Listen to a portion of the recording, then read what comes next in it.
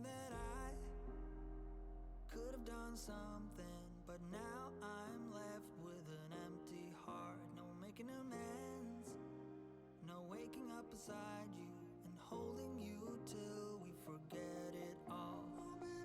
How could I know there was no second chances? Like dominoes, my life got really scattered. You couldn't keep the door shut, and now the frostbite's creeping in. 'Cause I've been stone cold since you left me here. So come home, why won't you reappear? Things that I said came out totally wrong.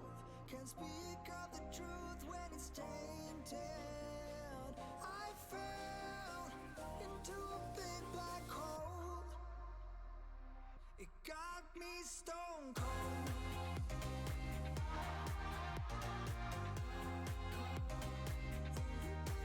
You got me stone cold. You got me stone cold.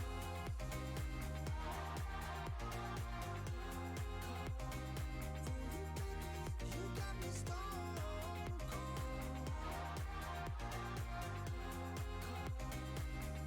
Got me stone cold.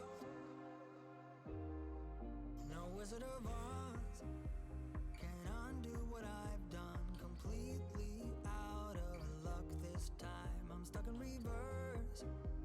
I gotta get away now, but I can't seem to take the lead. Oh baby, how could I know there was no second chances? Like dominoes, my life got really scattered. Still, I find myself hoping that you'll find your way back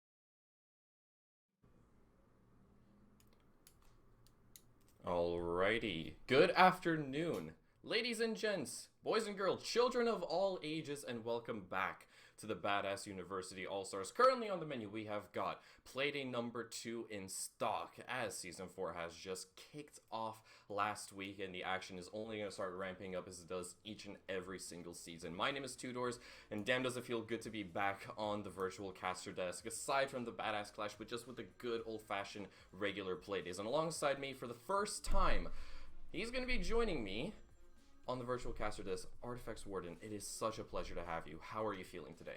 Yeah, no, I'm feeling good. It's a pleasure to be on with you. It's about time we finally got some desk time together and some cast time. So I'm really excited to get that kicked off tonight. And well, I'm the first game tonight. Well, it's going to be an absolute corker for us to kick it off with. True. We have got the Imperium of Mandem going up against the Lockdown Ludens, or Lockdown Ludens as they were known just a couple of months ago, probably all the way back in Season 1. But regardless, this is going to be El Clásico. Two teams that have been with Bull ever since its actual sort of, spawnage, ever since it was created, since it was founded, and they have stuck with us through thick and thin, and it is good to see that the competition is still as high as possible, and, those competitive fires between these two squads, they are always continuously being stoked. So this is probably the ideal way to kick off Playday number 2. Now, obviously on the side of IOM, this is going to be their first outing, because last week they unfortunately took a bye, but the Ludens, they unfortunately did suffer a 7-4 loss against CW last week as well. So naturally, both teams this time around, they're going to be looking to bag their first win, albeit that full 3 points or 2 points from an overtime victory. But still, this is going to be a really close affair at the very least. That's the way that I'm envisioning it. Yeah, I think you're right. And I think as well with IOM having a bye week, giving them that one extra week to practice and get some real scrim time maybe together and to sort out roles and other places. The rosters are pretty much exactly the same. So you're going to see probably the same composition and, roles being played by the same people. However, obviously, trying to slide in a new person in of Benj is going to be, it's always a little bit of a difficult task just to, because you might see some small little adjustments and rearranges, but I think IOM will come out swinging. As for Ludens, well, from last week's Playday, the stats aren't exactly looking in their favor, with some people clearly looking like they need to step it up in terms of actually starting to frag out. But you're going to get that with the first few Playdays as people feel each other out and sort of look to really assemble that team into its final form. Can definitely agree with that. Obviously, on the side of IOM, because of the fact that this is going to be their first outing right here in Bull Season 4, we don't have any kind of sort of ratings and overall statistics to randomly pull out of our back pockets. Their sheet is completely clean, and we obviously could go ahead and pull off some stuff from last season, but that wouldn't really be all too pertinent this time around. But as you were saying, on the side of the Ludens, not anything all too spectacular as of yet. A lot of the players have yet to actually hit a positive rating, as well as just overall even and positive KDs. So they were on the struggle bus last season, despite the fact that it took almost 12 rounds, almost those full 12 rounds of regulation during their matchup against Combat Wombats. But still, however a close affair it may have been, it was just no cigar, unfortunately enough, for the boys on the side of the Ludens. But still, this is going to be their second showing. They're going to be able to come into this particular matchup, this particular best of one, relatively fresh-faced, and hopefully they'll be able to actually deliver on their performance and just their overall expectations that the community have set up relatively high, because for those of you guys that obviously do not know, Ludens, as far as I remember, they are also the only team that has actually got some real tangible experience outside of the Bull community by having played in the Challenger League qualifiers earlier this summer as well. And naturally, they are arguably one of the most experienced rosters that we do have to offer and that we do have to actually keep our eyes peeled on right here in Bull. So I have no doubt about the fact that whatever kind of grievances they may have suffered through, they are going to bounce back, because it's part of the Ludens. That's just who they are. They are able to, once again, just always get back on the horse and always give us a good showing. Yeah, they've always managed to be able to do that. And, well, it's like we said earlier that, as well, Ludens have some new members coming in as well. They're primarily the same. 3 people still that's on exactly the same, but they've got 2 new members who they've got to kind try and mesh with, and like I said, it's always it can always be a tricky task. Sometimes they can slide right in, but sometimes you need to grease the wheels a bit in order to get the ball rolling. Yeah, entirely true. And also, that is kind of the exact same thing that we saw last season as well, in the very, very early stages with Imperium of Mundum. Naturally, I think it was for the first 3, maybe 4 entire playdays, they were playing with a couple of subs. It was a relatively bumpy road that they had at the very, very start of Season 3. And the moment that they got back to core roster, they were able to steamroll through so many different teams, especially those that were at the very, very top, and they were able to just kind of leapfrog everyone else to reach that top 4 standing as well in time for playoffs. So Imperium of Mundum, despite the fact that they have experience with struggling often at times with bringing in new players, having a couple of stand-ins come in for the matches as well. Once that core roster of Scipio, Deathly, DJ7, and even with Rose being back since he's no longer on vacation, no longer on a staff role, and he's able to play as well, it does mean that Imperium of Mundum, they are no longer technically a husk of their former self. They are just basically a full-grown version of IOM, and it's really, really great to see. Yeah, and that as well, they finished on a high last season as well, having finished second place. So that's going to put them in a really good standing, like I said, to hopefully just come out and give everything they've got and hopefully keep up that dominance they showed last season that allowed them to finish in that second place. Because, well, they may have not have won the whole thing, but they definitely gave us a good showing in that last play day. And, well, it was really unfortunate, but yeah. 'Tis what it is.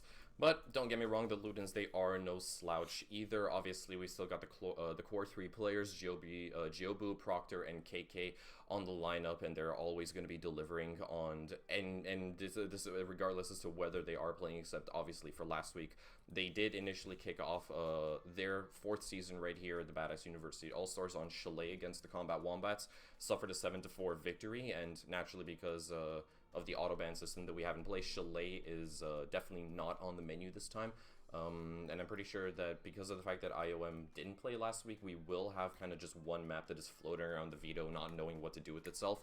So it's going to be interesting to see how the map bans for tonight are going to pan out between these two squads. But naturally, the rest of the Playday is going to be super duper fun because we have got so many stacked teams that are playing this evening. We've got our second matchup of the evening, that is going to be Aces going up against RM. Then we've got APO against SG, and last but not least, we've got the Wombats versus Alpha. That is going to be our overall schedule for this evening. 4 hours of really, really amazing content, so make sure that you've got yourself plenty of snacks, maybe even an entire bucket load of popcorn, because this is some action that you truly do not want to miss this evening.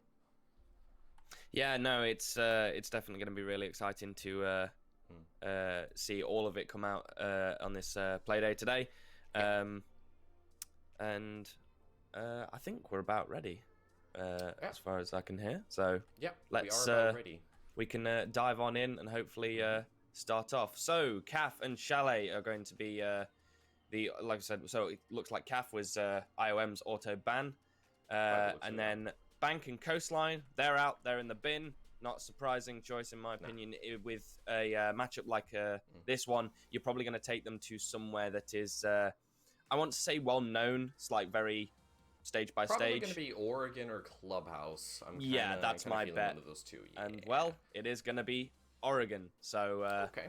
Yeah, I think this is going to be a good matchup because we all know Oregon by now. We know it's a step-by-step checklist, same as Clubhouse. You get open this, you go open this walls, and then you push from normally either one or two directions depending on what you want to do. It's very rare that you get some funky play come out on this sort of on this sort of map. Funky bans maybe to help with that, but we'll have to wait and see what these two teams decide to bring out. I'm pretty sure as well that we're going to see Thatcher sent to his retirement home, as he is almost every single round, because he has like an 80% ban rate, even in just imagine just imagine the commute costs that Thatcher actually has to put down every single time that he's sent back to his retirement home. Oh god, and then almost every single time he gets a call from Harry, and he's just like, so am I back in the job? Do I actually have a gig tonight? And Harry just says, "No, mate, you got nothing this evening. Sorry, we're not reimbursing you either. Your Oyster card gets absolutely nothing. It's just getting drained. It's getting milked all the time. Poor Thatcher, man. Man, I mean, to be fair, he has had a long and extensive career, so giving him a nice retirement break is from every single round might actually be doing him some good, because when we do see him played, he can be extremely effective. I'm genuinely very curious to actually know what Thatcher does in his spare time. I mean, obviously there was that one time when he first got banned that he kind of just went to a random bar over by the port side and he beat up a lot of people on a pool table with a Q and then kind of just like knocked their eyes out and gouged them with pool balls and stuff like that. Sounds but I'm pretty sure that that was also really cool. Huh? I think it might have been Portsmouth. Probably Portsmouth. That was a really cool documentary that was made over by Thatcher. It was really awesome, but still we have no idea what he's doing in his spare time currently. Just kind of withering away, slowly becoming a corpse, I guess. But we are nearly ready to actually hop into the action on Oregon with IOM versus Ludens, and this is, as we probably stated and we are going to reiterate, probably the best arena for all of these 10 gladiators to face off, given the fact that it is IOM's first showing. It is a map that everyone within the Siege community practically knows like the back of their hands. No surprises whatsoever, at least I would assume, because I'm pretty sure that both of these two squads may or may not have a trick up their sleeve eventually. We'll have to see exactly how things are duked out right here on Oregon, but this is going to be a relatively run-of-the-mill kind of matchup to kick off Playday number 2.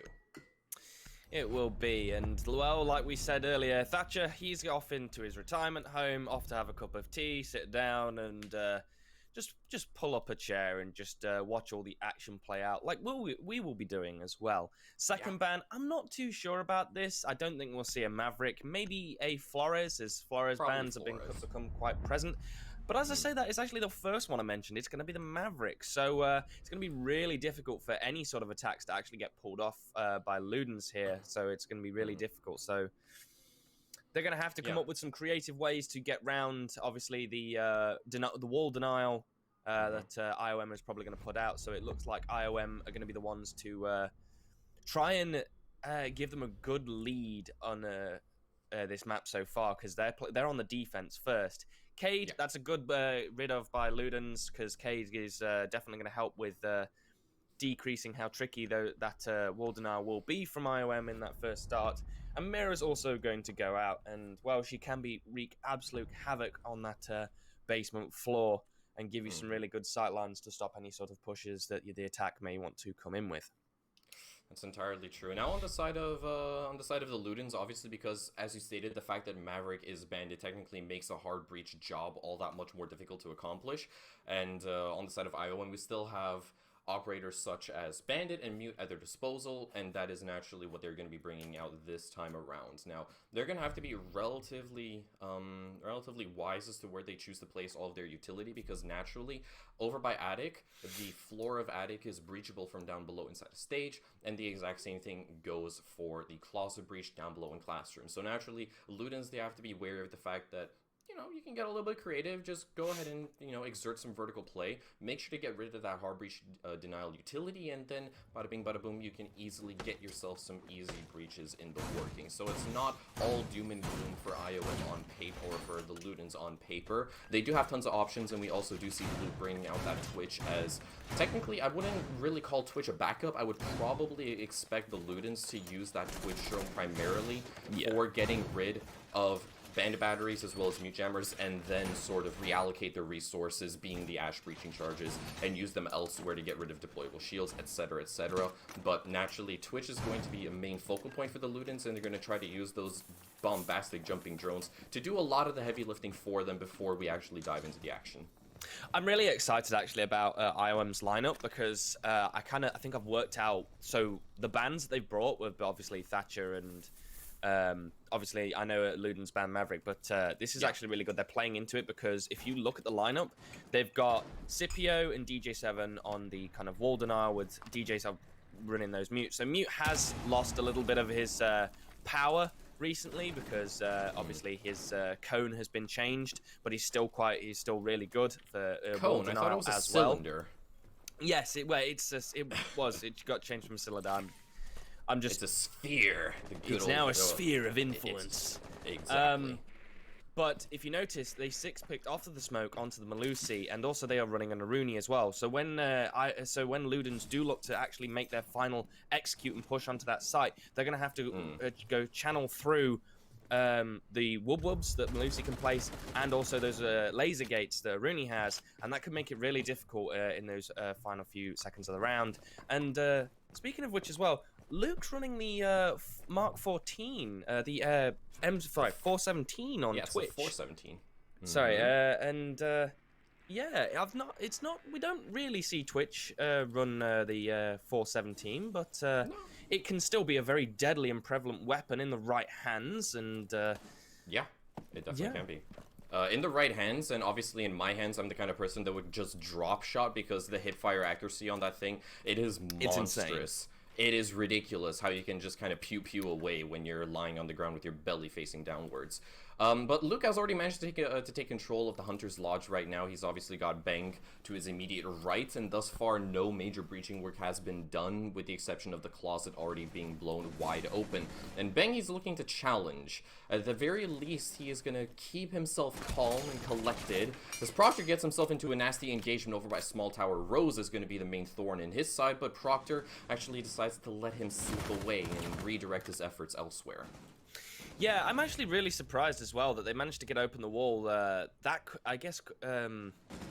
quickly. It's. I mean, it took them a while to get it open, but when they did, I was actually quite surprised at how there was no sort of denial coming out from IOM. But Scipio, he's going to get a second kill, and there goes KK, unfortunately. Banished into the Shadow Realm, however, and Beng is also going to find Proctor. Luke's also going to get removed by Deathly, is doing his job and swinging that scythe of death that he always has. And now it's all left to Closer to try and close this round out for Ludens, but with 20 seconds left, no real access towards the site. He's just trying to find some exit frags now, just watching himself, just trying to stat pad that KD a little bit, and he's not going to be able to do it because Rose is going to wrap it all up for IOM and give IOM the real confident start they needed. Oh my. Oh my. Obviously, the critic in me kind of just wants to start walking around with a ginormous flag and kind of just get a mob around me and kind of just start criticizing Ludens. But it's still early days, and that was probably just the Ludens getting off on the wrong foot, because that was easily one of the most scrappiest attacks that we have seen from them in quite a while when we're looking at all of the Badass University All-Stars League as a whole in the last 4 seasons. I don't remember the Ludens ever actually putting up that kind of a performance, and I gotta say that we know that they can definitely do better. We know that they are a roster that is a force to be reckoned with, and in that particular round, they were far from. I'm not exactly sure what went wrong internally, because there was a lot of disjointed communications and overall chemistry with the rest of the team, because they only got one of the walls open. That was the closet, as we stated, really early into the round, and yet Attic had not been opened until probably the last 50-ish seconds, and then refrag potential was at an extreme low. People were pushing in, or at the very least trying to push in, on their lonesome, and they were getting out-fragged very easily without any kind of trades coming in whatsoever.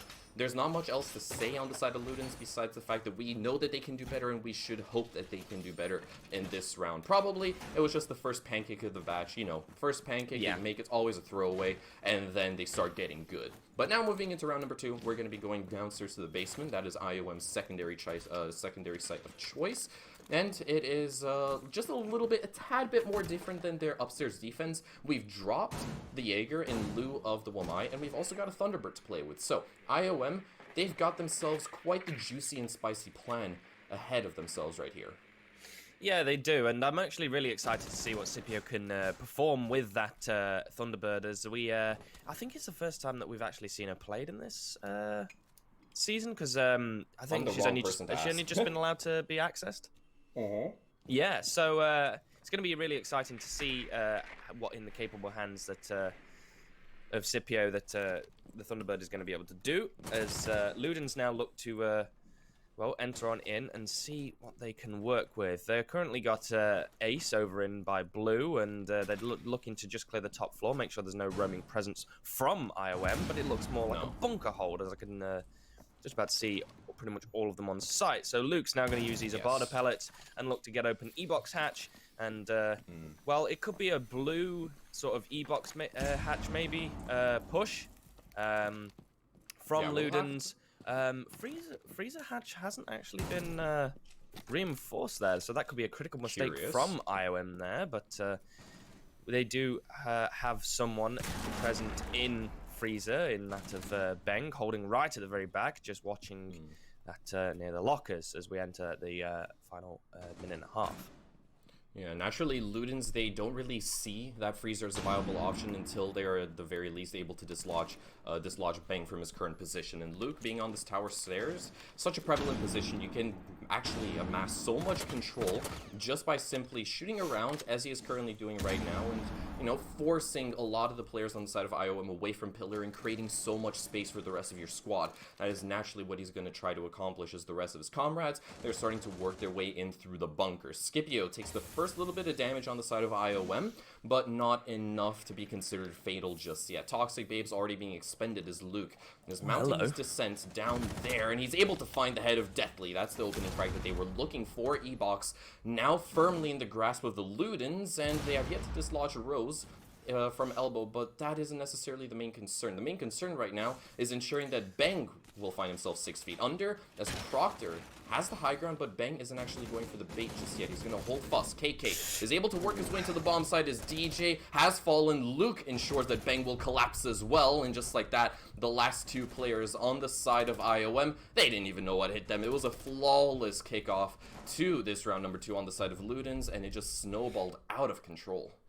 It did, and like you said, well, the second pancake was absolutely perfect there from Ludens, as they were able to, they didn't panic, they just cautiously got the first pick. I was very impressed with Hibana there, who was on the Hibana? I can't exactly. That was still remember. Luke. It was Luke, yes. Yeah. Luke just very boldly and bravely just pushed down near Pillar.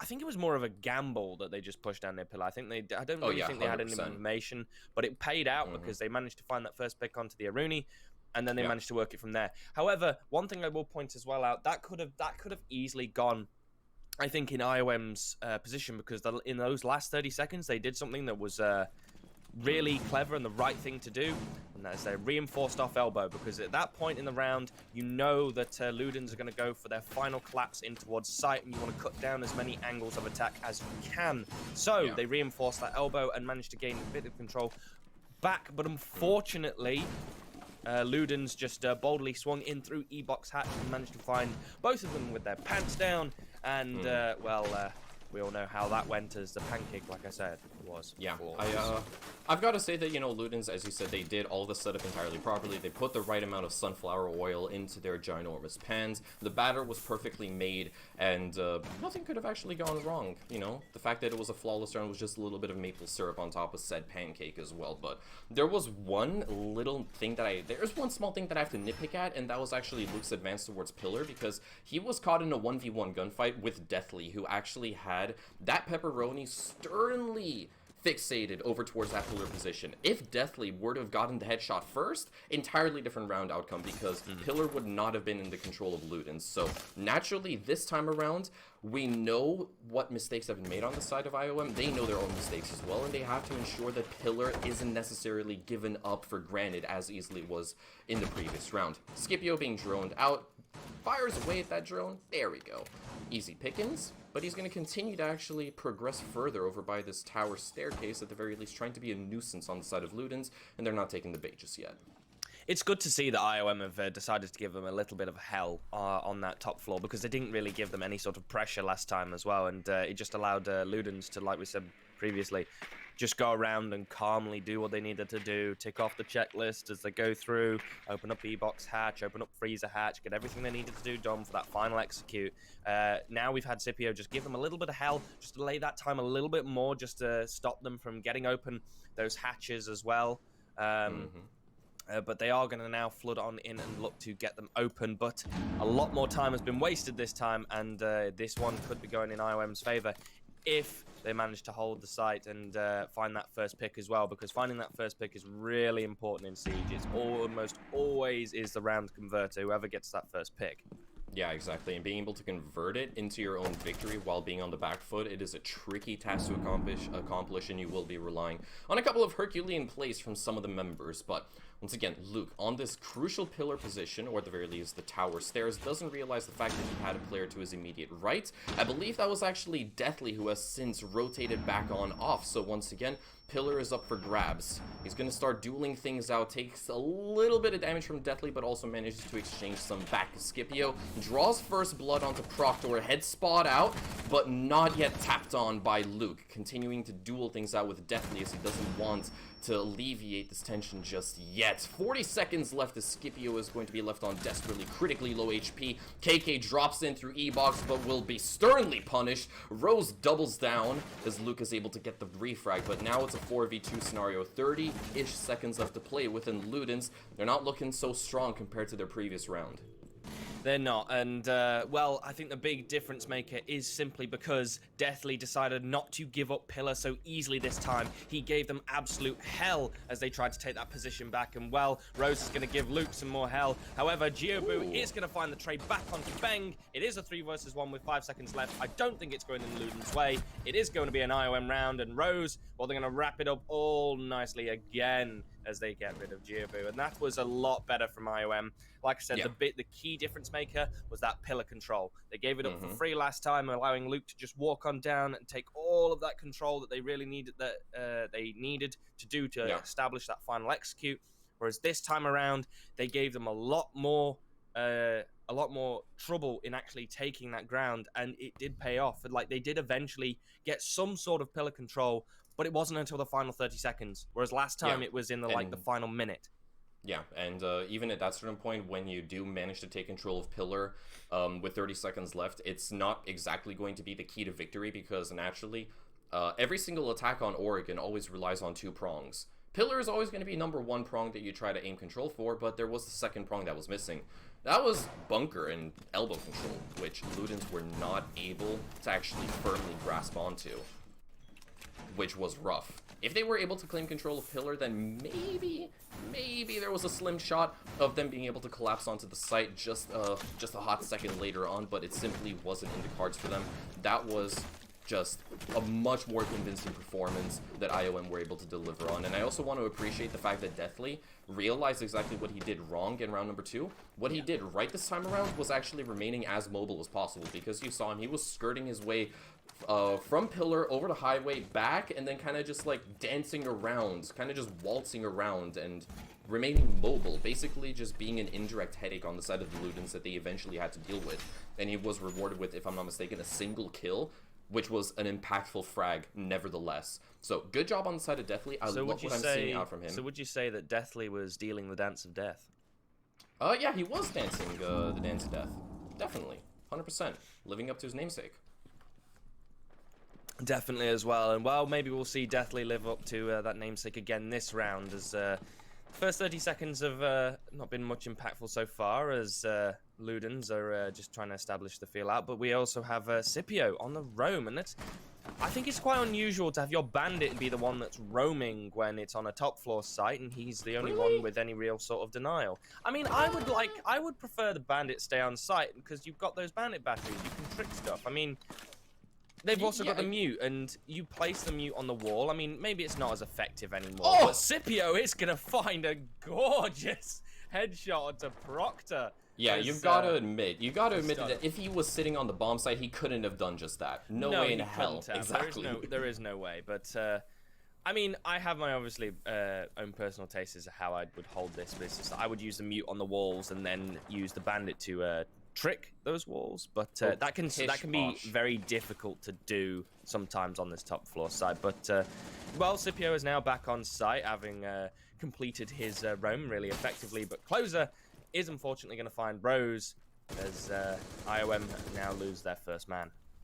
My man Rose is top fragging in the lobby, but unfortunately enough, he will be punished for his previous crimes. And now the Ludens, well, their advance has been grinded, or ground to a halt, I guess that is the proper past tense.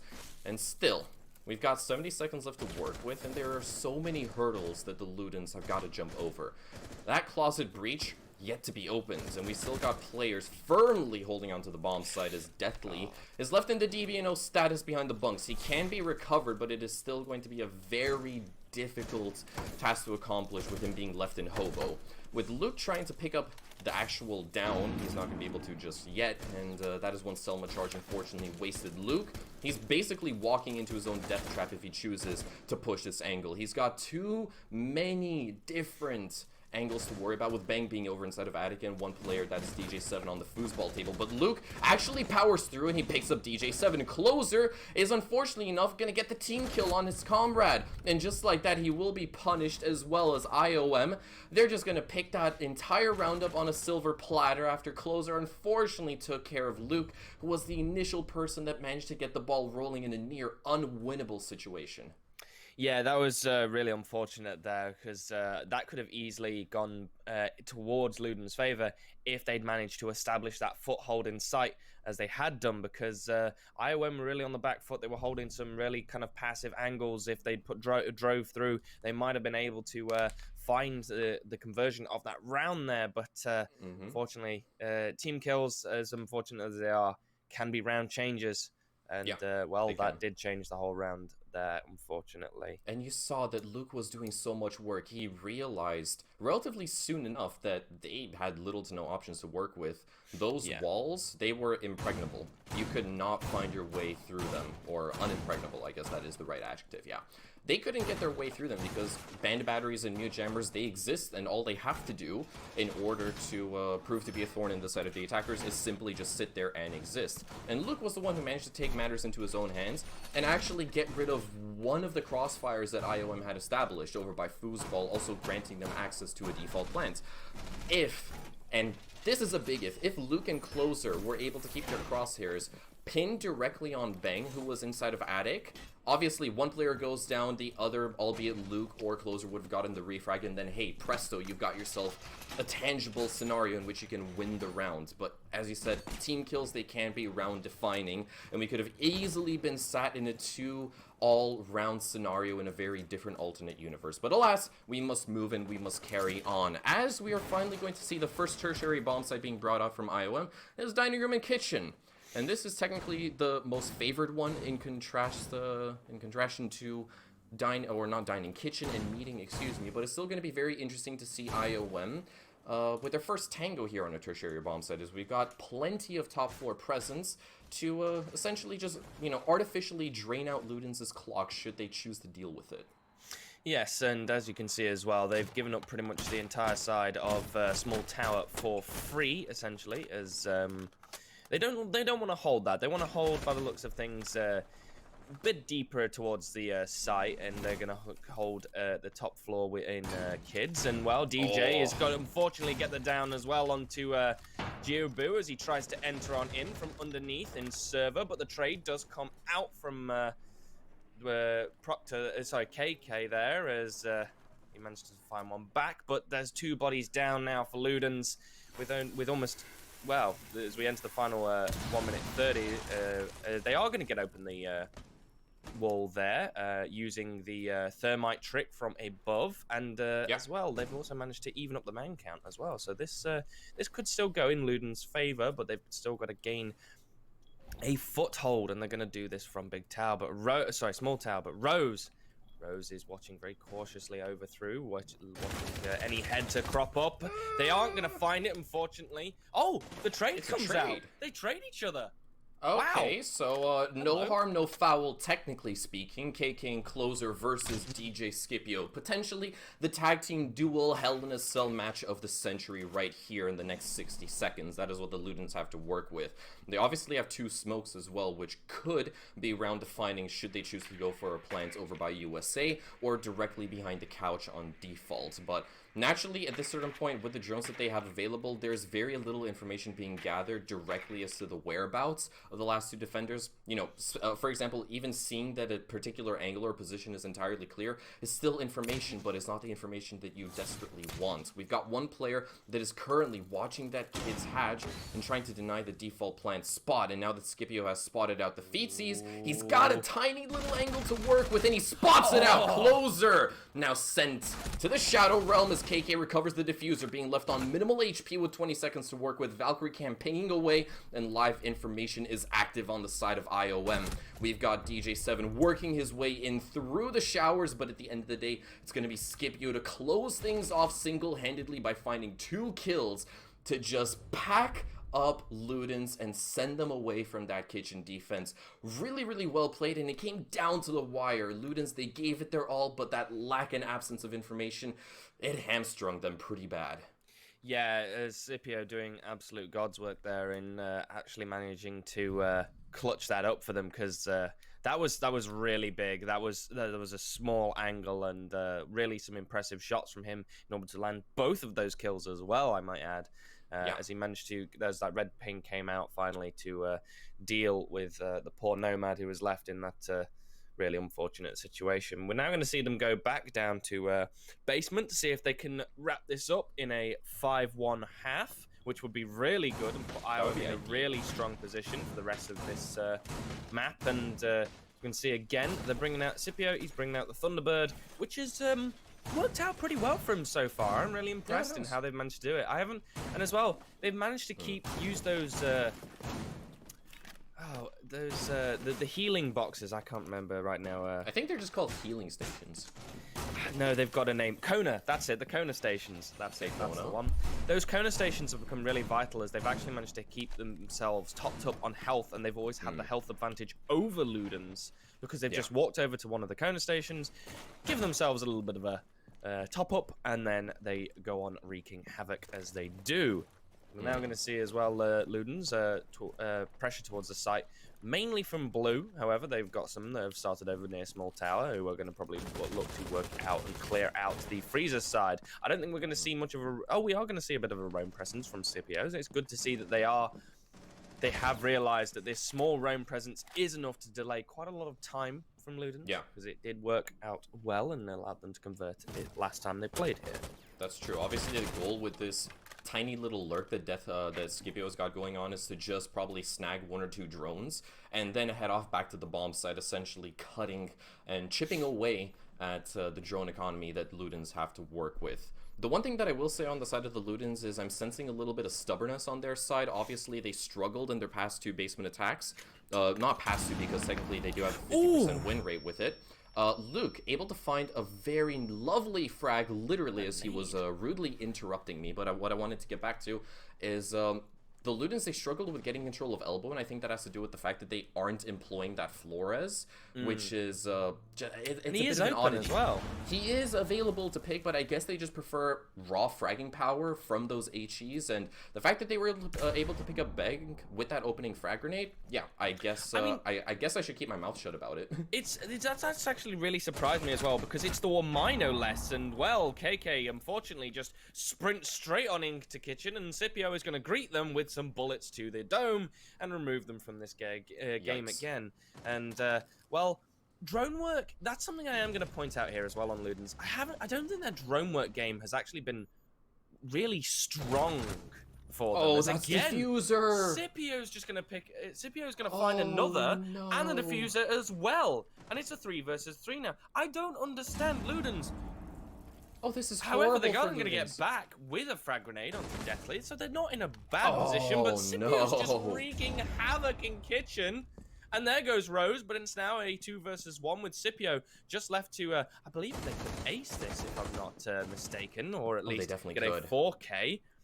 And he's definitely the man, as he has been on fire, but no, Proctor is going to shut down the burning passion that was coming from Scipio and shut down the rampage that he was on.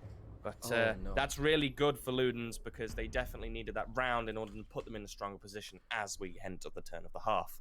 I mean, that was probably one of the most iffy and just overall really claustrophobic salvages that we have seen on the Ludens and probably in Season 4 as a whole because, you know, we didn't necessarily catch a lot of what was going on physically in the bomb site itself, but because we had the benefit of silhouettes, we could kind of paint ourselves a mental image of what was going downstairs in the basement. The Ludens, they were fragging out. The only person that was able to do any kind of heavy lifting was, as you said, Scipio on the roam after he claimed diffuser. Now just picture what could have happened if Luke didn't exactly go for that Ingress to try to deal with Scipio with the diffuser, and they just kind of just bombarded the bomb site instead, Scipio would have been left to his own devices, just too far away in an entirely different postcode to properly respond to all the madness that was occurring on the bomb site physically, and the Ludens, they were cleaning up shop. In that scenario, if they had just continued with their efforts down on the bomb site inside of the basement, the Ludens could have easily gotten the plant down,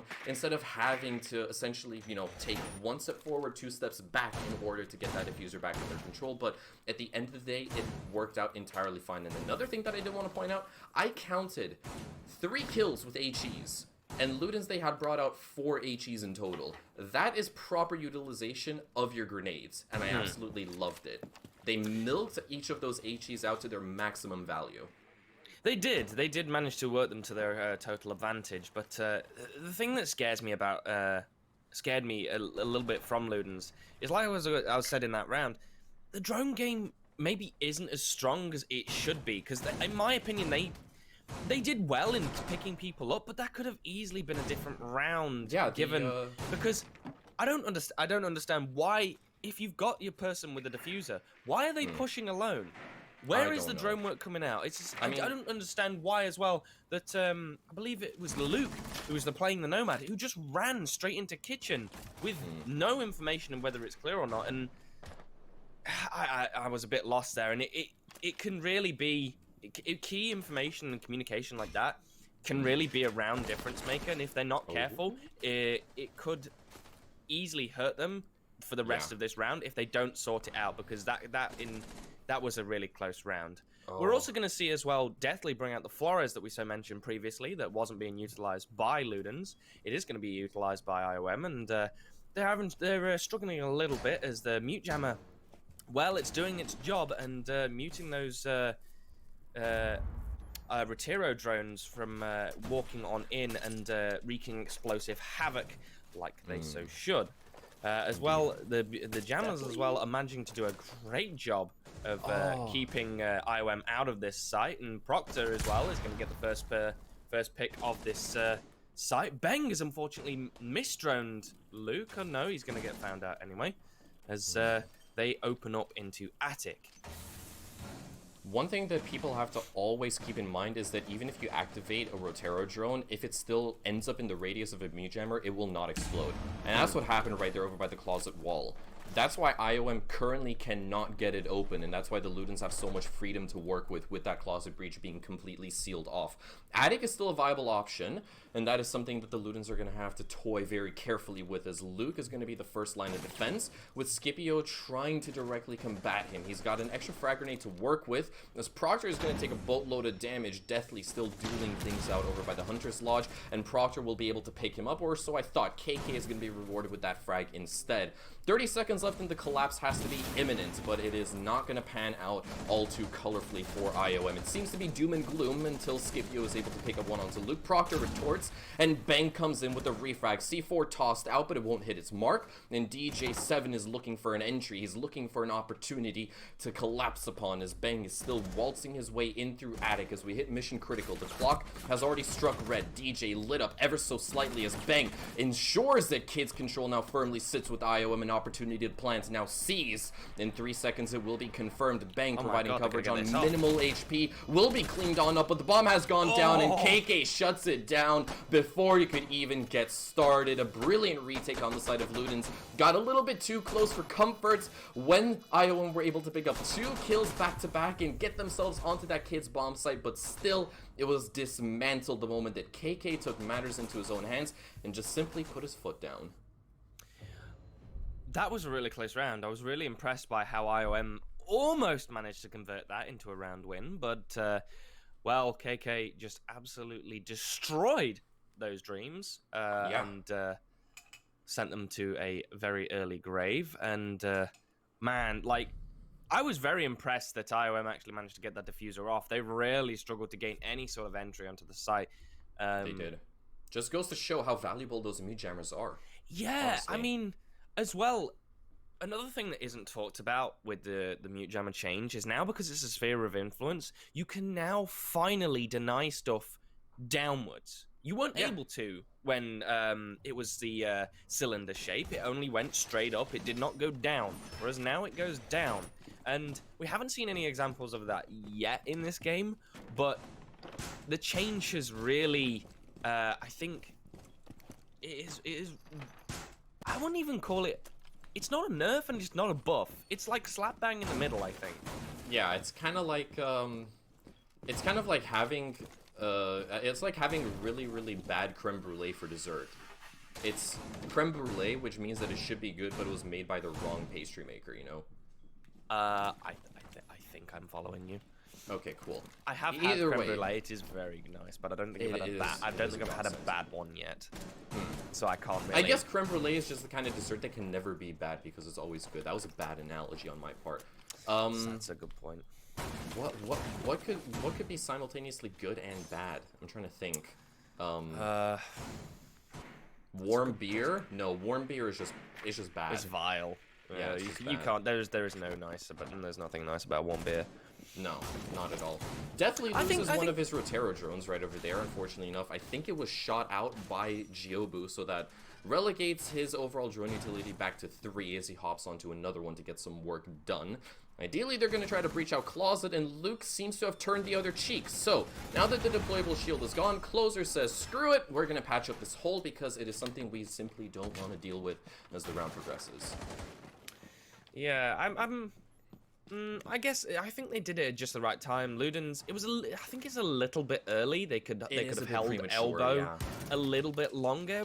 Like, you don't need that shield to hold elbow. The biggest thing that you can do in elbow is, especially since they have 2 SAS operators on the board, is you play that 590 on that tarp there and swing the double doors when you can. You can play your life in there, and if they'd locked someone in that maybe they don't need, like the mute, who might have, I'm not sure if they do have the 590, you'll have to check, but lock someone in there, let them play their life, they might be able to find one or at least down somebody, and give IOM a little bit of hell. But we're going to see Closer now go for the rotate upwards This to is see if they ballsy. can. It is. If he manages to actually sneak on through, he could absolutely wreak havoc here on the top floor in meeting, as none of the players are really aware of anybody that's looking to do it. DJ, however, is looking on over towards. I think he's caught We the are- scent, maybe. Probably. They he's do have a little bit claymore. They do have a claymore on that double door, so he won't be able to swing on him. But he might be able to remove it if he's lucky. But Deathly is going to get the first pick of this round over on Giabu. There goes the bandit. However, he is going to unfortunately get smoked out and go down. There he is. He's been unfortunately gassed to death by Oh. Luke. But Luke is also going to go down, as well as the trade is also going to come out again.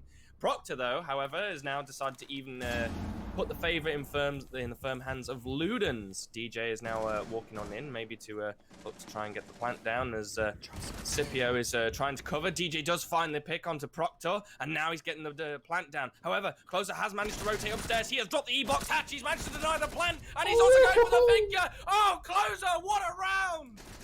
Oh, I thought that the timing could not have been any worse because he let the guy with the diffuser slip on through, but he played it ever so patiently, waiting for that sound cue to come on in, confirming that the diffuser had started to go on down, and IOM, they were none the wiser. They were completely oblivious to the fact that there was a roamer on the loose, that there was somebody intentionally rubbing their sneaky hands together, just waiting to dip it directly inside of the pie and ruin it for IOM. That was extraordinarily well played on the side of the Ludens, and it was also quite the page turner of a round for him, because every single second that passed, you had no idea when Closer was finally going to strike. He did, and it was glorious. That means that Ludens are able to tie things up 4 rounds apiece after 2 successful rounds to kick off their starting defense right here. And if things continue to go as surprisingly as they have, I fear that IOM may start to lag behind quite rapidly. They could. And, it's clear that now that Ludens have really decided to step up their game. They've had enough. They've really want to stick it to IOM now, and I think some of those bans are really starting to hit home in how maybe defender sided that these bans have just made this map. because you have no real way to get into this site very easily, and it's costing it costed both teams a lot of time on their attack, and it looks like, unfortunately, we've lost our feed in this next round. Yeah. Oh dear. YouTube says this video isn't available at the selected quality. We should change the quality, probably. Yeah, I mean, I think. What do you think? Better or? But either way, we're gonna come back to our glorious mugs for a second while the feed gets sorted out. It should probably just take a hot second. Production is on it, as they always are. So, thus far it has been quite the entertaining match of Oregon, and we are going to be moving on to Dining in Kitchen, and I'm pretty sure everyone in Twitch chat has already caught a glimpse as to what we can expect. We saw an Oryx, we saw Chunkus, we saw a lot of unorthodox picks on the side of the Ludens that could probably be utilized to their full extent. I hear gunfire going off in the background, and it sounds very messy. It sounds like they're all trying to... It sounds like they're in a shooting gallery, but they're not hitting any of the target dummies. Well, we've now got our feed back, and, well, it looks like it was Jiabu that's giving IOM a run for their money in showers as he desperately tries to fight off any sort of pressure and advance from IOM. They do have small tower control, which is always a good control to a good place to establish that initial control for attacking the site. Rose is looking in through that window, desperately trying to find Jiabu, swinging in to see if he can find anybody, but he's not going to find anybody yet. The Thermite is now as well going to get the top reinforcement now. Something that a lot of people think is that you can vault in from that exothermic charge trick. You unfortunately can't. It only gives you a sight line, so you have to use that staircase to get sight lines deep into that site, and you can see all the way through to kitchen, because most of the times they leave that wall unreinforced. And there you go. There's a beautiful angle from our lovely observer here, Science, and he's doing awesome work as usual. Jiabu is still giving people hell in showers. However, he is now getting pushed. He isn't going to find one. He is unfortunately going to get removed by Deathly. This is a good first advance from IOM, and a second is also going to go down. There goes Luke from shot out by Rose. This is some really good work from IOM. This could be the round changer. This is where they look to seat themselves up, but they have got a minute left to go, and they are still in control of the back of kitchen. They are going to go for a default plant over by USA. DJ7 is now getting that plant down. KK has dropped the hatch and is looking to go for a little bit of a cheeky flank, but Beng is going to find Proctor. Scipio is going to find Closer, and now it's all left to KK in a 1 versus 5. This is going to be really difficult. He is, however, going to find Beng as a bit of a reward for his efforts, but he's got it all to do now. Yeah, indeed he does. I hope that he's packed his boots and his hiking sticks, because he does have a mountain to climb in the next 18-ish seconds, and he obviously got to spare roughly 8 seconds to get the defuse on. If he were to randomly turn on some magic red boxes, I'm pretty sure that he could just deal with everyone on the side of IOM in like half a second and then still have time left over for the defuse, but yeah, we don't have any magic red boxes in this game, so not cool, not pog. Either way, though, that is IOM finally being able to get themselves back on the horse in quite a convincing manner after having suffered 2 losses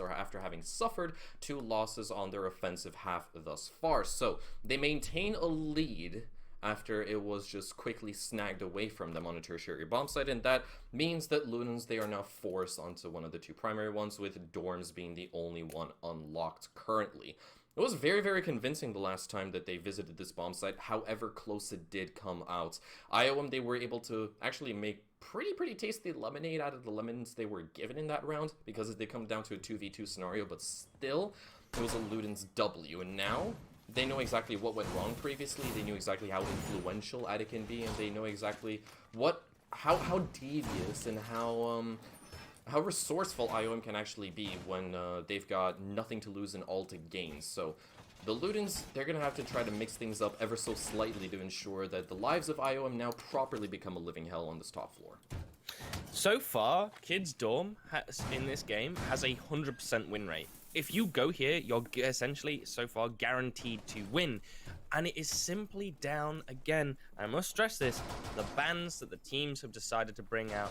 The Thatcher and the Mav ban makes this an incredibly difficult site to actually penetrate and get the initial spear tip thrust that you need to gain access and look to make and execute. And it's simply because there's so much effort that has to go into getting rid of the denial. Proctor's going to look for a bit of a cheeky I don't really want to call it a spawn peek. It's more, it's because he was. Yeah, it's he's kind of just lying in wait for some bit of a poor soul steel, to smack steel that trap, barricade. I guess. Yeah, I guess. One interesting thing to point out, though, is the clear absence of a mute on the side of Ludens. They've only got bandit batteries as hard breach denial, making and actually just overall meaning that IOM's job has become a little bit easier this time around. I think that was that a Rotero drone or an Ash charge that caused that breach. Well, whatever it was, it actually probably didn't land its mark. It didn't land his mark. We still got 2 bandit batteries up on that closet breach. That's why you don't put them close together like that. You have to. I always prefer to like space them out and put them in the corners, because if you put them right in the middle, both dead center, you take out 2 batteries really easily. And as well, that's just a perfect example. Let's see. It's important to remember. Oh, that was not on his mark. Is the explosive radius from Ash's impact and Zofia's impact was reduced to 2.5 meters from 3.5. Therefore, it is not going to have the same effect if you slam it straight in the middle. It used to, it does not any longer. And but the frag grenade there from, I think it was Deathly, has managed to remove one of those bandit batteries, but Proctor has snuck all the way down into classroom and found Deathly. That is one way to school Deathly and teach him very valuable lesson. Don't turn yourself into a clay pigeon. Do not just actually sit around. Oh, there were 2 of my pancakes. No. That is just disrespectful. And you know what that means? Probably something even more important for IOM, and something that is now going to start dooming and glooming upon them. One single Selma charge is not enough for you to vault through or crawl through unless it's placed directly below. So even though they have this breach open, they cannot go for a default plan by the foosball table. They can only use it to cut off one particular angle. So it is not a viable avenue for IOM to employ. They have got to rely heavily on this attic push actually coming to fruition, and there are still 2 toxic babes. That is enough to, at the very least, wash off and shave off 20 seconds from IOM's clock. Luke is the first to go down, so those 2 toxic babes I just mentioned, they are now flushed down the drain entirely, and we now effectively sit in a 4v4 scenario with 20 seconds left. We do see Giobi get punished for that wide swing. He's the next to fall, and now the Finka boost ensures that everyone is topped up and they're ready for battle. Now they're going to start creeping and crawling their way in, but Proctor, he's got that Hunter's Lodge doorway on lock.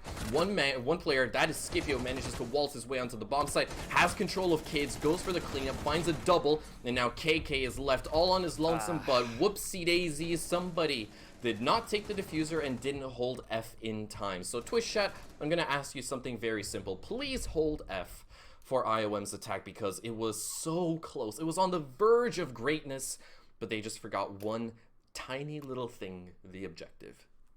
I think they were looking to try and clean up with the kills in those final few seconds, or they didn't really have a safe place to plant, as Ash did have the diffuser, but unfortunately, like I said, they either weren't in the position to put it down, or there was just nowhere safe, and it would have been picked up anyway, so the round would have been resulted in a loss either way.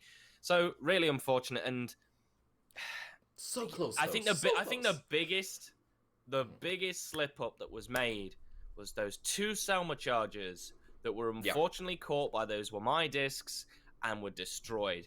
That was massive. That blunted their attack straight away. As soon as that happened, I thought to myself, yeah, this is not going to be an IOM round. You lose. No, 100% not. You lose that much hard breach utility. Like, as we saw there, all it took was an impact trick, and that was that entire side push blunted, and then scrambling to have to find something, and got channeled through a single door, and well, look what happened. The diffuser got dropped, and they couldn't do anything with it. I mean, obviously, we are going to reiterate this. The impact that those 2 of my charges had was astronomical. A single Selma charge, you can only crawl through if it's placed low enough. And because of the fact that they were so low on time and had no tangible way to go for a foosball plant, they had to go through trophy, then sort of redirect themselves in through attic, through the kids rotate, and then get the diffuser down.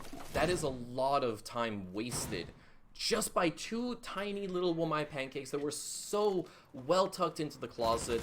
Absolutely influential stuff coming out from Ludens. It's the devil is always in the details.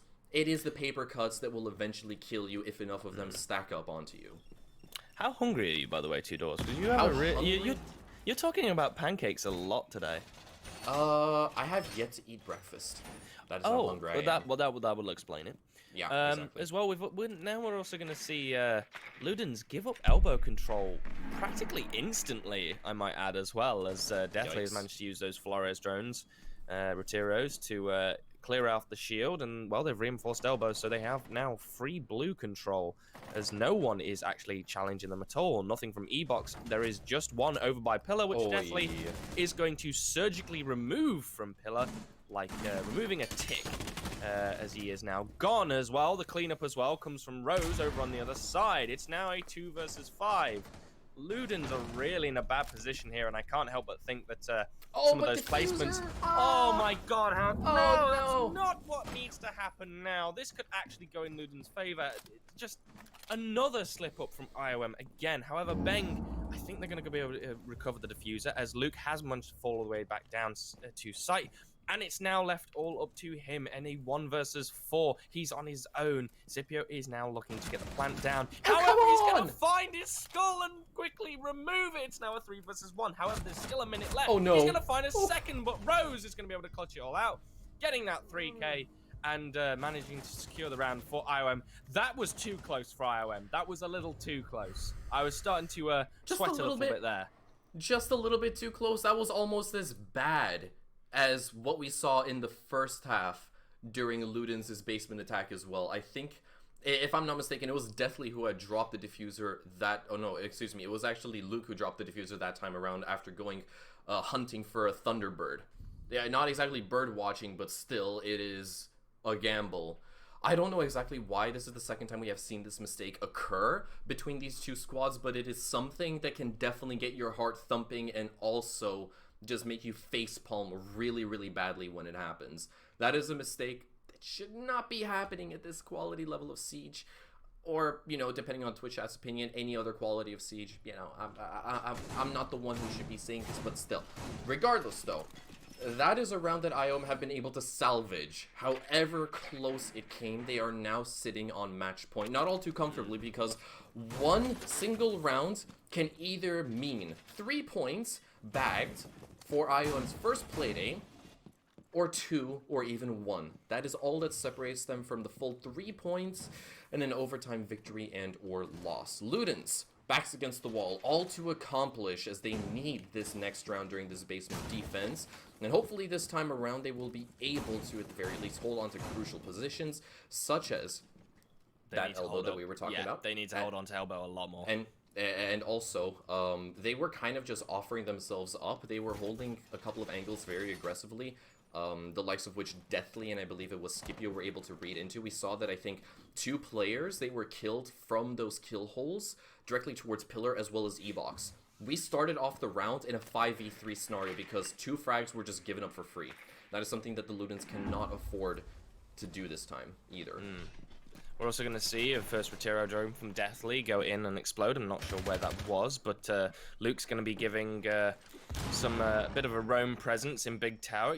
Oh, that was really close. I was going to say, is he able to actually get away in that rotating time? He does, and he manages to fall back all the way through into games and trophy. Now, Scipio's going to perform a little bit of a chase and see if we can try and get him back, but no, he's not. He's going to just fall off and just play Big Tower and just leave him be. Proctor is over by, well, Pillar double door, as he's holding it quite passive-aggressively, I'm going to say. It could work out, it might not, but we'll have to wait and see. He is going to get fire a few shots down. Unfortunately, they are going to miss. This is what's worrying about Ludens. Again, I've just seen they've already reinforced off elbow, and also they've given up pillar control again. This could easily swing in the favor of IOM because look at how much control they have. Yeah. E-Box hatches free.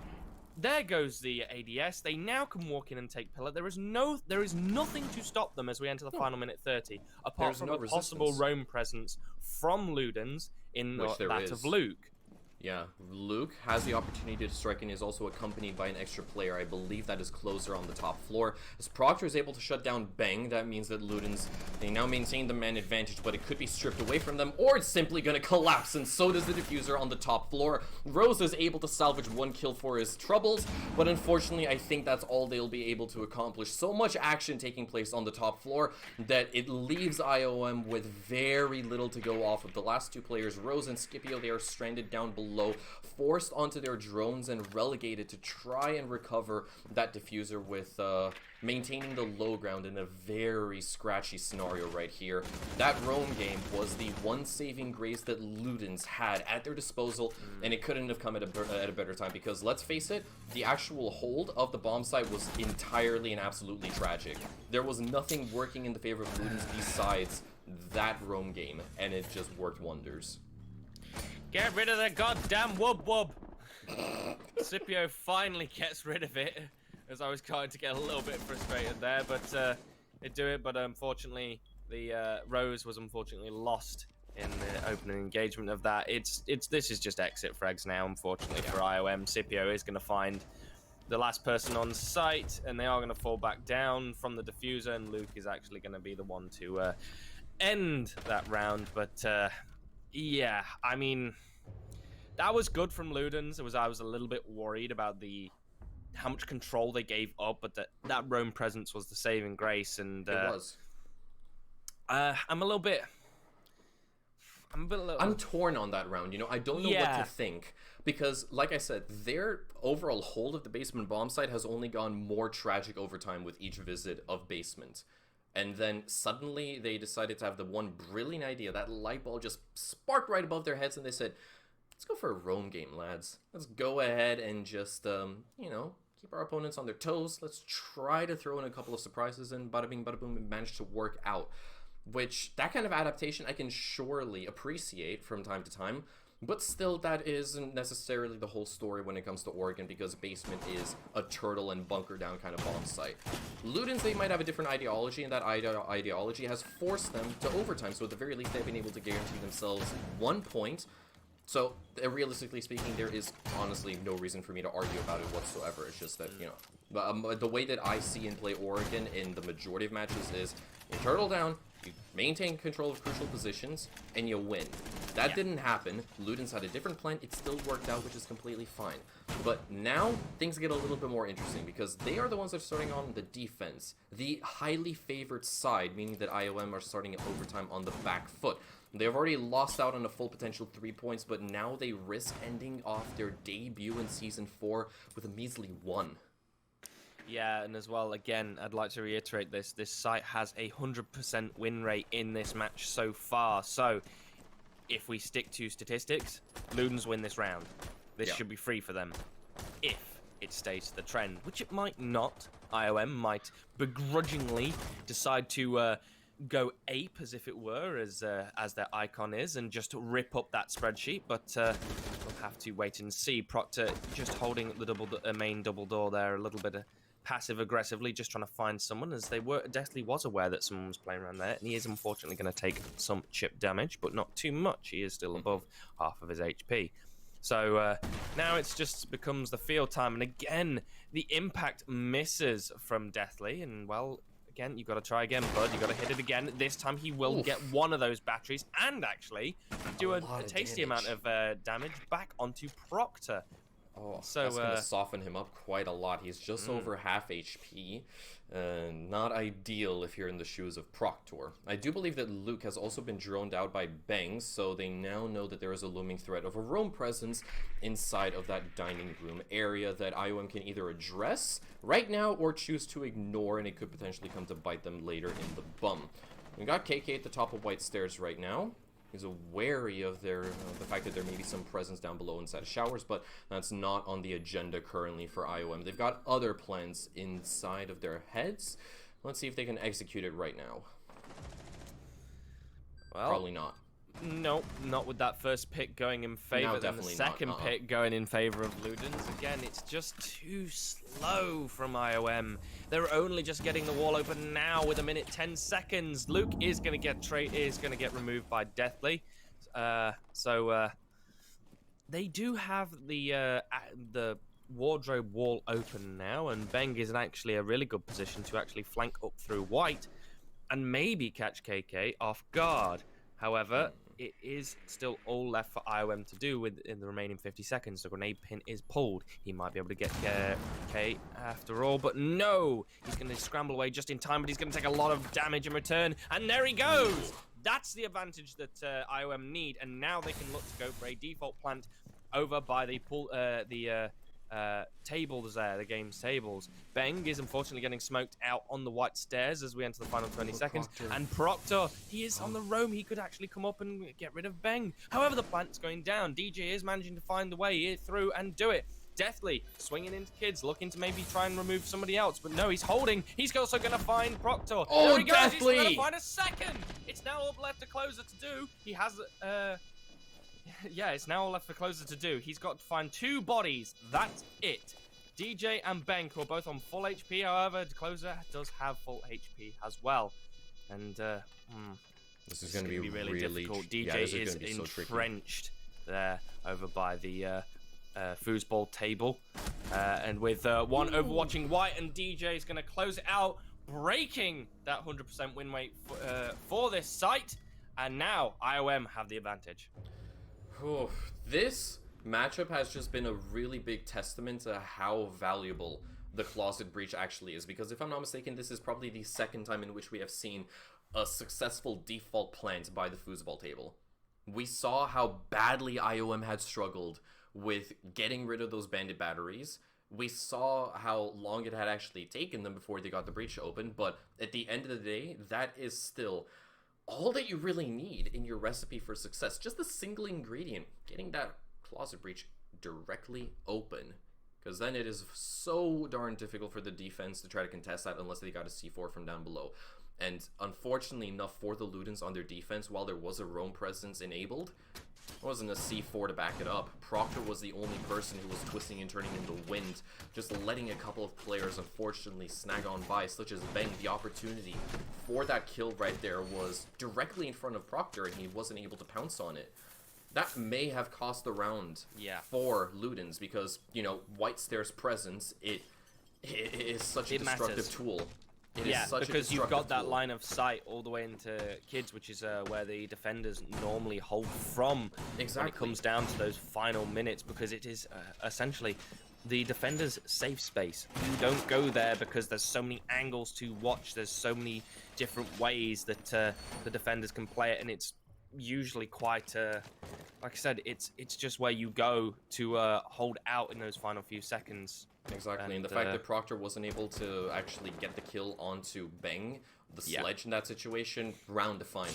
He instead went back up towards Armory to try to contest, didn't pan out. IOM, they walk away with a round, and now they're on the defensive side. Back to the top floor they go this time around, and they have brought out even more hard breach denial that the Ludens will unfortunately have to deal with. We've got 2 hard breachers this time around. That is also something interesting to point out. In their previous attack, IOM, the one that they just won 45-ish seconds ago, they only had 1 hard breacher to work with, and they still managed to walk away. That is astronomical, and now Ludens, they have twice the amount of resources on their side, but also to go up against. The Ludens, they have got to carefully plan this out, because if they don't, they're going to walk away with just a single point, which is not ideal, to say the least, for them. No, we're also now going to see if Ludens are also going to be the ones to break the trend and actually win this site for the first time, as I think the biggest difference maker here was the fact that IOM, this is Deathly. Oh no, Deathly. Oh, you avoided death. You saw he took a couple of steps forward. He took a couple of steps forward towards that kill hole. A single inch further and he would have been gone. But now he's gone now anyway, because unfortunately his dance with death, he managed to dance around the first one, but not unfortunately the second, as he does go down, and that's not great for IOM as we enter the final minute 30 here. But again, not really much reinforcement control has been opened up by Ludens, but just as I say that, I hear the, I believe it's the Abana pellets go off, and one of the reinforced walls is now starting to get open. Closer's really struggling to get open the wardrobe reinforcement there, as you so saw. I believe it's attic that the attackers do have open, though. It's, they do have it open. They do have it open. They do have it open with some angles as well. Geobu managing to use those Habana pellets to make that access that they so need. Proctor, they're still trying to get rid of those pesky bandit batteries that are keeping them out of wardrobe, but they haven't managed to find them yet. And, well, Scipio is going to get the very, very, very, very late trade onto one of the members from Ludens now as we enter the last 30 seconds. It's going to have to be a mad dash from Ludens through Attic and through this trophy, and well, DJ7 is going to desperately use that shotgun to his advantage and hold that door. However, a lot of damage dealt to both participants in that dual gun fight. However, Ludens have managed to flood through Attic. Procto does go down. They're flooding in through now. There's 2 people left. It's DJ. There is 5 seconds. He's got the difference maker. He's got a C4, but it's not going to unfortunately go down. And no, Ludens are also going to break the trend and book this site. And well,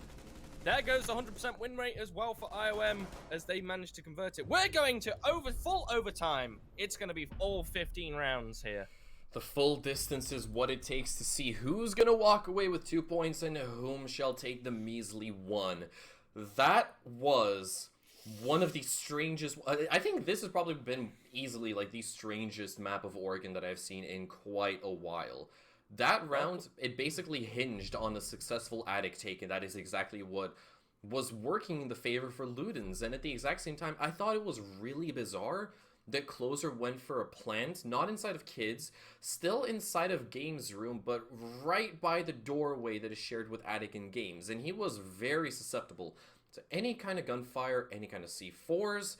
That I believe it was DJ7, because you saw he was very eager on tossing out one of those nitro cells. He was close. So close. I think that he would have stood a better chance if he hadn't taken all of that damage that he had fighting on that single doorway. Yeah. And as well, I don't think the C4 was the answer there, unfortunately, because no. The problem is with the C4 is you gotta get the angle right and you got to arc it, but not only that, you are vulnerable for about, I don't know, half maybe a second while you're throwing it, probably. Yeah, I mean the total animation time from ripping it to throwing it to doing it, you're open for about maybe 2.5 seconds to just someone to swing in and just remove you. I think he would have had a better chance of maybe swinging with that SMG-11 or shotgun, because he could have definitely stopped that round in its tracks from going towards Ludens, but unfortunately it didn't pan out that way. And now, well, Ludens are the ones with the advantage as they go back to that top floor and hoping to actually keep the trend this time and win this one out. I think it was Luke that had just descended down below. He's going to try to maintain control of tower and at the very least stymie IOM's advance while they are working to get that Attic breach open. We've got two whole C4s, 2 whole Nokia C11s, I think. That's the old model of the Nokia, the indestructible ones in the back pockets of Luke and KK to work with. So the C4 potential is there. And there we go, for the first time. Woo! Let's go. 2 bandit batteries blown out with a single stone. That's what you wanted to see. It came in at just the very last round, number 15, but oh, is it so satisfying to see 2 bandit batteries get blown sky high with a single explosive. Yeah, and as well, I think the reason why is because if you noticed, the batteries were not spaced out the full width. They were quite close together. It was enough for that 2.5 meter distance from an explosive to actually clear them out. It was actually a grenade that got it. I think it was a grenade. I don't know. Could have been a grenade, probably. But otherwise, they're gone. They are removed. And, well, IOM finally have a good foothold through in a decent amount of time as well, as they've got a minute 30 left. Deathly, well, he's done it a few times this game. He's just avoided death. And Rose, well, unfortunately, the team kill fragment. No, that's not what you want to see. A bit of communication error. Now the advantage is firmly in Luden's hands, as they have 2 more bodies. 2 more bodies over IOM, with still a player from Ludens on the roam who is able to wreak havoc. And only 60 seconds left to deal with Luke, who is down below inside a freezer, and much more importantly so, 60 seconds left to deal with this side hold as KK is able to, well, advance the man advantage that the Ludens held on to. DJ7 is able to find 1 measly trade for his troubles, but they're going to need a whole lot more to try to walk away with the full 2 points, and I personally don't see it panning out with only 35 seconds left to go. And yeah, sure, they do have a couple of avenues onto the bomb site itself, but it is still going to be a brute force directly in through this doorway. Oh, don't be another team kill. Okay, cool. Oh, it's going to do a little bit of chip damage, but it's going to be instantly buffed by that finger boost, and unfortunately, as he pushes through, the Wub Wub does unfortunately slow him down, reducing the movement, so he is not able to fully counteract the swing from one of the players from Ludens. And, well, KK is going to end us off with removing Finker and securing the overall match for Ludens as they win 8-7. That, I mean, well played to both teams, but Very at the exact close. same time, it was extraordinarily close between these two squads. Easily the messiest Oregon that I have seen in quite some time. Like, holy bejesus, that had mistakes, heroics. It basically had it was basically the whole pie. It was basically the full shebang, mate. The full shebang. Exactly, the full shebang. It was quite redonkulous, to say the least. Yeah, I mean, both teams committed some pretty big mistakes for a tick box map like Oregon. The bans played the biggest role in all of that. Straight up. That Maverick removed was the biggest problem. The biggest crutch. It was the biggest crutch for both attacking squads because on paper, we saw that they know how to deal with removing utility from down below by means of an Ash Charge. Could they do it? Twitch drone. Could they do it? Nah, probably. Like, we saw two successful attempts.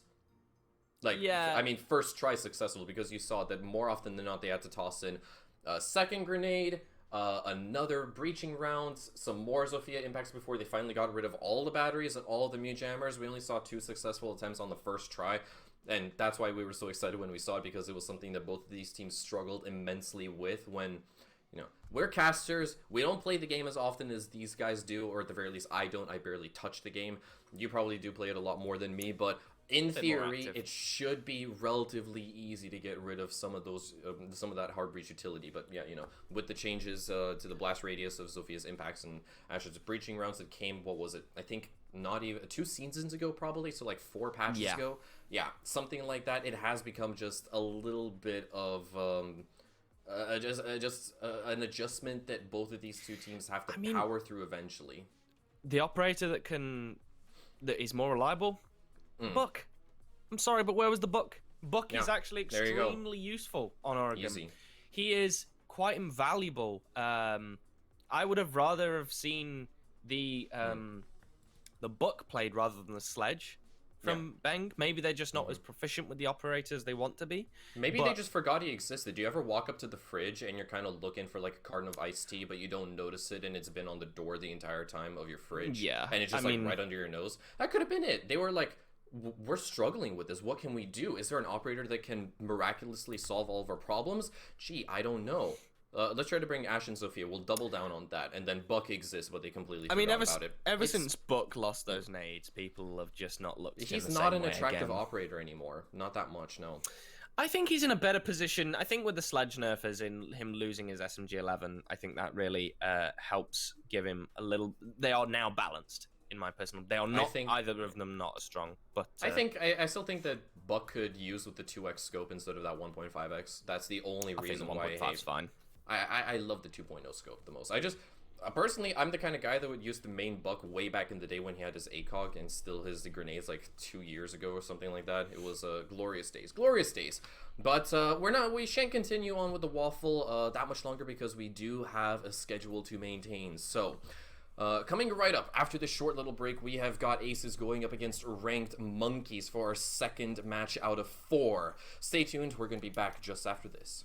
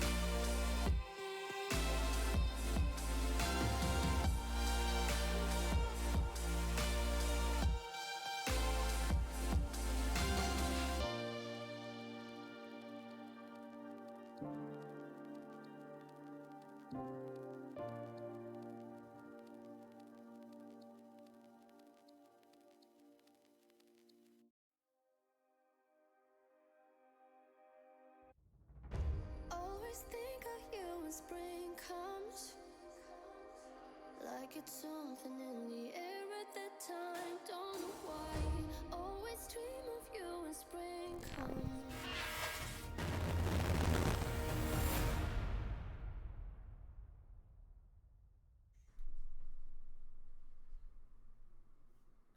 So, Season 1's El Clasico between IOM and Ludens was a little bit scrappy, but it did go the full 15 rounds, eventually ending off in, well, Ludens' favor, 7-8.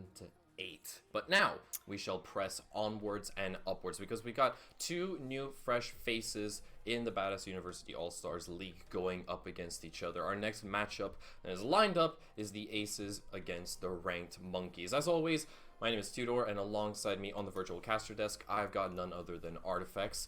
And I'm personally going to be really excited to see what these two squads have to offer, and I hope that you share the same sentiment. Yeah, I'm definitely excited to see some new faces enter into the league and to show us what they've got. But the real question is, what do you think is going to be stronger, the Ace or the ranked style monkey play? Personally, the ranked style monkeys, always. You can never go wrong with the apes. There is just no other way to cut it. It's just a given.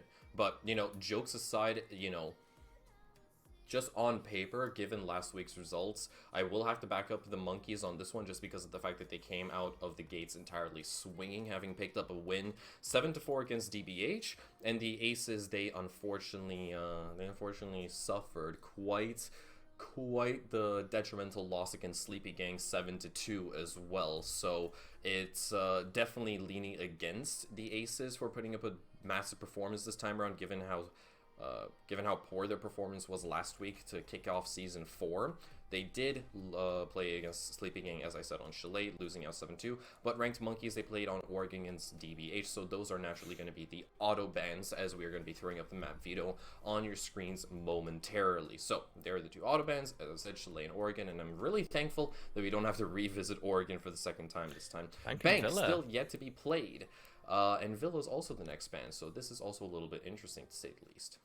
There go Coastline and Calf, and that means that our map that we're going to be seeing tonight is going to be Clubhouse. So we've had some very tick box maps come up so far. I'm a little bit disappointed that we aren't seeing the Ranked Monkeys take us to a map that really reveals a Ranked Monkey style of play. So we'll have to see how they fare.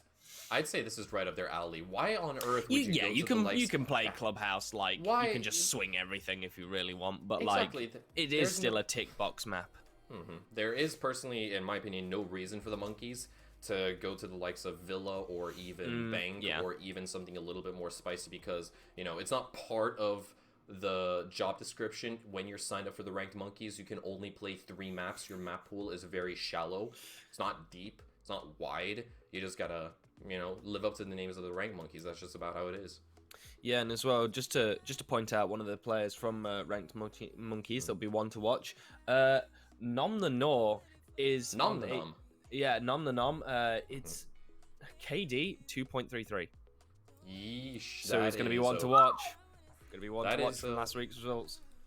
That is quite up there, to say the very, very least. It's going to be a really, really interesting matchup, or at the very least, I think it's going to be a blowout, but it's still going to be done in a very interesting manner on Clubhouse. Still, yeah, Nom the Nom, massive KD, 2.33, easily the highest in the lobby, and then naturally on the side of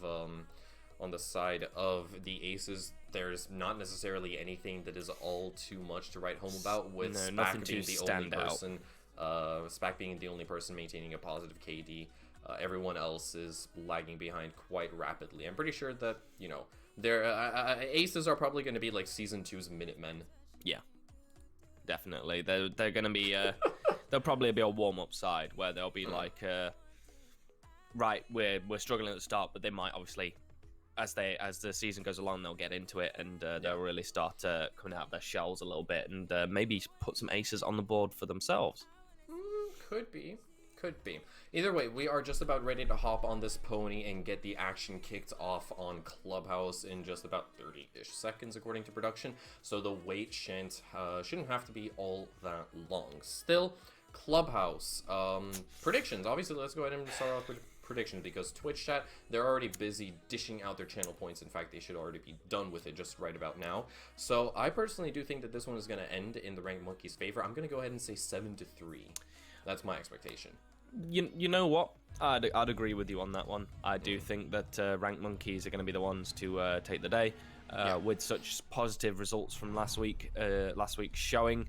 And yeah, I'm not sure what sort of scoreline we're going to see. I think we're definitely going to see a regulation win. I do not think this is going to be going to overtime, but we'll have to wait and find out as we now enter the banning phase with Aces banning first. The first attacker we're going to see is probably Old Man sent to his retirement home, and there he goes.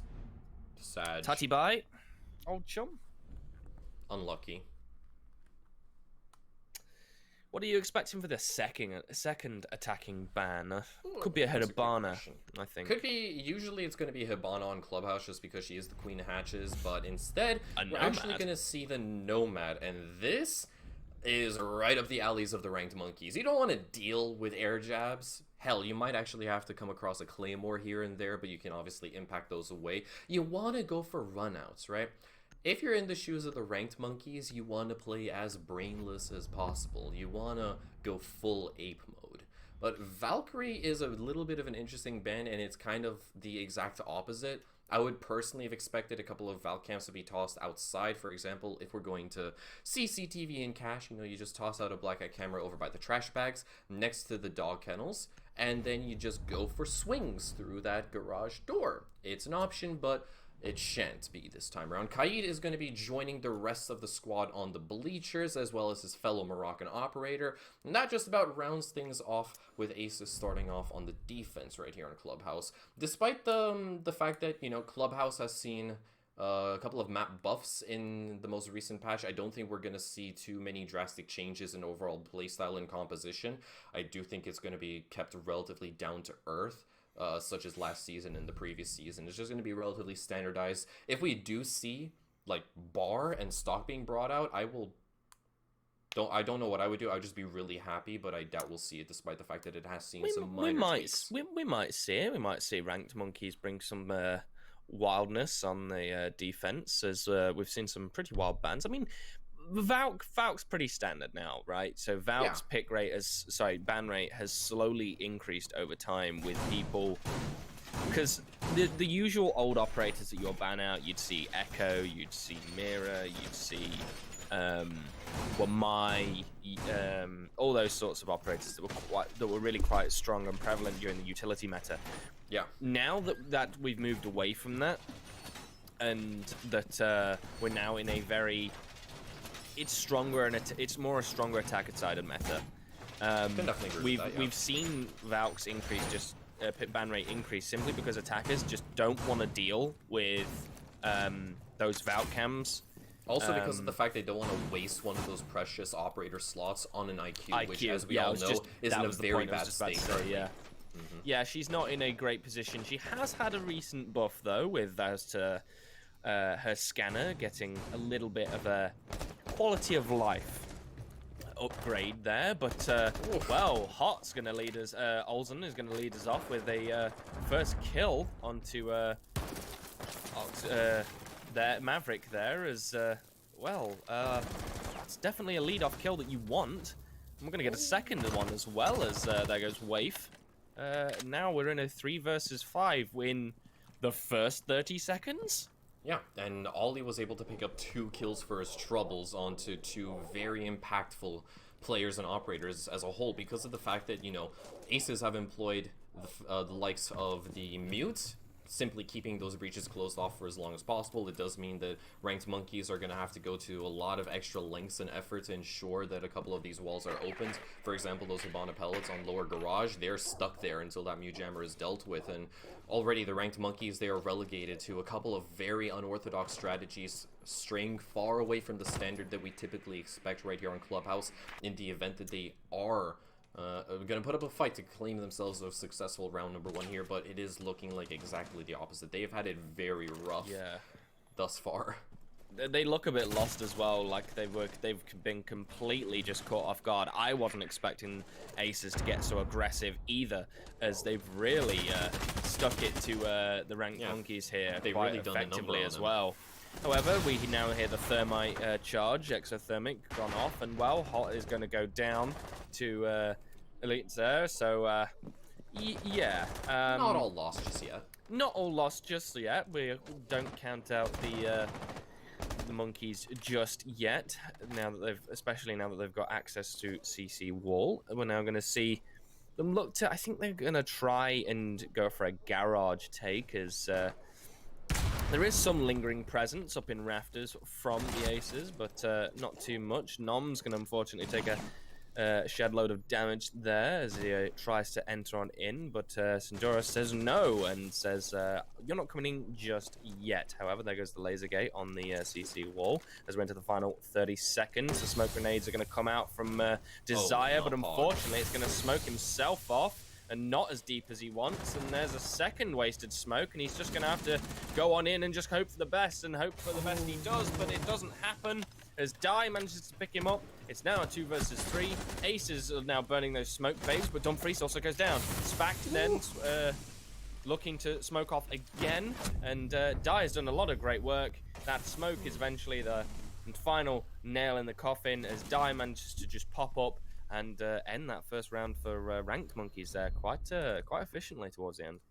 Yeah, despite the fact that it was a really, really messy round for ranked monkeys, and there were a lot of really easy mistakes that it kind of just piled onto the fact that they lost 2 players very early on, I do have to actually commend Dai's performance in that round for being able to pick up, at the very least, a double kill alongside Ollie, because, you know, Dai, according to our stat sheets, he is easily the worst performer on the side of aces, maintaining, if I'm not mistaken, a rating of about 0.1, which is absolutely tragic. But now he's been able to pick that up. He is definitely stepping up to the plate and hitting quite a couple of not necessarily home runs, but surely a lot of doubles to ensure that eventually they can start racking up a couple of points. And in fact, it was a triple kill, so yeah, a triple.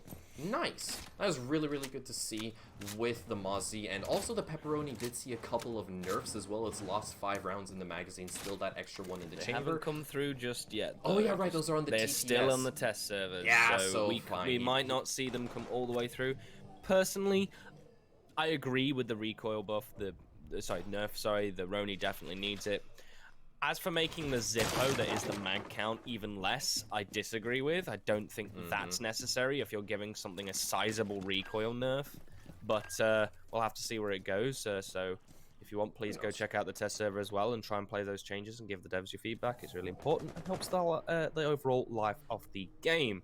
Now we're going to see Ranked Monkeys try and claw back their first round here as they look to get open dirt. And while that Twitch drone is unfortunately going to be lost in the first 30 seconds, which is not great on the utility, but Osuk is straight down in oil pit and giving someone in blue already a run for them money. And well, Dai is going to get the lead-off kill again, and he's also going to get aggressive and just run outside and see if we can find anybody over by dirt entryway. Waif is going to finally find Dai though, and his rampage is quickly shut down, and that's a good start for the ranked monkeys. Indeed it is. That was a very cheeky little peek that he done as well. He was over by highway, peeking that door, not necessarily the kitchen window. The hatch is soft? Question mark? Okay. That's unusual. A little bit of an oddity, but sure, I guess we'll roll with it. I'm pretty sure Aces, they do have some kind of plan in motion. They're going to lure them into a false sense of security. You watch. Maybe. That could be what the Aces are going for right now. We'll have to wait and see exactly how it all pans out, but it is still quite an oddity to see. Sundana's below the stage hatch, actually. He's waiting for somebody to waltz directly into his crosshairs and nearly collects the kill onto Nom the Nom, but he takes a boatload of damage in response and is forced to back off from that position, with Ollie still maintaining a firm iron grasp on this main staircase, directly read into by a lead and swiftly cleaned on up. That is a soul that has unfortunately wandered a bit too far off and is now claimed by the Maw itself. The bar hatch also now open as it was left entirely soft. Again? Yeah. The Aces really don't like using the reinforcements on those hatches, do they? Aces. That's quite unusual, especially on a site like this, as now the ranked monkeys have free range on the top floor, and it's working out for them. I can see what Aces have gone for. They've gone for an extremely aggressive, like almost SSG style roam, but it just has not panned out the way that they definitely wanted to. As now Ranked Monkeys are left with the advantage. Nom the Nom is going to drop on in and is looking over into Generator in blue, but unfortunately he's going to get shut out by the Aruna Gate that's just been reactivated. Ox is over in main stairs double as we enter the final 20 seconds. They've really got to look to make a move on now. They've got to start shimmying. Elite and Wave drop. Now looking to try and get the plant down. The diffuser has, though, but unfortunately been dropped as we enter the final 30 seconds. Sandoros is going to get one with the laser gate and also take somebody else out. Spack's now got the kill with the smoke babe, and it's now a 1 versus 1 with Nom unfortunately getting smoked out there a little bit. In fact, he might actually die to the smoke. He almost does, and unfortunately that causes him to get off the plant. Brilliant smoke babe there from Spack as it generates the round win again for Aces. That was a lot closer for Ranked Monkeys, but c'est la vie, that was not the case as Aces take that second round. And again, I think we just got to highlight Spack there. That was beautiful smoke play. Couldn't have played it any better. It was.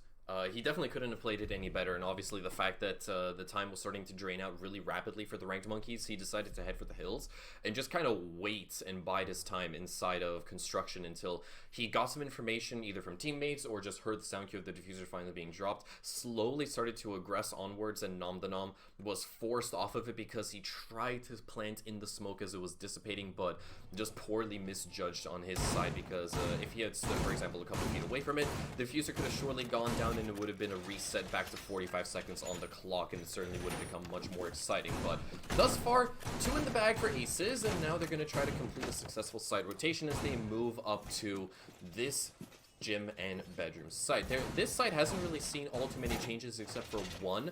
Part of the bathroom wall, it is no longer breachable from, or the bathroom floor, I should say, is no longer breachable from down below. So that means that a mirror window can safely just be plopped right on their overlooking jacuzzi, and it simply cannot be dealt with from down below unless you have a very funky angle. I'm not exactly sure if that's been discovered yet, but you will likely have to resort to frag grenades or even a twitch, which the Ranked Monkeys are not employing, to get rid of that mirror window and open it directly on up. So this is going to be a very, very difficult position in PC utility to dislodge if you're in the shoes of Ranked Monkeys, but I'm sure they got a plan. Yeah, I mean, I must say we've definitely we might have cast a curse at the Ranked Monkeys a little bit because they're not playing monkey enough. No, they're really struggling to gain any sort of foothold here on Club. They seem to get the spear blunted as soon as they go for the initial thrust, as Die has just been the absolute difference maker here. So definitely walking away from last Playday and going, yep, it's now my time to shine. We're going to see Desire try and trick any other ADSs as the nade comes out from the Maverick to get rid of the wall denial, and the exothermic is going to blow open that jacuzzi wall, and now they have access on in with 2 minutes. That's some good time work there from Ranked Monkeys. Now hopefully we're going to start to see them step up, get aggressive, and actually look to finally look like they're actually going to play the game this time around. Yeah, definitely so. Not really the best utility management on the side of RM. They've already expended and exhausted 3 of their HEs. Now the 4th one has already gone off. Yeah. So utility is pretty barren on the side of Ranked Monkeys, and they only actually removed, if I'm not mistaken, what Mute Jammer with one of those HEs. So not exactly the greatest util management on the side of Ranked Monkeys, so they're gonna be forced to use their classic weapons to essentially push their agenda. As Die, he's finally gonna strike, claims the life of Wife, and now he goes in for the double as Elite was trying to get the refrag. Doesn't pan out for RM, and the Aces there having a jolly good time, courtesy of Die just putting that pepperoni to work right here. Waif even putting in the chat that maybe the Aces should be the Ranked Monkeys and not the Ranked Monkeys themselves, as well, Aces have truly played a wild playstyle here on Club, and it's definitely working out for them as again, they've just completely rebuffed and reboot the attack from the Ranked Monkeys, and now again they're starting to flounder. They're not sure where to go, they're not sure where to push, and well, it's starting to hurt them. And their drone economy, it's all right, but I'm not sure if I've actually seen them do much drone work can actually help, but we're going to enter the last 30 seconds, and it's going to be definitely a mad scramble as Nom the Nom is looking to drop Logi Hatch. But there's the first pick. Desire taking down Dumfries. There goes the Jaeger. Okay, and now they might actually have something to work with. The drop comes on through, but Aldi's read into it perfectly, and he finds the second onto construction window. Lovely, tiny little angle that he's able to utilize, although he won't be rewarded with the final frank. It is Sondanis to claim it all to himself with a nice and nasty little run out through that gym window. All things considered, that was about as perfect as the round could have gone for the side of Aces, with Rank Monkeys struggling more so than the both of us had actually anticipated. And with each attacking round, it just seems to get a little bit worse and worse. Naturally, they still fall victim to the likes of Dai's really aggressive roam play, and he's, obviously a force to be reckoned with. That is what the past 3 rounds have already proven us. He's already gotten 6 frags, playing either the Aruni or the Mozzie with the Pepperoni. That is an average of 2 frags per round. You have to be able to shut that down much, much earlier, because we have seen that is the recipe for success on the side of Aces. As long as Dai is alive, he will cause so much chaos at the point of no return for the Ranked Monkeys, and we have long crossed that point of no return. That we have. And we're going to see now Aces go back towards CC and look to hold this site, which they've won very comfortably in their first round. Yeah. I'd like to add as well, and I'm interested to see as if Ranked Monkeys are actually even going to get anywhere near close to the site this time, or are Aces going to, steal Ranked Monkeys' name again and play absolutely aggressive and wild as the Monkeys themselves? The one thing that I will say is in the last endeavor, the last time that Ranked Monkeys were tasked with attacking this top floor site, Desire didn't exactly play his role to his fullest potential. I'm not just talking about getting the platform breach over, because that is probably one of the easiest things that you can accomplish.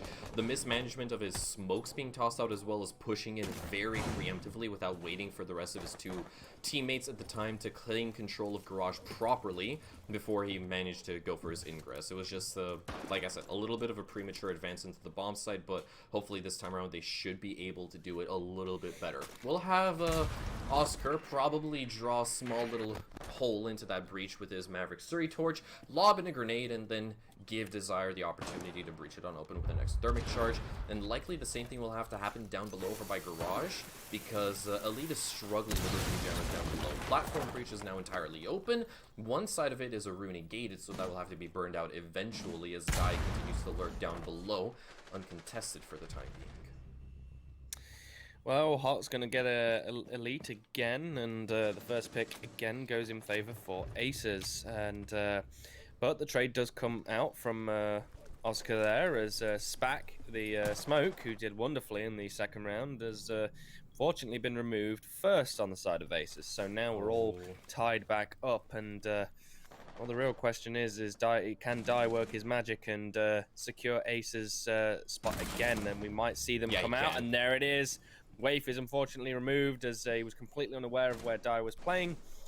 The drone work could have helped him out there. If you've got someone who's walking in down there, that would be really key. But Oscar again coming in clutch and even up the man count, as there goes Sandoros, and now they've got access all the way up into Garage. They own Garage, and now they own the Rafters as well. Well, they're not going to be doing any kind of auto shop reworking modifications to those motorbikes down there. They will have something else on their minds, and that is to get the ball rolling with this attack, as Desire takes a little bit of damage. Once again, Desire has got to wait for the rest of his squad to follow suit before he can toss out those smoke grenades. Excuse me, Nom the Nom takes a boatload of damage and is not permitted to advance just yet. Dai is down below, and he's got a C4 prepped and ready, but it's not going to be tossed out just yet. He is cleaned up. He is going to get downed, and now the likes of Ranked Monkeys, Desire, and Nom the Nom, they have full control of the bomb side, and the actual coverage is spot on the money by Desire right there. Naturally, he had the most HP available in the pool from the last 2 players. He's the man that had to hold down the fort while Nom the Nom was getting that defuse down, and that was how the setup towards that planned scenario should be played on the side of Ranked Monkeys. It was good of them to realize that what they did in round number 1 was it simply wasn't it, Chief, and this time they rectified their mistakes, put their laurels aside, and are able to finally get themselves on the scoreboard. They've done really well, I must say, to convert that round, because it was looking again like Aces were going to be the ones to take that with Die downstairs. If Die Yeah. had not, well, died Mm-hmm. downstairs, C4 would have been the difference maker, and that would have been an Aces round. That's I mean, we just straight and can simple. actually we can even draw it back even a bit further, because the fact that Dai was able to get the kill onto Waif, who was the only player on the side of Ranked Monkeys that actually caught Dai sent down below and was trying to dislodge him from Lounge. Yeah, if that kill had actually gone the way of Ranked Monkeys, then, you know, entirely different outcome as per usual. Is these small little instances and occurrences that can really make or break a round.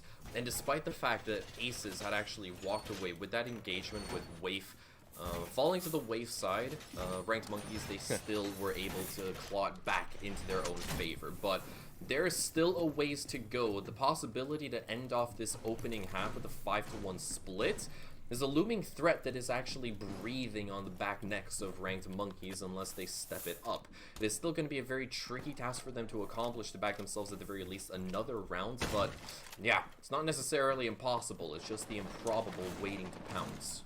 Yeah, I think that the reason why Ranked Monkeys are struggling so much is, for me, it feels like they don't really have a hard support, because there's no one doing the kind of work that no one wants to do, you know, done. Well, no one's droning, no one's... If when it is done, it's just like a quick drone, and then it's just... There's no hot droning from a hardcore support. They're playing a bit like, okay, we've got information, they're here, off the drone, someone pushes it alone, they die, and then... You know, that's not the way that it should be working in competitive Siege. You need someone maybe hot droning, giving live calls, or maybe pushing with two, looking to pinch, and we're not really seeing that from Ranked Monkeys. We're seeing a lot of, in my opinion, solo play that is just looking like teamwork. And well, as I say that, Waif is going to find that first pick onto Dumfries. And, well, he's got full Rafters control as well. However, Hot is in a good position to change that. But Dai is having his own little battle as... I don't understand how Oscar's all the way into cash there, but he was. And, well, the Elite is now managing to get the plant down with only 2 people left on the side of Aces with Spack and Dai. With it all left to do, those smokes unfortunately not being as useful as they wanted, as the plant managed to go down near the CC breach. However, Dai is going to find one with that C4, and now they've got 25 seconds left realistically to look to go for the defuse here. But Ranked Monkeys set themselves up in all really good positions, I think, as... yeah, this is going to be really difficult. They've got to make something happen now. One has to go for the defuse, one has to go for the cover. Dai, unfortunately, the cover is not there as he misses his shots onto the person and playing in Rafters. And finally, Ranked Monkeys look to be awake and alive this game, as now they convert their second round on the trot. Second one picked up, and that certainly looks so much more convincing than their previous 2 endeavors. And I gotta say that I really love that trip down memory lane with Waif bringing out the Capitao, something that we used to see way back in the day during year 3 when Clubhouse initially saw its rework, and we had to, you know, wave goodbye to the very old and toxic cash defense that we had, as well as a ladder that used to be inside a garage instead of a staircase. God, those were some really obnoxious but also seemingly good times. And I just love the fact that we saw a Capitao utilized in the exact same manner that it was previously. You go down either to oil pit, or you just shoot out your asphyxiating bolts from the garage door. Then naturally, when you toss those out towards the actual ceiling of a room, that asphyxiating fire, it's not actually fire, it's kind of just chemicals sucking up air and then burning it through a chemical reaction. Well, I'm not a scientist, and I'm not... fire does do that, because fire needs oxygen, so you could technically say that they are asphyxiating bolts, but they have more shifted to more incendiary bolts. They technically have, yeah, that's true. And naturally, when you shoot one up towards the ceiling, it trickles down to the lowest surface, which in that case would have actually been the rafters. And, you know, that actually forced the likes of Sandanos into a very uncomfortable position, being by our corner / window, where he was easily picked up by an HE. That was really, really great coordination on the side of Ranked Monkeys to, you know, claim control of a very crucial portion of the map and then use it to convert it into a round victory. I love to see that, and it has really actually gone to show us that ranked monkeys, they are capable of so much more than we saw in the initial 3 rounds. Oh no. Yeah, Nom the Nom's gone down. I'm pretty sure Dai, once again, is the main culprit of this engagement. He's dueling things out. Ooh, okay, there he goes. The absolute rampage is already over, and Nom the Nom is going to get picked up back up by that Finker boost. Finker's pick rate has absolutely skyrocketed as of late. She has gone from one of the most underused attackers to now one of the most used attackers in that fragging role, and Nom the Nom is now going to put Zoffia's LMG to use and reload when you have 100 bullets. Sir, please.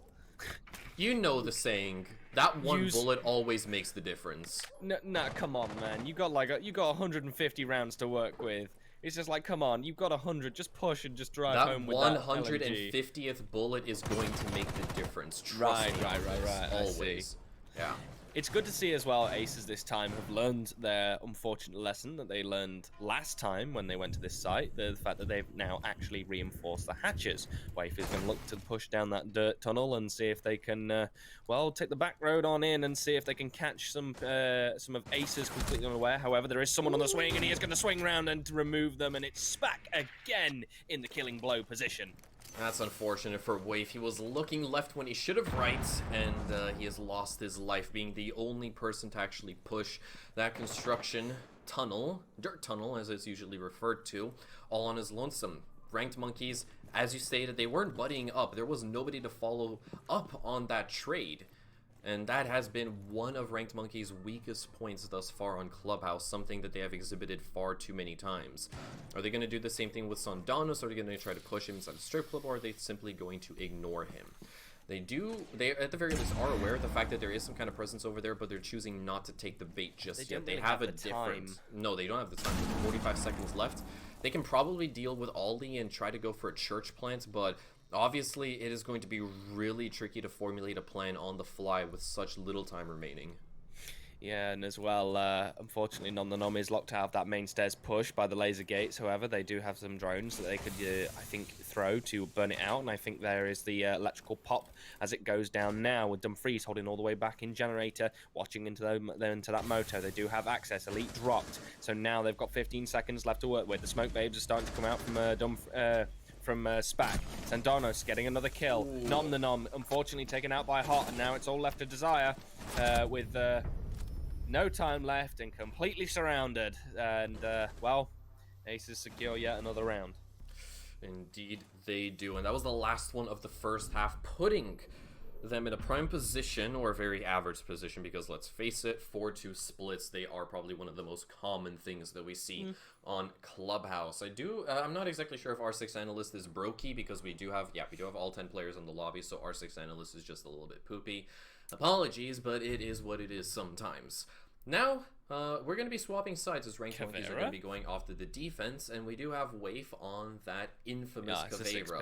I was going to say. Sag. Unlucky. We're not seeing the peak Caveira players come out just yet, as that man is an absolute menace on that, and I've unfortunately learned that the hard way several times. I've yet to play any kind of staff hub because I'm just so ever scared of the peak Cav. I don't want to deal with it. It's gained its notoriety, must be said, and some people say that Cav is not a viable operator, but when we've seen it in Tier 1 Pro play and the interrogation also come out in some regions, I'd beg to differ, and I'll disagree. Also, viable, by the way, extremely rare. If you don't think that Cav is a viable operator, just quickly go to YouTube, type in Paris 2018 Grand Final between EG and G2, round number 1 of Bank, or was it round number 2? I'm pretty sure it was round number 1 where Jonas picks up Cav, and he gets a triple kill plus the interrogation. The thing that will always make me laugh about that event is the fact that Jonas, there was a claymore on the main stairs. Jonas is colorblind.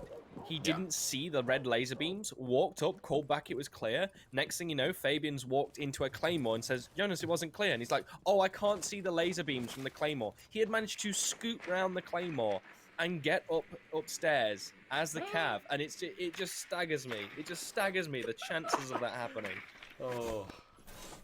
The tiny little differences that a tiny little red laser can make. It's hilarious. You can imagine that Fabian must have been mauling his butt off as well. I would have been, yeah. But I think it just proves desperately that Siege does need a colorblind mode, and I'm sure we'll get that at some point. At least I hope so. Hot is making a little bit of a debauchery of this wall. Yeah, it's... Really? You're calling it a debauchery? Who are you to judge what art is? I mean, well, the Selma Chargers have done their work, and they've gotten open the wall and managed to fix well, I don't even know what to call it. The kindergarten drawing of a tree.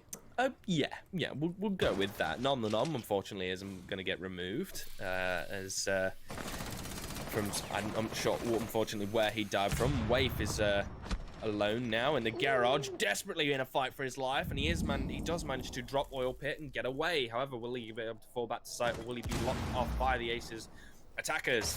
Desire is also going to unfortunately get him downed behind from his shield near the cache single door. It's now Aces with the total advantage here, as Desire is actually going to get picked back up, but he's only on 20 HP, and now we're looking to see that execute come out, and Sandoros, well, he is on those rafters, and he's starting to open up, but Waif is going to get a bit of a late trade back, but Sandoros again is going to claim another life, and this time Desire is permanently removed from the board. 4v3, 50 seconds left for Aces to force their agenda and get this diffuser down, but they're just going to collect a couple of more frags, courtesy of Dai, who I believe has long surpassed double digits here on Clubhouse. Oscar will retort with one of his own, shuts down Dumfries after he's done his work with those Selma charges, and Sondanos is getting the diffuser down. We haven't got any C4s as a kind of response, but okay, interestingly enough, the defuse had actually gone down, like, right fixed in the middle of the room, and Oscar decided to push that, and he was taken out. I guess the coverage was still good, but just a really odd decision for the plant spot. Regardless, though, that is the Aces being able to find their first attacking win in this half. It did come rather close, but at the end of the day, that 3v0 situation that it was converted to was all the more convincing on CCTV. Still, I do feel as if Garage was relatively easy for them to gain control of. Naturally, with I think it was, who was it, Oscar or Elite being on the Aruni, dropping down into Oil Pit meant that there was no one left in rafters to cover it, and you just kind of offered up that position of the map on a silver platter. Not ideal for ranked monkeys. They could have held rafters from Oil Pit if they so desired, and just held the stairs a little bit longer, but it is a risk in that situation. It is, yeah, exactly. It is a very big risk. It could have been Aces, with Aces already having seen that somebody dropped down into Oil Pit, it wouldn't have been much of a surprise to realize that, hey, somebody's holding Garage stairs from Oil Pit. It's it would have been inevitable for that Oil Pit player to have gone down, even if that was something the ranked monkeys wanted to do. Yeah, we're going to see ranked monkeys head back to CC, clearly looking to improve and see if they can actually take this site all the way home and secure it for themselves. But we'll have to wait and see if that actually does pan out. Pretty similar lineup to last time, and all good picks. I can't really doubt the lineup. I think just Aces are doing a really good job of winning their gunfights and working well together. And like I said, I think ranked monkeys thus far are having splashes of brilliance, but not enough to carry this game home. No, definitely not. As you said, they did have a couple of really, really great highlights, but that's only the highlights that actually gained them the 2 rounds in the first half. Since then, we have seen practically nothing that's really worth writing home about.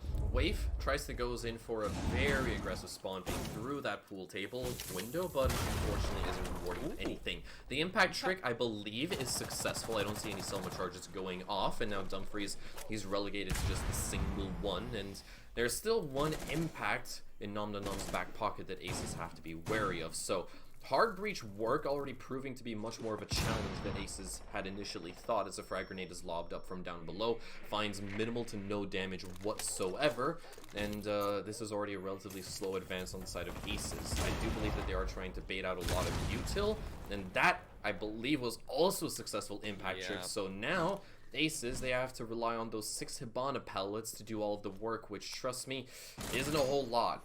I was just about to say, do you think Aces have got enough hard breach? I don't think they've got enough. I think they can squeeze one more in there.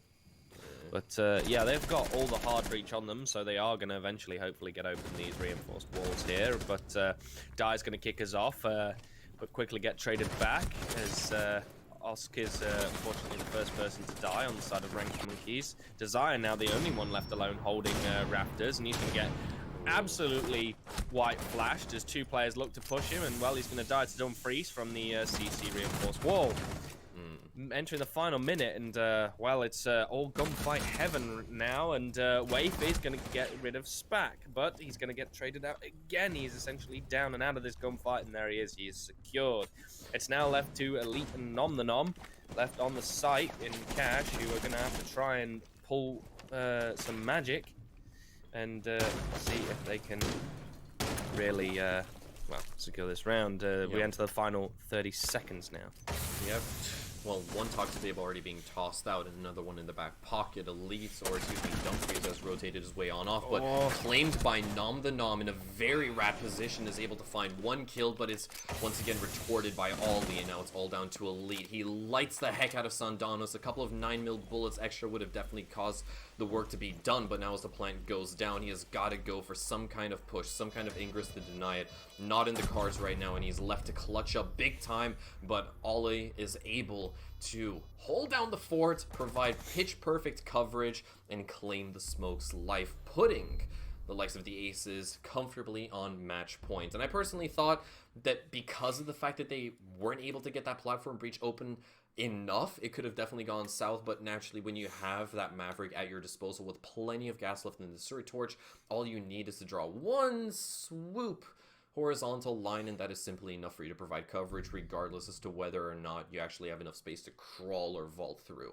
The fact that they were also able to gain control of Garage so convincingly just goes to show that they have no shame in cyberbullying whoever the hell is actually on top of Rafters. Nom the Nom was basically in a living hell, and we did also see, I believe it was Desire, or if not Waif, down below inside of Oil Pit trying to do some work. Waif was desperately trying to cover it. It was Desire who was on the Jaeger that round, who was unfortunately just absolutely white flash. That new flash change has been, I mean, it's really impactful. I mean, so now the flashes, rather than they instant white flash you when you are hit by a flash pang, you are full screen white flashed. However, the time it takes to recover from that white flash is reduced depending on the distance you are away from it. If you're not in range, you don't get white flashed at all. If you are somewhat in ranged, it can be up to a second of full white flash, 2 seconds, or a full 5, I believe it is the full instant white flash. So they are a little bit more reliable now, but they are painfully difficult to actually make something on the defending side when you do get flashed, because it hurts you a lot. Yeah.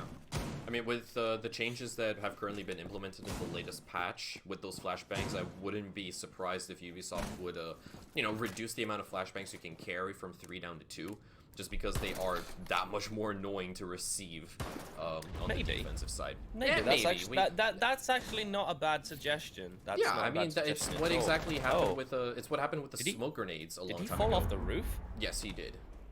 Oh no, Dai, that's not the way you want to lose 80 of your valuable hit points. I can see that Dai is... The shushers come out in chat, but no, we caught all of that, buddy. I'm sorry to tell you. And, it's going in the cringe compilation, Dai. Yep, we're gonna add that to our little collection and library and post that all over the social medias. You're not escaping from that one, buddy. No. Especially not with the game you had 14 and 5. He is doing almost all of the work for Aces, and for saying he was on 2 and 8 last week, he briefly acknowledged it early in this game. He's having a awesome game. I mean, he probably snorted copious amounts of caffeine and taken, I don't know what kind of energy drinks, but he is certainly having the performance of a lifetime right here. The only player to hit double digits in the lobby, and at the very least, making up the kill count of 3 players on the side of Ranked Monkeys added up together. Oscar is able to get a refrag before that HE claimed the life of Elite. Hot Olison, he's able to shut down Oscar as well as a retort. That leaves Ranked Monkeys in a 4v3 scenario. They still have plenty of map control to work with, but not exactly the man count to back it up. This is starting to actually go from bad to worse from the Ranked Monkeys as they have 60 seconds left to burn. That is a lot of time to burn when you're facing up that amount of manpower. The population that Aces have, it only continues to grow as Nom the Nom is domed right into next Friday. Waif is trying to hold down the fort from inside a secret, and he finds the Maverick, and that Yana clone is gonna certainly get his heart thumping ever so slightly. Twisting and turning his way in the wind, he's able to shut down the plant, so now Ranked Monkeys, they do stand a chance right here. That diffuser will have to be recovered at a certain point. With Dai being left on very little HP, he crawls directly into that gym portion. And now we certainly grind to a halt, but the next 25 seconds are certainly going to be a little bit more explosive. Dai, now inside a bathroom, is looking for some kind of entry, some kind of opportunity to pounce on. But Ranked Monkeys, they're not presenting anything. They're not budging. They're not giving an inch whatsoever. Diffuser now recovered behind dumbbells. Trying to get that plant off as Waif strikes for the first. He finds Dai, and sure, the diffuser may go down, but can Spack hold on for dear life? He finds one onto Desire, drops on down, and now it's all down to Waif. He's caught his scent. He knows that Spack is down below. A drone tossed out, but you gotta react. The defuse, it's happening. He doesn't spot him out, and Waif, he's able to clutch out Super Shorty to claim the quad kill, and is quickly scurrying his way back up to the top floor, but that is Ranked Monkeys hanging on by a thread, and they have not been pushed off the cliff just yet. That was a 4K as well, I think, from Waif. Yeah. That was a awesome. 4K. He's done really well to actually manage to secure that round. But for the Ranked Monkeys, but wow. I mean, yeah, no, I don't know how he managed to convert that ending. He's just built different. Yeah, built different, man. I mean, I don't know what to say. You can clearly see that I'm lost for words. Constructed alternatively. Yeah, built by a watchmaker, no less. Built by a watchmaker? Yeah. Watchmakers, they're very, obviously, you know, watchmaking is like really delicate precision work. Oh, yeah, obviously. But that's why I always like to say, well, if they're built alternatively, they're built by a watchmaker. Okay, sure. Well, speaking of people built by watchmakers, Nom the Nom is managing to lead his team. Oh, sorry, I say that again. Waif is actually the one who's currently leading the team in kills, but Nom the Nom has had a good performance, no less, for the side of Ranked Monkeys. But the rest of the team really need to look to step it up with somebody like Dai, who's having the absolute game of his life right now, and same with Hot as well. He's managing to do really well on 11 and 6, so it's definitely working out for Aces. They do only need one more round here to secure their win on this on Clubhouse and make it theirs, and the Dub House no less. So Ranked Monkeys have it all to do. Indeed they do.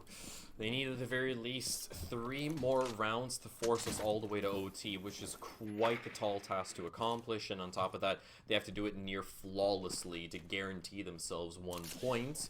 And as you said, 1 more round is all that Aces need for the full 3.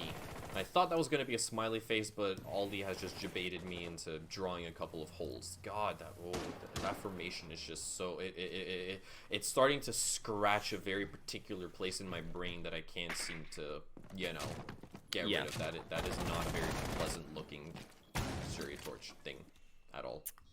Yeah, his artwork is a bit Picasso, but... it's definitely working out for the Aces no less, as he's managed to open up all the way into dirt, and now he owns it for free because, well, Ranked Monkeys have decided not to challenge it, and they've backed all the way off. The impact trick, unfortunately, does fail, and the kitchen hatch is opened up regardless of any efforts by the Ranked Monkeys to keep it closed. Now, with 2 minutes left on the board, it's... Aces are in full control, realistically, of this, but as I say that, Waif's going to be the one to lead us off with the first kill onto Hot. He didn't fall all the way back out of dirt, and he kept enough presence just to challenge and put them in a really good position to strike. Santona's almost losing his life. He's on 1 HP in a dream now.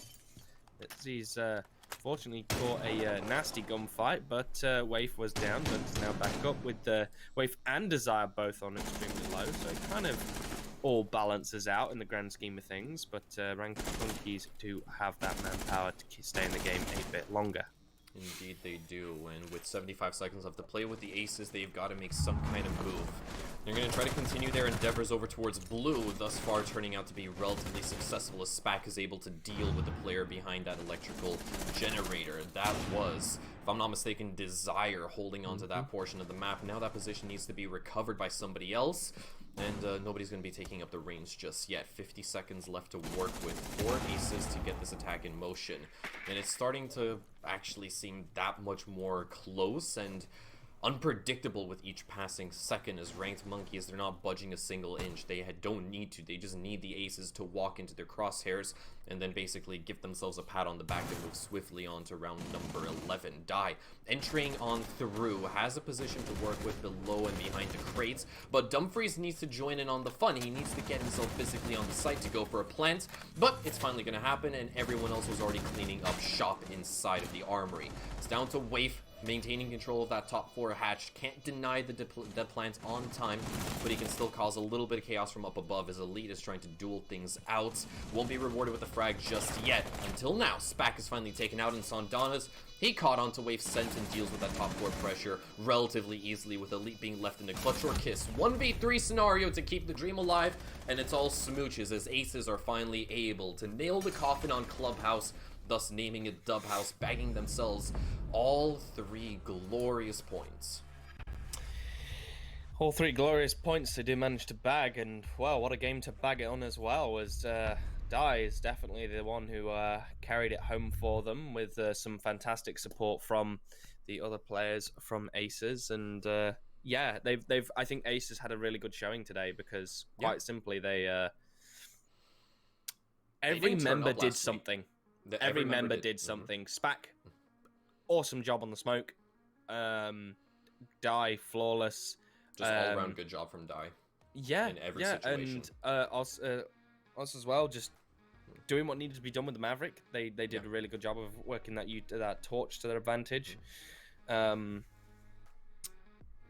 just everyone did what they needed to do, and Ranked Monkeys. Oof, I mean, you boys got a lot to step up real quick because that was not a good day. They weren't monkey enough. I keep telling you, they just didn't channel their inner ape enough. It is a complete contrast to what we saw in the previous week with Ranked Monkeys being able to pick up a win 7-3, if I'm not mistaken.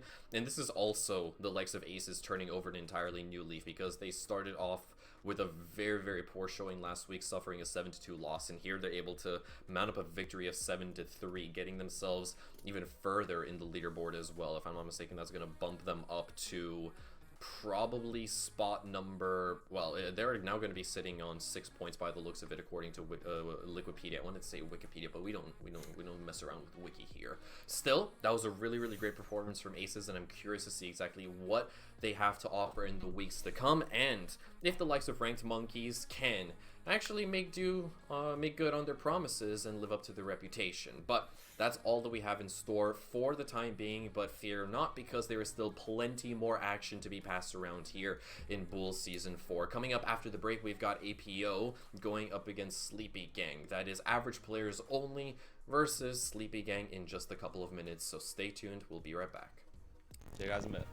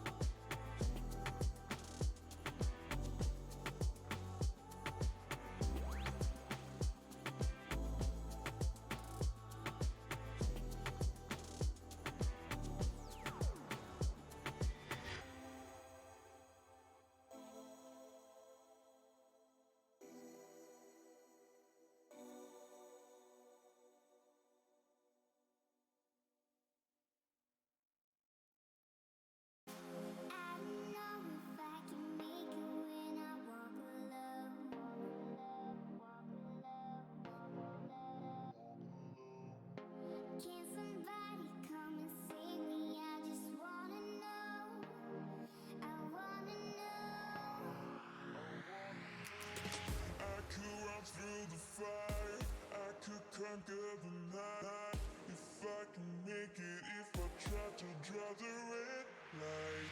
I could run through the fire, I could conquer the night. If I can make it, if I try to draw the red. I could, I could, I could, I could, I could run through the fire. conquer the night. If I can make it, if I try to draw the red light, I could run through the fire, I could conquer the night. If I can make it, if I try to draw the red, I could, I could, I could, I could, I could, I could run through the fire.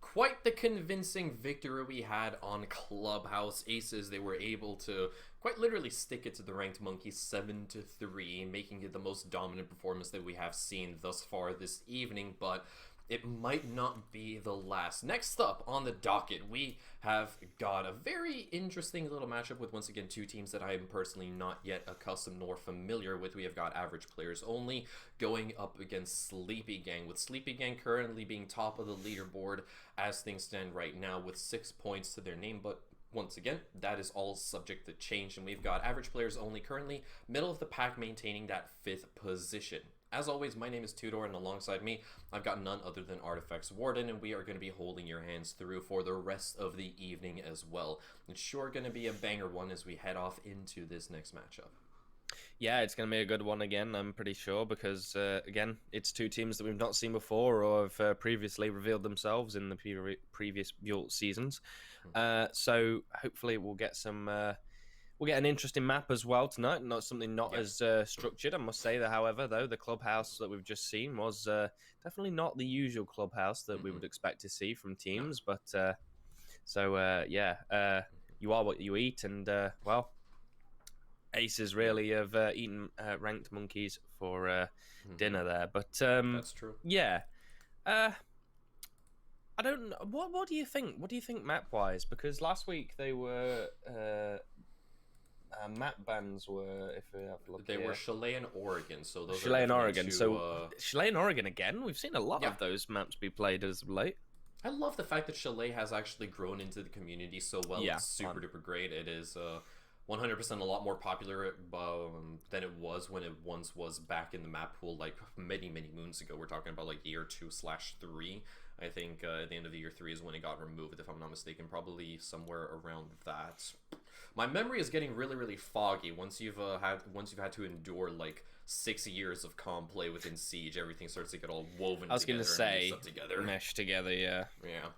But still, this is going to be a relatively interesting matchup. I wouldn't be surprised if we are to head off the clubhouse again because of the autobans and the way that they have already been set up. But once we go ahead and actually get the green light from production, we can go ahead and throw up that map veto on screen. And then after we discuss those, we can take a little bit more of an in-depth look over towards the teams and players' performance thus far. So, Chilean Oregon, straight out of the docket, once again being the natural autobans this time around. Love the autoban system. It keeps things so fresh. Yeah. Bank and Cafe. Okay. Well, they're also gone, so no first time for Bank just yet. And then No. Where are we going? Come on, where are we going? Give us something. We're going to Villa. Okay. We're going to Villa. This is, I'm happy about this. I like Villa. I love seeing Villa played. Yeah, I usually don't mind the rolling hills of Tuscany. The only time that I actually did mind it was halfway through last season as well, where I had to cast like probably about 4 villas in the span of 2 playdays, and all I saw were failed AVG defenses, and I was very disappointed about that. And trust me, like AVG made up about 60% of the visited bomb sites.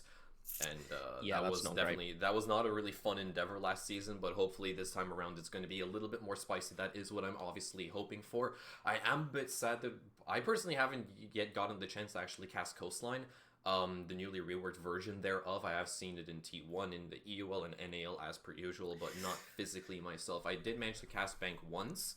That was during one of the Benelux, that is actually during the Benelux Cup qualifiers that are currently going on right now, with the playoffs starting in just a couple of days. And Bank feels just about the same way that it was a couple of years back before the rework, and while it was still in the comp pool as well, with some minor adjustments here and there, just a couple of quality of life changes, but the actual essence of the map is still there, which is really fun. Just yet to see it right here in Bull Season 4. But Villa is where we're going to be heading off to, between the likes of Average Players Only and Sleepy Gang as well. So this is sure going to be a super duper close matchup, and we are getting the green light as well from production. So let's go ahead and throw up those player stats so we can go ahead and chew on their performances from the last week. What are we going to see? What is the stats going to reveal here for us tonight? So we have JMX with a rating of 0.69. Nice.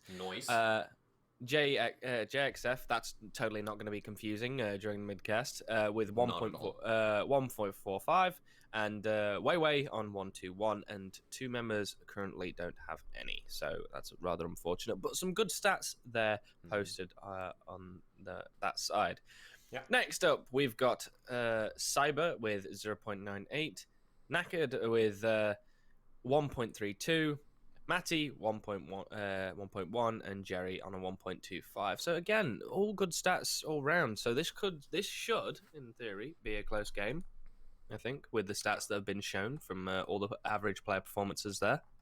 Indeed they have. I am going to actually kind of like mentally struggle with Jerry as well, being on the side of Sleepy Gang. Obviously, it's not Jerry, El Hombre de la Música, as we usually know him, or at least his Spanish counterpart, but it is a different Jerry entirely. Don't worry, the caster man, the big microphone man, has not started playing comp.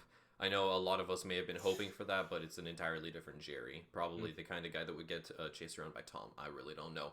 But we are going to be heading on to Villa, part of the map cinematic. As much as I love Cafe, and I actually haven't seen it in God knows how long, it's been a long time since I've casted Cafe for some obnoxious reason. I don't know why. It has fallen so heavily out of favor, but it's Villa. Okay, there we go. There it is. Lovely. Oh.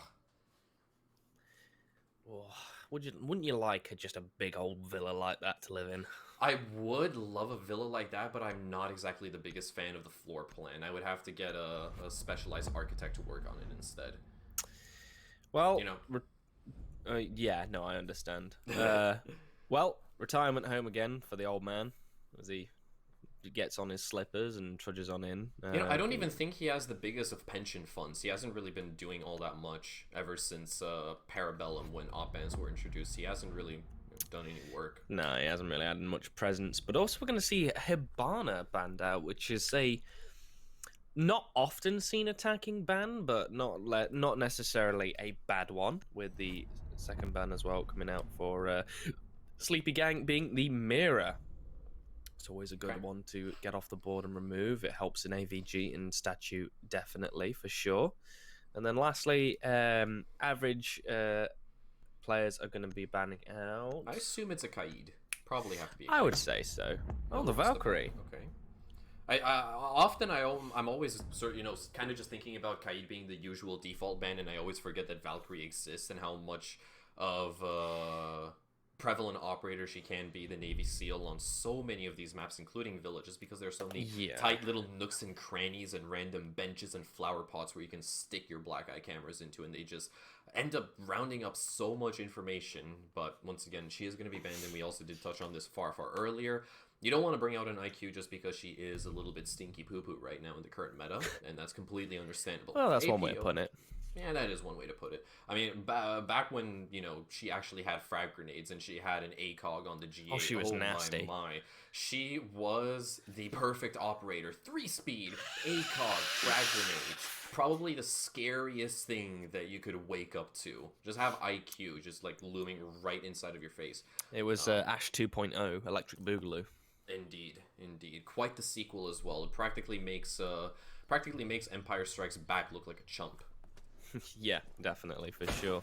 And, we're going to head on in as well. We've got the Capcan being brought by average players here, which is a bit of a deviation from the norm, especially for a site like this, but he can be effective nonetheless, as he's placing those EDD traps all the way over onto the sort of master side, looking to catch anybody out who's not been very diligent in moving towards the actual site itself from that that side of the map. So that could be a bit of a turn of favour for average players if, like I said, Sleep is unaware.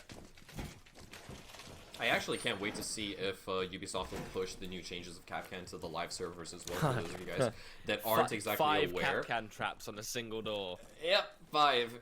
There is no better way to embody the word that is overkill by other than, setting 5 entry denial devices on one single doorway. You see Syrup right here? He could have been dead 5 seconds ago if he didn't check his corners. He could be dead right now if he didn't check his corners. He checks his corners, and he's actually able to find a very easy freebie onto Jaff as well, drawing first blood for Sleepy Gang and putting APO in a rather precarious position within the first 35 seconds. Yeah, that was really unfortunate that Jaff just unfortunately got caught out there. I don't know what he was doing over by the red stairs there and why he didn't hold his position for a bit longer and why he was forced to move off, but iNoob is going to get a very late trade onto Cyber as they've been swiftly removed. So it's a bit of a weird start to Villa so far with 2 dead in the first minute, but a good start nonetheless for both teams, having to manage even it up and keep it nice and secure. Now, Weiwei is playing over by red stairs, and we've yet to see average players really do much in terms of pushing in, but as I say that, Jerry unfortunately meets his demise in that of Weiwei there, so it's going to be... Yeah, it's playing out a little bit awkwardly, I must admit. And wow, what a shot by Knackered. Yeah, that was really, really good. Just completely dismantling the head of Kovac right there. And that's going to, once again, even things up in terms of man count. 3 versus 3 with 70 seconds left to play with. The Sleepy Gang, they still do have time in this scenario over here. Utility is also aplenty. They have 1 HE to work with, 3 flashes, and all Selmas are still available. The one thing they do not have currently is tangible map control. They are all stuck down below, I believe with the sole exception of Syrup, somewhere elsewhere, as Maddie and Knackered are trying to rotate their way on around. Gone 6 equipped, and I believe that is also the deployable shield now done with. that is a lovely little HE kill being picked up onto JMXC, but Inoob is there and he will retort almost instantaneously. Maddie is going to be able to clap back as well, finds a frag onto Weiwei, now it's all down to Inoob, left all on his lonesome, stranded alone on the island underneath an airplane that he can't ride off into the sunset just yet. He'll have to do that the manual way with his 416C. A trusty weapon as he's got live information to work with, but he might not be wary of the fact that Knackert is directly to his right-hand side, creeping his way on forward, draws out the sidearm and tries to weave and bop his way in, and now the diffuser starts to go on down, and Knackert will claim the final frag onto Inoob. A lovely 2v1 situation played on the side of Sleepy Gang. Sleepy Gang bags them their first round, and I seriously have to commend the work that Syrup was able to do, practically enabling that kind of push, allowing Sleepy Gang to claim control of that of the main staircase, as well as over by Classical Hall. All things considered, though, it was a bit of a messy round with all of the action taking place elsewhere, which is what I love to see, and it kind of embodies the spirit of Villa as well. But still, AVG defenses are hard to pull off. That is something that the meta has taught us in the last couple of months, so APO, they're going to have to go back to the drawing board. Yeah, that was it was definitely a good start from Sleepy Gang, proving that they aren't asleep at the wheel at the starting round, which is always good to see. Yeah, I was a bit perplexed by how that played out. I've never really seen a team go for a bottom, like a main floor take underneath and then work their way up. Normally, you see teams either go study balcony side and look to enter from that, or go straight to master and push through there. I was a bit lost in all of the action that was happening because I've never really seen a take like that. Well, it clearly worked out in the favor for them because they secured the round win, but nonetheless, it could have gone either way. I think if the APO had managed to land their shots onto the opposing team, but unfortunately, not as many landed as they wanted. So it's not exactly reinventing the wheel on the side of Sleepy Gang, it's just maintaining a different overall approach, and it seems as if APO, they're priming themselves to be ready to receive. We've got Inoob down below inside of the library, but he's soon going to scurry on off. He doesn't really want to contest that portion of the map. May as well give it up as free real estate for Knacker to do with it as he sees fit with that skeleton key. Currently, we've got the art studio as well as piano being droned on out. Confirmation that it's clear has been given, so Sleepy Gang, they've got some kind of foothold to be established down below, but naturally Inoob still needs to be hunted on down as he scurries his way downstairs towards the basement, potentially just lying in wait to strike even later when Sleepy Gang are in their weakest. Yeah, he's looking to definitely play the Viper spot, as if I would call it, in that he can strike at a moment's notice from somewhere unbeknownst and unexpected, and Naked, well, he's going to be using those shotgun on Buck to see if he can get some kills using the vertical, and he almost finds one, but unfortunately they managed to run away and get away. And I must say, he's done a very impressive job with this Buck so far, but first kill is going to come out, and it's going to be onto Jerry with that Nomad removed, and as I say that, it's quickly traded out by Syrup with a beautiful nade, which takes them off the board. However, he does have to be careful as there is a roaming presence from APO on red, but it's fallen all the way down through the basement. Now we're left in a 3 versus 3 now, as Jaff isn't looking too hot with his health right now, but doesn't necessarily always matter with Siege, as the attackers are now stunted.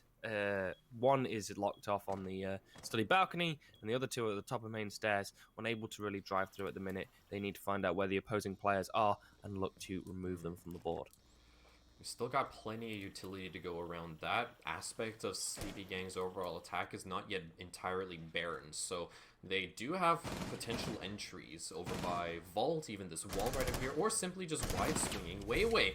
But that is something that is going to be steadily punished twice over as Weiwei puts that SMG-11. Only 16 rounds to work with, but yeah, 2 to the head is surely going to put a bad spell on the side of Sleepy Gang right over here, as it's all down to Matty, left to his own devices to try to clutch up big time with 15 seconds left roughly. He's got to make a move right now, and we've also got Jaff working his way over towards 90. Matty goes for the wide swing, and he's caught in a horrible engagement that he finally manages to win over Jaff, but you've got no way to actually burn out that Aruni. You have to take a lot of damage and see if you can hold down F, but APO already know that the jig is up. One small move and it's already completely done and dusted with. The average players not seeming all too average, just a little bit more clever, all thanks to Weiwei shutting down that advance through the classical hall is going to bag APO their first round here on Villa. And it was a good hold as well. They really definitely managed to turn it around and slap them in the face and make sure they didn't get another one. It was a very, very good and valiant effort from Matty there at the end, who desperately, obviously clawed his way on into sight, managing to find one, but unfortunately deciding to as well to save his KD rather than see if he could get the diffuser off, which he obviously couldn't in time because someone would have swung through and quickly ended his life. So now we're going to see how well Sleepy Gang can attack the statue and trophy site with this, I think it's the exact same lineup that we've seen.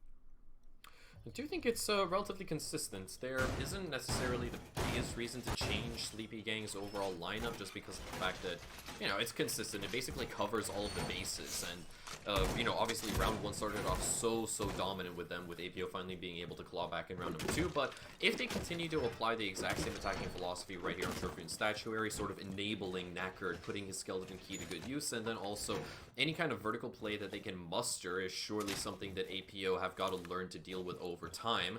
And APO, well, they're once again going to be employing that Frost. Unfortunately, not for any Polar Souls that wander into its bear traps. They will be left in the DBNO status, but Sleepy Gang's overall drone work thus far has been, nothing to snuff at. I'm pretty sure they won't fall victim to those bear traps at any point throughout this round number 3.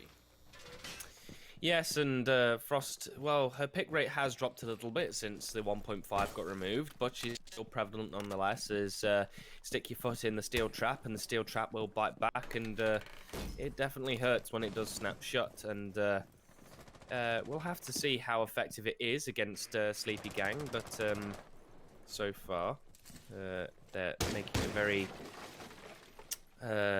slow, I want to say controlled push through study side to see if they can look to take it. The drone work has been done, and unfortunately Weiwei is the first one to find the frag of this round, being that onto Syrup, but he's quickly removed from the board by Knackered, who again uses that buck shotgun to his advantage and definitely and opens up the wall behind Weiwei and quickly gets rid of him. Cyber to take down AC, but almost falling into the Frost trap. It only takes a second. It only takes a split second of, Frost to dip out of your mind, and next thing you know, you're in that trap. So it's good that they managed to avoid that, and because it is very easy to do. We were basically one wrong step away from seeing chat being filled with Omega lulls. I would have loved to see it. Chat would have loved to see it. What you do love to see is Mandy punishing Ainu for trying to get aggressive on those runouts. That HE is doing so much work removing Jaff from inside a deer, and it's all down to JMXC. All on his lonesome. The Frost that could.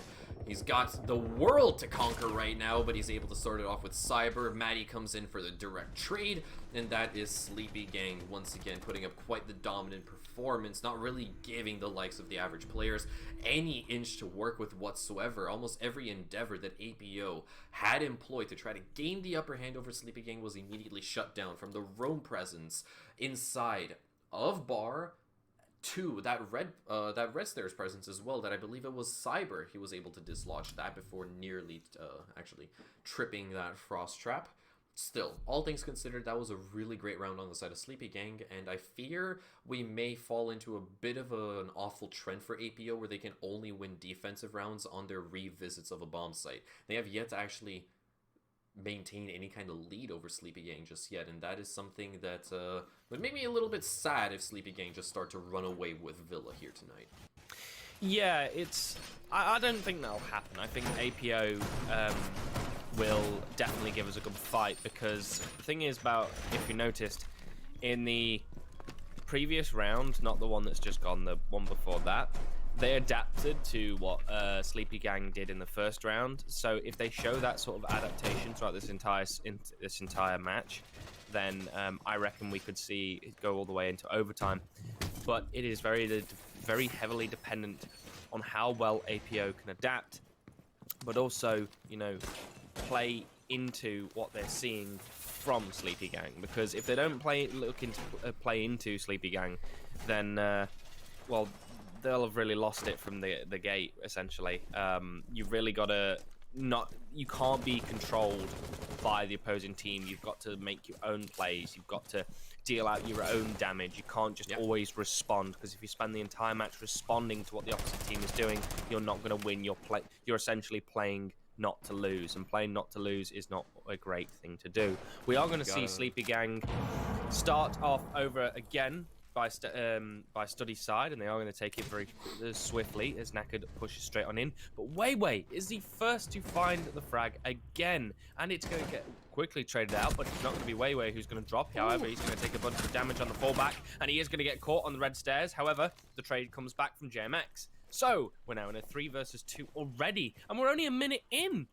Yeah, we've already lost out on 5 souls, leaving 5 over in the lobby right over here. Jerry maintaining control of the diffusers, looking to push in towards the landing, but unfortunately enough for him, is not exactly sure what could be on the opposite end of those doorways. Certainly a lot of chaos ready to be stirred by the likes of APO.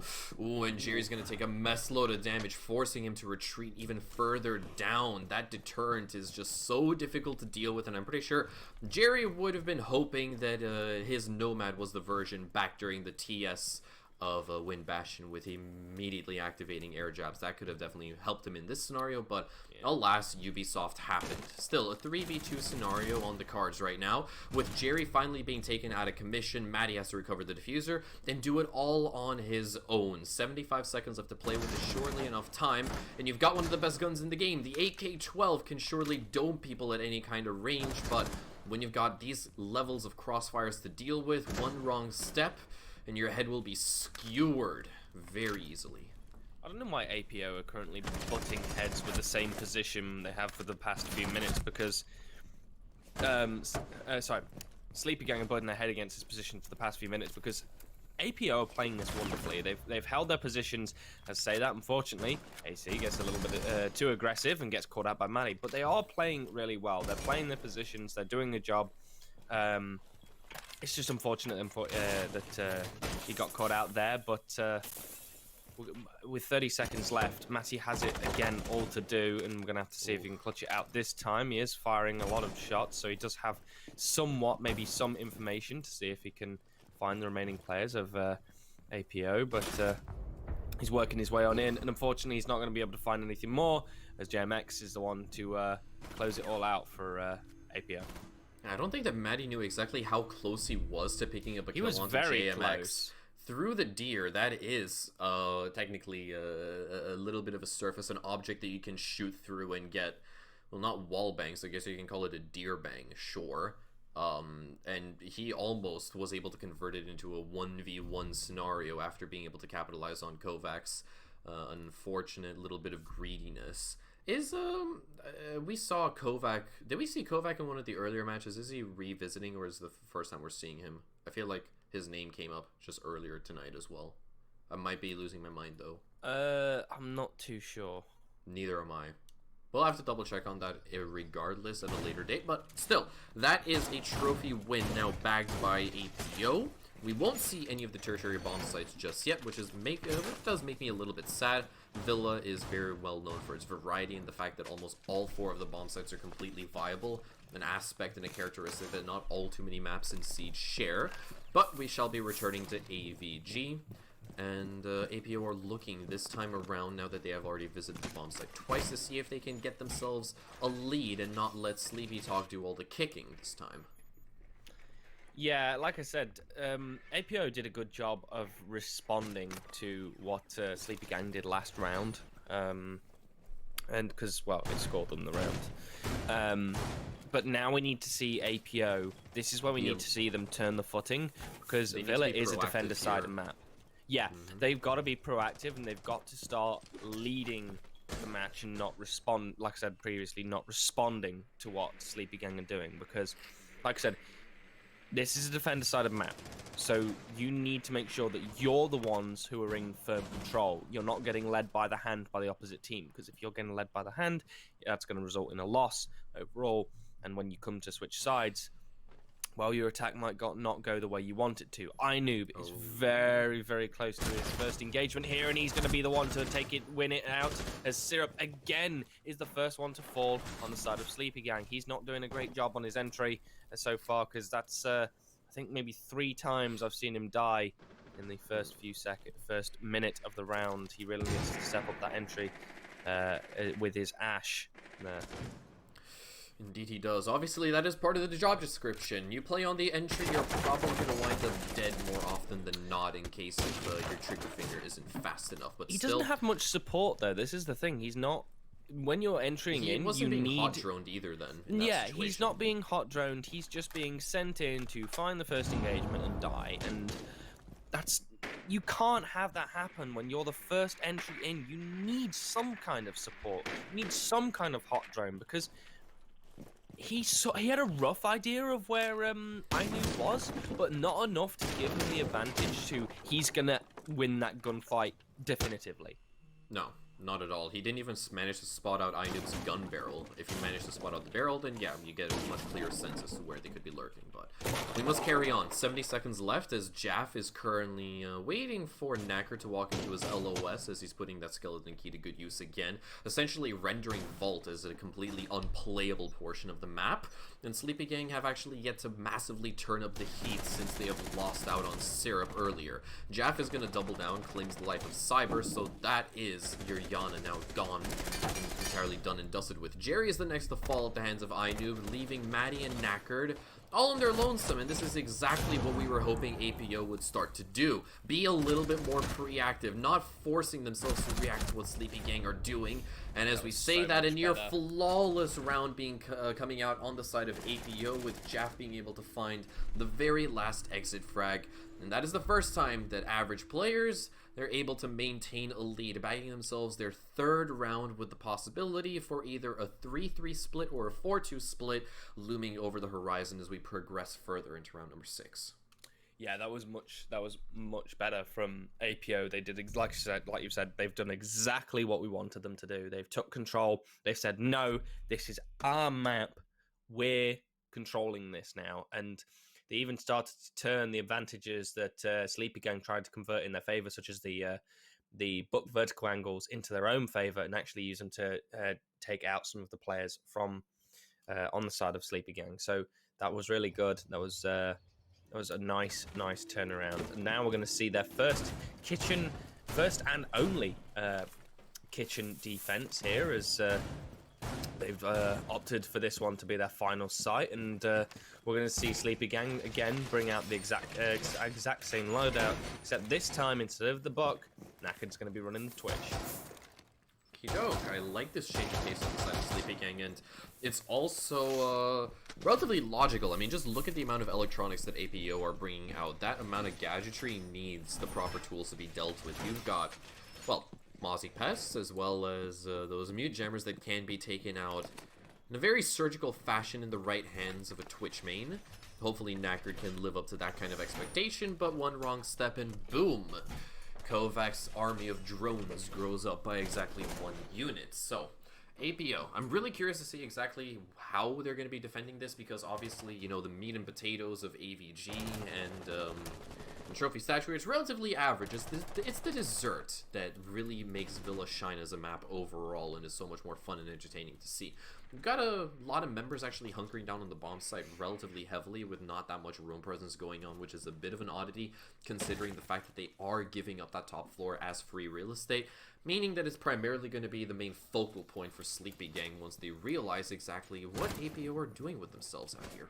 If honestly, if Syrup dies again first, I'm going to be actually quite annoyed, but instead actually he's going to be the one to get the first kill onto Weiwei, which is really finally what you want your first entry to be doing, which is really good, and it looks like he definitely had the adequate support in order to be able to find that first kill. However, and again, well, actually JMX is also going to get found out as well, so he goes in the bin. Right, It's a bit all over the place again, isn't it? It's a bit all over the place, yeah. Sleepy Gang have got really good downstairs control. I don't think they've got any sort of vertical control, top floor control just yet. And most of APO's players are playing on site or around the site. We didn't see them really hold. They did hold some top floor angles, but not like many. Not massively. Naked is going to take a little bit of ship damage there, and he's going to force his way in, looking to go through China. Cyber again is going to find Jap, even making it a 2 versus 2 as AC and Ainu managed to recapture the magic of this round for them. And it's now again left to Matty. And this time Syrup, who is now not the first one to be removed off the board. C4 comes out. Matty just manages to avoid it. However, if AC's not careful, he's going to get snuck up on from the pantry, and he is. It's now a 2 versus 1. It's all left to Ainoob, and he's not going to be able to do it because Syrup is finally going to come to life and clean up that round really nicely for Sleepy Gang. Syrup has finally been activated, the moment that we were all awaiting for so very long right there. Maybe that's why they call him Syrup. He's, slow to get moving, but once he gets moving, he finally starts to flow. Oh, yeah, indeed. And it got really, really tasty. It all started off with that entry that... It kind of just fell into his hands, right? Because he didn't actually have to physically make an effort for it. He just kind of, like, made a punch hole inside a piano and found a frag over towards the atrium. And that was the entry, and then from then on onwards, it kind of just steamrolled. And I also really have to admire the overall intuition that Syrup had in that particular round, because I personally never would have even thought to go down over by basements, then back up through pantry that late into the round. Yeah. Because when it comes to a dining attack such as that, pantry is usually going to be one of your main focal points. The player on repel and you trying to get the breach open as the attacker's side. AP, or Sleepy Gang, they had a very different plan by going from the south over towards the north by maintaining and, sort of taking control, I should say, of living room without even batting an eye towards that top floor, which was also a bit of an oddity. It was a very interesting round of dining room and kitchen that strayed very far away from the norm that we currently know. A lot of this match has strayed very far from the Villa norm. Yeah, exactly. It's really, really great. And with that being said, yeah, Syrup, he's now in contention for that top fragging spot, tied with Wei, one behind Ainu and Cyber, as we are currently tied all even Steven. 3 rounds apiece as we move into Sleepy Gang's defensive path. Kaid on the board. Vault has already been locked directly on off. And interestingly enough, APO, they're going to be bringing out that IQ. An operator that we touted as not being the greatest, but can certainly have her uses in the right hands. Well, it's definitely going to help here because the Sleepy Gang have opted to bring the Pulse, and I was going to say as well, another oddity so far is we've seen Pulse with the shotgun, as Naked went on a little bit of a drone rampage and managed to remove 3 of APO's drones instantly right off the bat. So that's not great drone utility, saving there from APO, as that's 3 drones gone. And well, actually, look at the drone economy actually from APO. They've lost more than half their drones already. Yeesh. That's quite concerning, especially when we're only a minute in. However, they can re-establish some control here as long as they manage to find the first pick, and well, I'm sure they might be able to do that. We are going to see some engagement here in a second. If Cyber maybe looks to opt to drop this hatch into pottery, he could do that.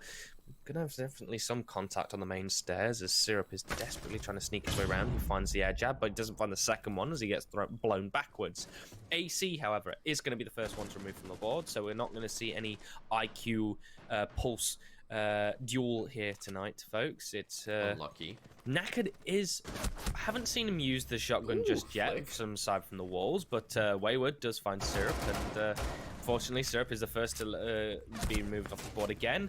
Matty and Naked have managed to find 2 kills themselves, but now it's in a 3 versus 2 with Sleepy Gang currently in control. Indeed. 60 seconds left to play with JMXC, Wei. They've got a tag team scenario right ahead of themselves versus 3 members in AVG. This is going to be a very, very difficult round for them to dislodge and eventually take. There's not a lot working in their favor thus far, and JMX is currently dueling things out. I believe that was a very greedy Cyber looking to pick up a kill. Or no, excuse me, that was Jerry, and he has since been punished for his crimes. And now, in comes Cyber, holding down the fort to the best of his abilities and shutting down that red presence that was Weiwei, now leaving JMXC all on his lonesome. And he has to sort of force his way in through those wub-wubs, but that made him a clay pigeon to the waiting arms of Weiwei at the top of the main staircase. Wonderful peek right there to close off the round in favor of the defense of Sleepy Gang right there. Sure, it may have come a little bit too close for comfort for the defense, but still they were able to thread the needle and shut it all down before APO even had a chance to get the ball rolling. Yeah, and as you can see here from the stats provided, whereas Sleepy Gang's stats are all nicely clustered near around 1, whereas APO are falling off a bit. Jaff and AC maybe not doing as well as they want to be, but yeah, it's not great. But poor old Jerry is on 0.3, but he's doing the flank watch and the I think some of the support work for the team, so you wouldn't normally see it. And unfortunately, he's been caught off guard quite a few times. Poor old Jerry. So yeah, he's definitely struggling, but they're going to head over to Statuary now to see if they can claim a 5th round on Villa in their second defense. And I wonder if Jerry's tides are going to turn with that Cade pick. Could. I'm really hoping, because he's having a nightmarish performance right now, to say the very least. He is munching on that donut like there is absolutely no tomorrow, and he does need to eventually set it on up, step it up.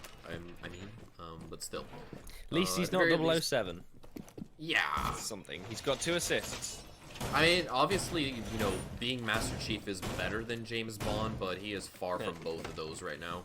Yeah, that's pretty unfortunate as well. We're going to see APO establish themselves over on the Master side, it seems, rather than going for a study take, as Jaff and I knew, but cautiously push over and look to open up into bathroom and look to just go straight for it, as Jaff is carefully droning out, as well as JMX.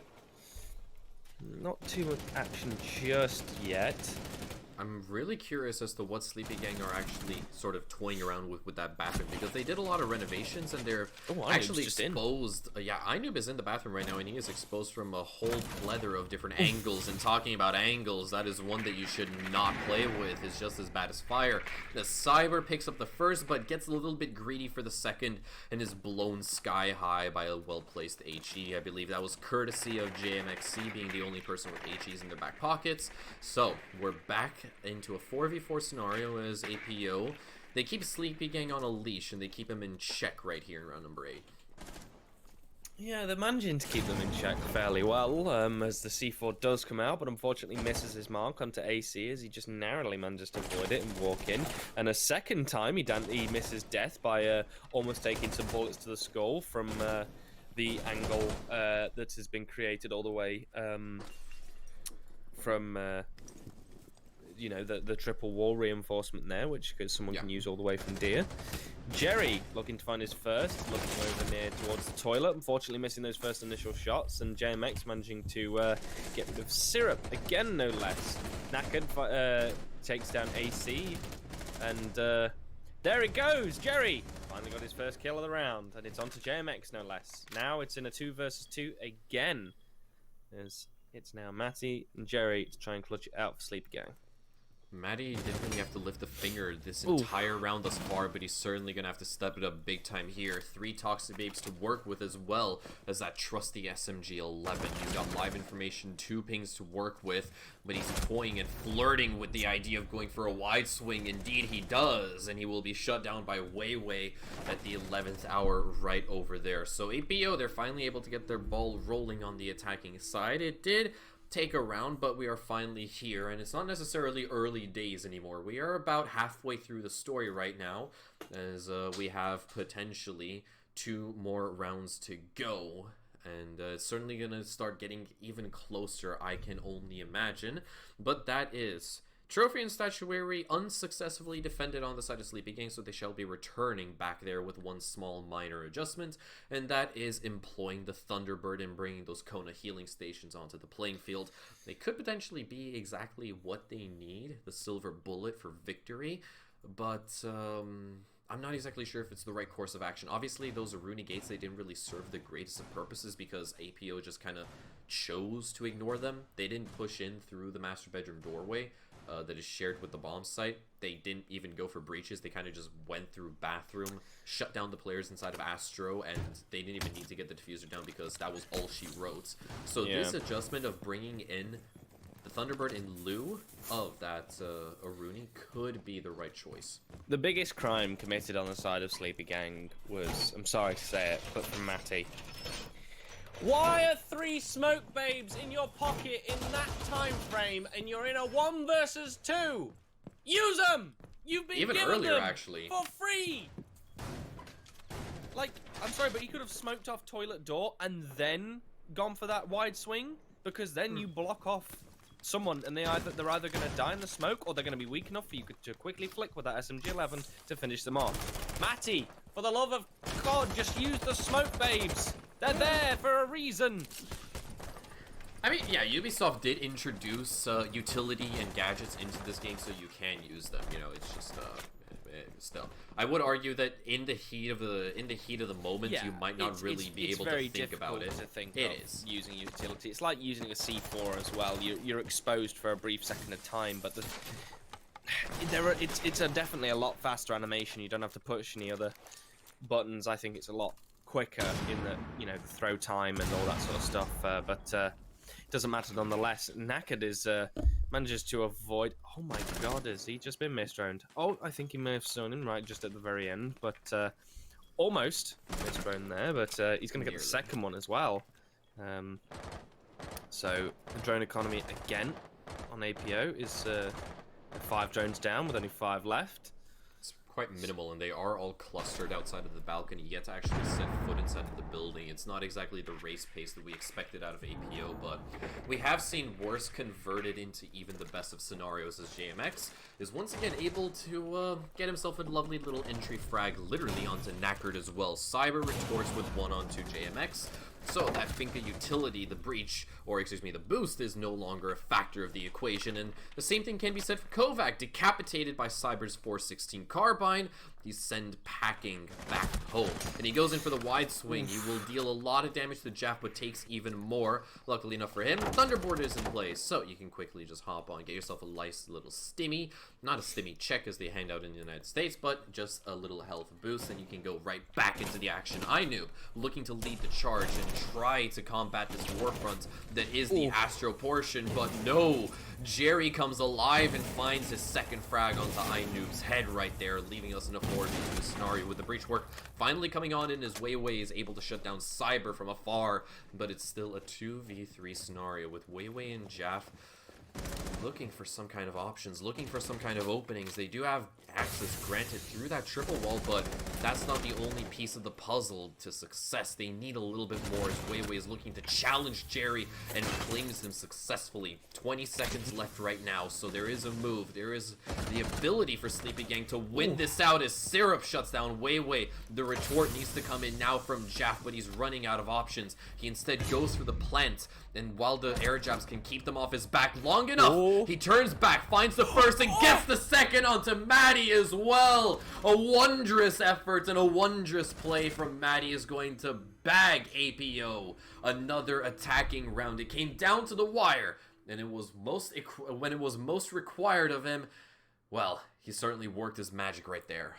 Yeah, magic definitely worked because that air jab came in clutch. If that air jab had not been there, then that would have been a swift win again for Sleepy Gang as the pinch comes out. But very, very well played, and yeah, that's really unfortunate as well from Jerry, because he's played that position twice.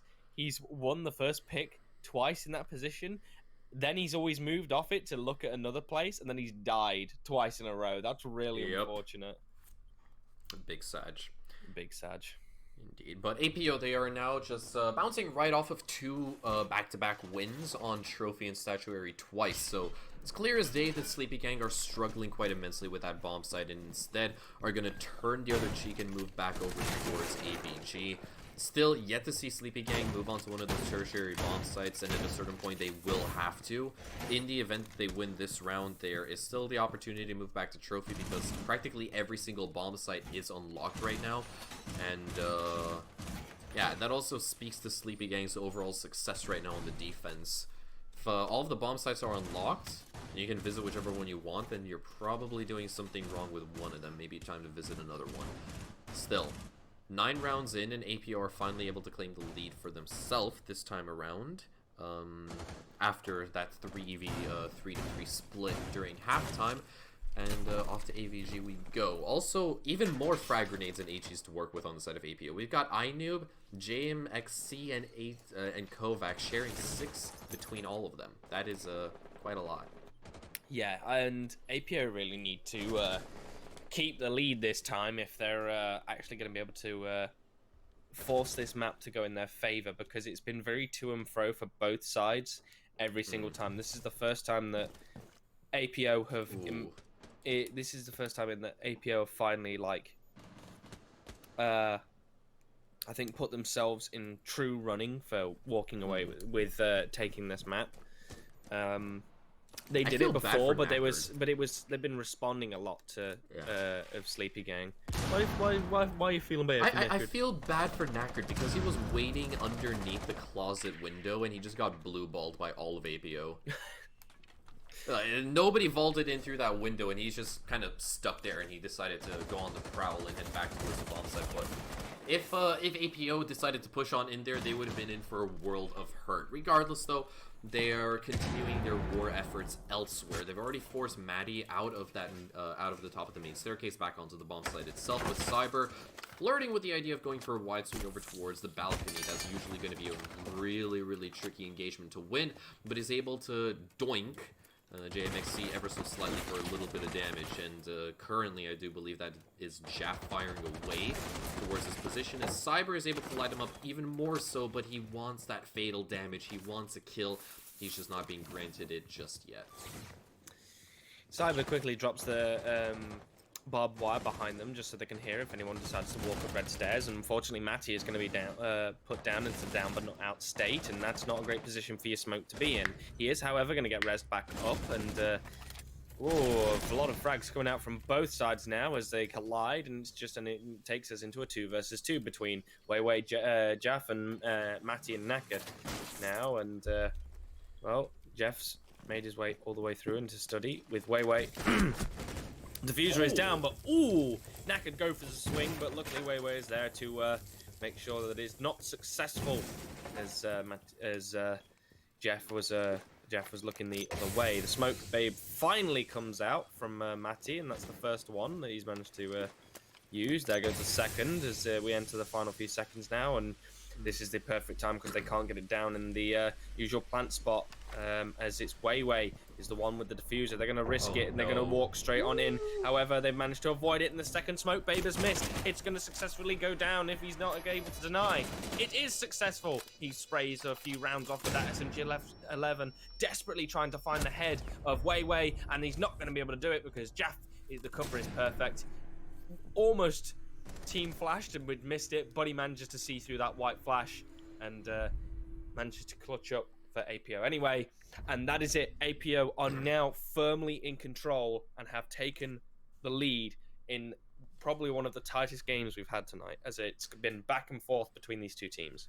Yeah, indeed. They are just coming right off the bat of 3 uncontested rounds, 3 unanswered rounds that Sleepy Gang unfortunately couldn't really be that competitive in.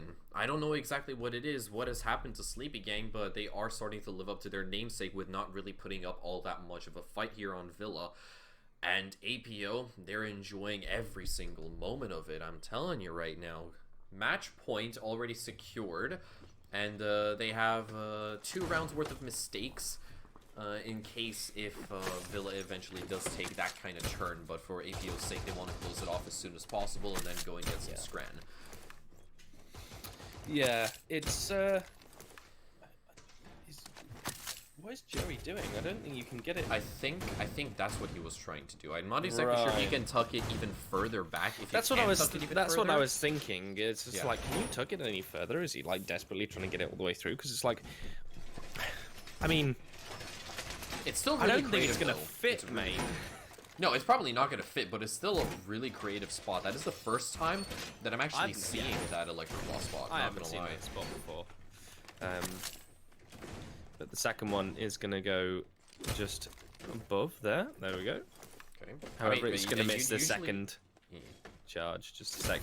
It's very yeah, I'm quite. Normally, you'd use the both cave claws on those two double walls in study, but they've opted to instead cade claw off the vault. So maybe they're thinking that APO are going to go for a more master side push, when in fact it looks like APO have mainly stacked towards going for a study take, as most of Sleepy Gang is actually facing towards the master side, or is at least like on that side of the map, as Inib goes for the 90 repel swing and seeing if he can find anybody, and just misses Syrup, who just runs in front of him, clearly not expecting someone to be there, as or at least run in front of him like that. So very, very lucky again, Syrup, who has unfortunately had a, I would find it quite frustrating map, having been good 1 minute and then getting the first pick the next, and then being picked off first the next. Yeah, I mean, it has been, he's definitely shown really, really bright in certain moments, but also fallen off quite short in other moments throughout Villa thus far. But yeah, day's still not over yet, chaps. There's still plenty of work to be done as Sleepy Gang. They are just one round away from being pushed off the edge of the cliff. And we know that they've got plenty more to say. There goes Syrup. He strikes. It's a little bit scrappy, but it works regardless. Weiwei is now down for the count, and he's got that many more headaches to deal with as two players are ingressing towards Library. AC Kovac already catching his scent, and Inoob is going to start leading the charge. Prone! Unfortunately enough, Syrup can't make it happen, and Inoob will successfully claim the trade. And there's Knackard. He goes in for the surprise peek through the art studio, but is immediately shut down as APO have got no time for monkey business whatsoever. They are rapidly approaching a win right here. A W on Villa can propel them even further through the standings, and Sleepy Gang cannot put up enough resistance thus far.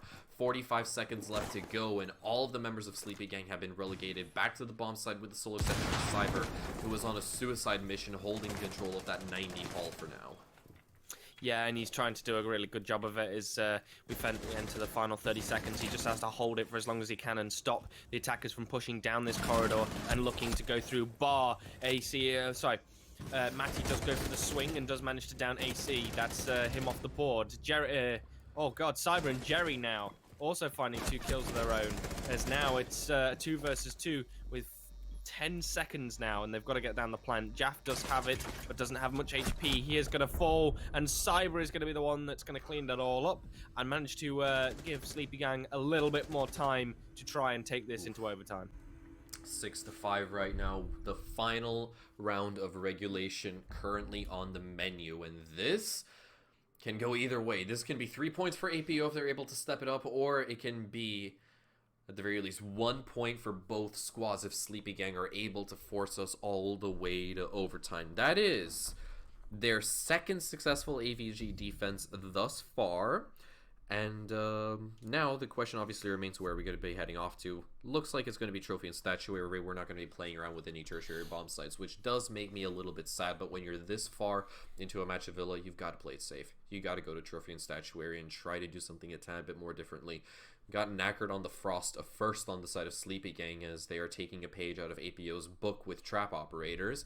If it's going to be enough for APO to be caught by surprise with their pants around their ankles, I'm not exactly sure. Or we could actually walk into a scenario where APO aren't wearing any pants, so they can't be surprised. We'll just have to wait and see exactly how it pans out, given there wasn't a 6 pick on either side. No, unfortunately there was no 6 pick, and it really frustrates me sometimes when teams don't use the 6 pick, because it's free. It's a free advantage. You can second guess your enemies into doing some some things that you want them to do. Like, so for example, I think the most common one that I've seen is you fake the Ying, and then they go for the Warden, and then you're left with an operator that can only really, help when it's a Ying or Blitz. I mean, obviously with the new flash changes, it definitely helps a lot. Warden has actually started to come into his own, at least in this new flash meta that Ubisoft have created for us. But still, it's not a very valuable operator in terms of the utility that they can bring to the table. That's a very interesting position that Knackered managed to get himself into. It obviously came at the cost of a very expensive telescope, but that high ground could be that kind of a little surprise that we were talking about that can finally bag Sleepy Gang a shot at a win in OT. And Syrup is definitely wishing that that would have been the real Yana, not a Gemini Replicator hologram, because then it would have been a freebie for an entry frag. But he rotates over towards that kill hole on the triple breach. Unfortunately enough, won't be rewarded for his efforts just yet. He has to wait out the clock just a little bit more so he can reactivate that Surya gate and force APO back to square one with clearing Master Bedroom. But that is basically the game plan right now. APO are making very slow progress. It's glacier at this pace, basically. And we are essentially waiting for APO to finally get themselves some sort of foothold. We do have a player inside a closet, two of which now, by the looks of it. That was yet another Gemini Replicator, but APO, they are struggling to create openings for themselves just yet. Until now, iNoob strikes, Jerry falls, man advantage now with APO. I was going to say, as to the glacier movement, this is what happens when you just decide to straight up strike a very entrenched site like Trophy Statuary, and you just go for a master side take. It's very difficult to find those initial picks, especially when the opposing team is holding so aggressively with that angle into the walk-in wardrobe there. It's a beautiful angle, and it's been utilized more and more since it was really discovered. And I've noticed that instead of triple reinforcing those walls, people are now double reinforcing them and holding that walk-in. And there it is as well. Jaff has unfortunately caught into one of the pog mats, and it's found their first victim of the night. Cyber does remove iNoob and also get Weiwei. So now it is a 3 versus 3. They're all even with the last 40 seconds left to go. JMX decides to pop that Finker boost, give them a little bit of a boost, which will help out Jaff quite substantially, because he lost a lot of HP when he fell into that steel trap. Now with less than half a minute remaining, APO do have Aviator, sorry, Astro control. Matty does mind to find AC. Cyber also getting rid of JMX, and now it was all left to Jaff, but no, he did not have the HP to clutch it out, as Sleepy make it into overtime. Third time's the charm for Trophy and Statuary, but finally, Sleepy Gang have been able to get themselves a win, and it couldn't have come at a better time, as we are now going to play potentially 3 extra rounds, at the very least 2 right here in overtime on Villa. And I really have to go ahead and commend Cyber's play, because he has been the primary playmaker this defensive half for Sleepy Gang. I think he definitely did hit double digits before the actual halftime even came on through, and now he has just gone absolutely galactic, at the very least, picking up double kills narrowly each and every single round thus far. Cyber has been, as I said, doing a lot of the heavy lifting for Sleepy Gang, and they are surely profiting off of his performance thus far. And APO, they are struggling to keep him on a leash, but at the very least, Sleepy Gang have been able to put a stop to the wave of momentum that APO have been riding for the last couple of rounds, that they instead have built up some of their own. APO, since round number 8, had won 3 rounds in a row, and Sleepy Gang have retorted back with 2 of their own. And we are left in a scenario in which both teams now have to duke it out, and at the very least 2 extra rounds right here for 2 points and 1 measly to the loser. We're going to be heading back off to AVG, as Sleepy Gang are on the defense. Then they had mixed success here, maintaining a 66% win rate thus far. 3 visits, 2 wins. So this is starting to, sort of bode well for Sleepy Gang's favor thus far. Yeah, they've done really well in order to actually pull it back, because, like you said, the momentum was just completely in the hands of APO, and it's been very to and fro between these teams, between trading both momentum and just it's been very back and forth. They've constantly adapted and countered each other every single time, and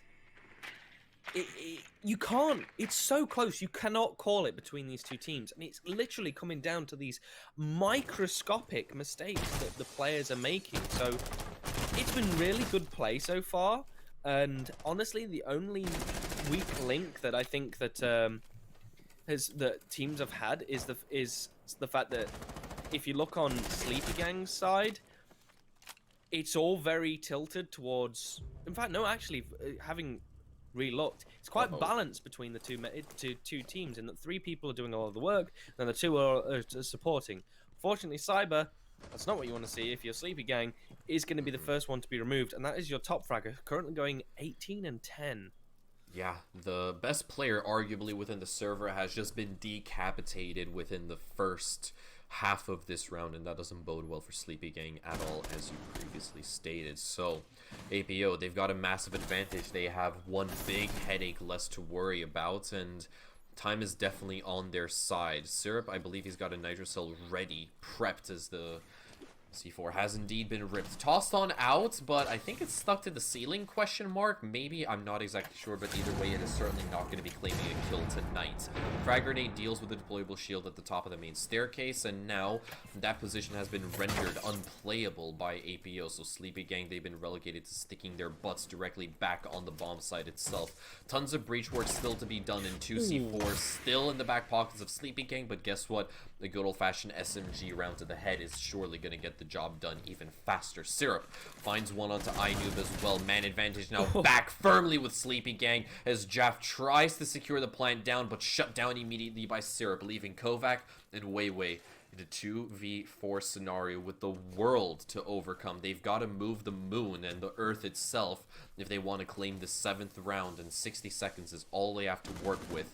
They've practically been isolated out of the bomb site thanks to those smoke grenades, but also thanks to Syrup wide swinging with the Mossberg shotgun. Diffuser now dropped, stranded, and Kovac on his lonesome has to creep his way. 2 frag grenades to work with, but we hit mission critical. The timer, it's already started to flash red. He spots the head of Syrup, and he can't even make it happen. Knackered will be rewarded with the final frag, and that is Sleepy Gang coming alive thus far. 3 rounds, a hat trick of rounds in a row to bag them their 7th, and they are 1 away from victory.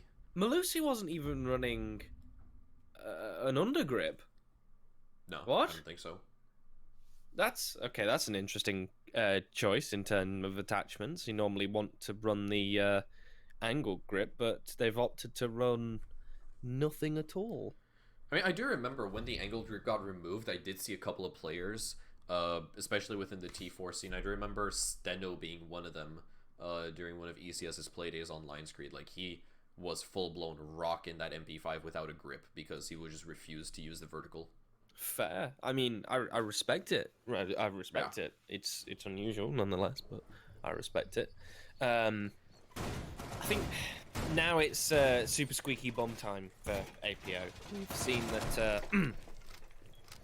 We've seen that their defenses can be a little bit lackluster, having responded to most of Sleepy Gang's attacks, and now it's, like I said, they've really got to show us that they can also clap back in that they can own this site and not just give it up and respond, because after this round there is no more response. If APO lose this, that's it. It's gone. They lose those very valuable 2 points. Still, it's very mesmerizing to see that despite the fact that Cyber was the first person to actually fall on the side of Sleepy Gang, they still walked away with a round victory. Yeah. And that speaks volumes, because you don't need... It just goes to show that Sleepy Gang, they do not need their star player to perform in order for the rest of the squad to come out with a W in that scenario. That is a very spooky thought that is probably going to be looming over you if you're in the shoes of APO, that no matter how hard you can try, the rest of the squad is always going to be right behind you to pull their own weight and ensure that they get nothing but a W. That could have been a Frost mat. that Cyber would have walked into, just saying, but it wasn't there. Frost is not employed on the side of APO. They're doing things the classic way, as it seems, and we do also have a very classic take from the north portion of the map directly onwards to the south. And Kovac is tucked in over by Zombie, yet to be droned out, I suspect, and in case if Sleepy Gang don't exactly check their corners, as is per usual in, CQB 101, he could have walked away with the kill, but instead he shall be killed. Jerry decapitates him, and that is so much map control firmly taken away from APO. What a good first pick as well from Jerry, who's been really struggling to make any sort of real impact in this map thus far, but that was a really impactful first kill from him, and good job. So, now we're left in with 1 minute 35. Jerry unfortunately has been downed, but he is in a recoverable position as Syrup slowly moves up and makes sure that no one's going to swing that and finish him off, and he gets caught in the crossfire, and a beautiful nade from Cyber that just sends Inoob into another world, and well, APO have completely lost every advantage, and Cyber just walks in and cleans house, and wow, finishes this game up really confidently as well, without losing a single man, just one into a down but and not outstate. Sleepy Gang showing absolute final control on this map, and APO, some lessons really need to be learned there, because boys, you got to start taking control of the match more instead of reacting to what the enemy team is doing. Yeah. A bit of an anticlimactic finish over there to Villa, but at the end of the day, it was still a well-earned victory on the side of Sleepy Gang, being able to back themselves 4 rounds in a row, which is the biggest lead that we had actually seen between either of these two squads right here on Villa. APO, they initially got themselves like a 2-round win streak in the first half, then a 3-round win streak in the second, and Sleepy was it was nothing but Sleepy in the last couple of rounds, the last 4 rounds, including overtime as well.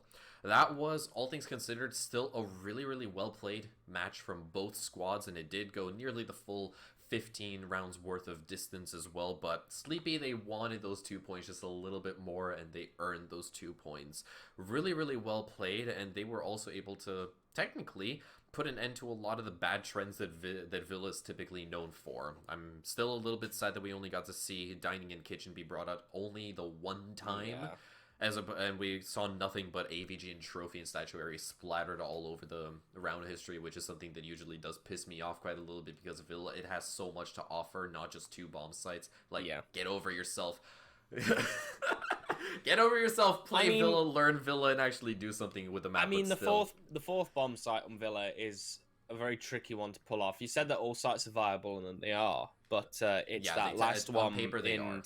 On paper, they are, but that last one in... in library and living room, it is easily the worst. It's very, very easy to slip up on that one for both, for defending on, and it can be a pain. But that's going to be it for that match. We're going to go to another break, and we'll have one more final game for you guys tonight, and then that'll be it from us, as one of the other teams is on a bye week. So we'll see you guys after this break.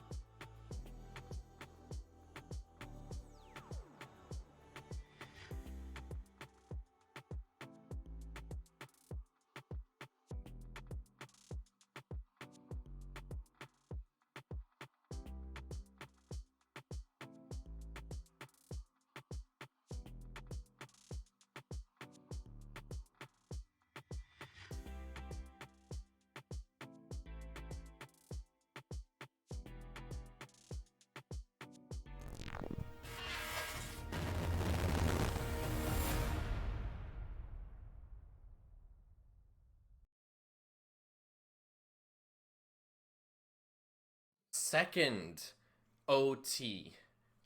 Didn't necessarily go the full 15 rounds the way it did on Oregon between IOM and the Ludens, but it still ended 8-6 in favor of Sleepy Gang. And now we got one more matchup on the docket for you guys right here. Thank you so much everyone that has tuned in, and in case if you guys are tuning in just right now, then hi, welcome, good to have you here, and we are just about to get ready with our final matchup of the evening. That is Combat Wombats going up against Team Alpha to close off Playday number 2. As always, my name is Tudor. Alongside me, I've got Artifacts Warden, and we're kind of just slogging away at this, feeling a little bit tired, but we had ourselves our nondescript energy drink. We had a second cup of coffee. Thankfully enough, we didn't necessarily make a mess out of that second cup of coffee. If somebody, you know how your body reacts when you have that second cup of coffee. It's not pleasant. Yeah, it's not cool. But still, we're back right here for our final matchup, and it's going to be a good one. Absolutely, it's going to be a cracker. We've got, like you said, Wombats versus Team Alpha, and Wombats had if I remember correctly, a good Season 3 from last time. So it's going to be interesting what they bring against a new team like Team Alpha, who have as of yet to pick a name. So maybe today will be what they decide to christen themselves. Maybe it will give them the moment to pick one out. So if I were their coach or just like a member of the team, I would say not Team Alpha, just call us the Sigmas. So simple. But obviously that is such a mantle to carry with you. You know, you call yourself the Sigmas. You gotta live up to that. You gotta live up to calling yourself the Sigmas. And thus far, they have 5 points. They're close. They're close to earning that right Take all those Yeah. as the Sigmas over Yeah. Team Alpha. Just has a better ring to it, you know? Yeah, it's definitely a unique ring to it. I'll give you that one, two doors. But a unique ring nonetheless. So, shall we see what we have for map bans for these two teams Yes, this indeed. evening? Let's go ahead and see which arena these 10 gladiators shall fight on. Once again, Chalet and Oregon, they're going to be the exact same auto bans as the previous two matchups. These guys really gotta like love the the fact Chalet that- in Oregon, don't they? Yeah, people love Chalet, and I really love the fact that people love Chalet, but I'm still really indifferent about the fact that people love to play on Oregon. I think it's such a dull map. Like I said, it's checklist. You do this, you do this, you do this. If you don't do that, you lose. Yeah. Coastline and Coastline, Cafe, eh. also the second two to go. So that means our last two maps. Bang! So it's Clubhouse. Unfortunately, not making the reveal. Very close. So we are going back to the Dub House, though. So the real question Okay. is, which team are we going to see take the title of that Dub House? Yeah, I can work with this. I can work with this. It's What not do you think, Two Doors? Do you think the old guard are going to be able to take it, or the new breed going to come in and stomp them?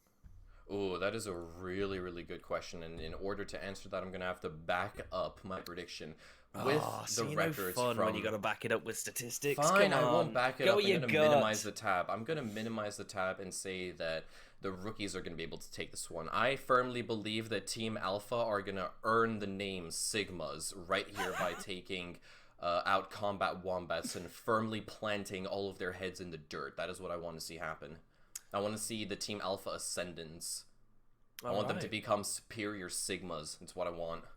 Well, now we get to, I think, see if your early prediction without the stats are going to be. So let's, if we've got them production, let's please throw up those stats and see how well he's predicted it. So not too bad for the rookies, I'd say. I'd say that's pretty on par with what you want to see. That could lead us into a really close game. We've got one person, unfortunately, with no stats so far, but now's the time to shine. Now's the time to assert that Sigma dominance and put your name out there and get some stats on the table.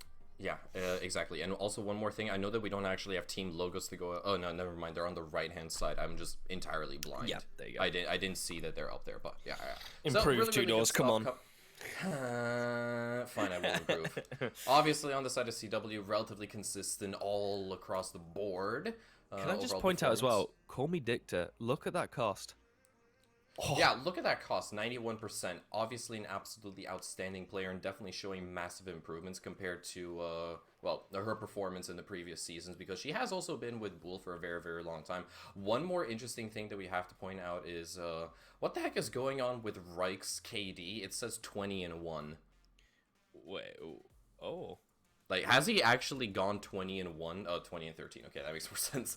I was gonna say, like, 20-1. Entirely unheard of. To only maintain a single death throughout an entire match. Next bolo, mate. Next bolo. Yeah, exactly.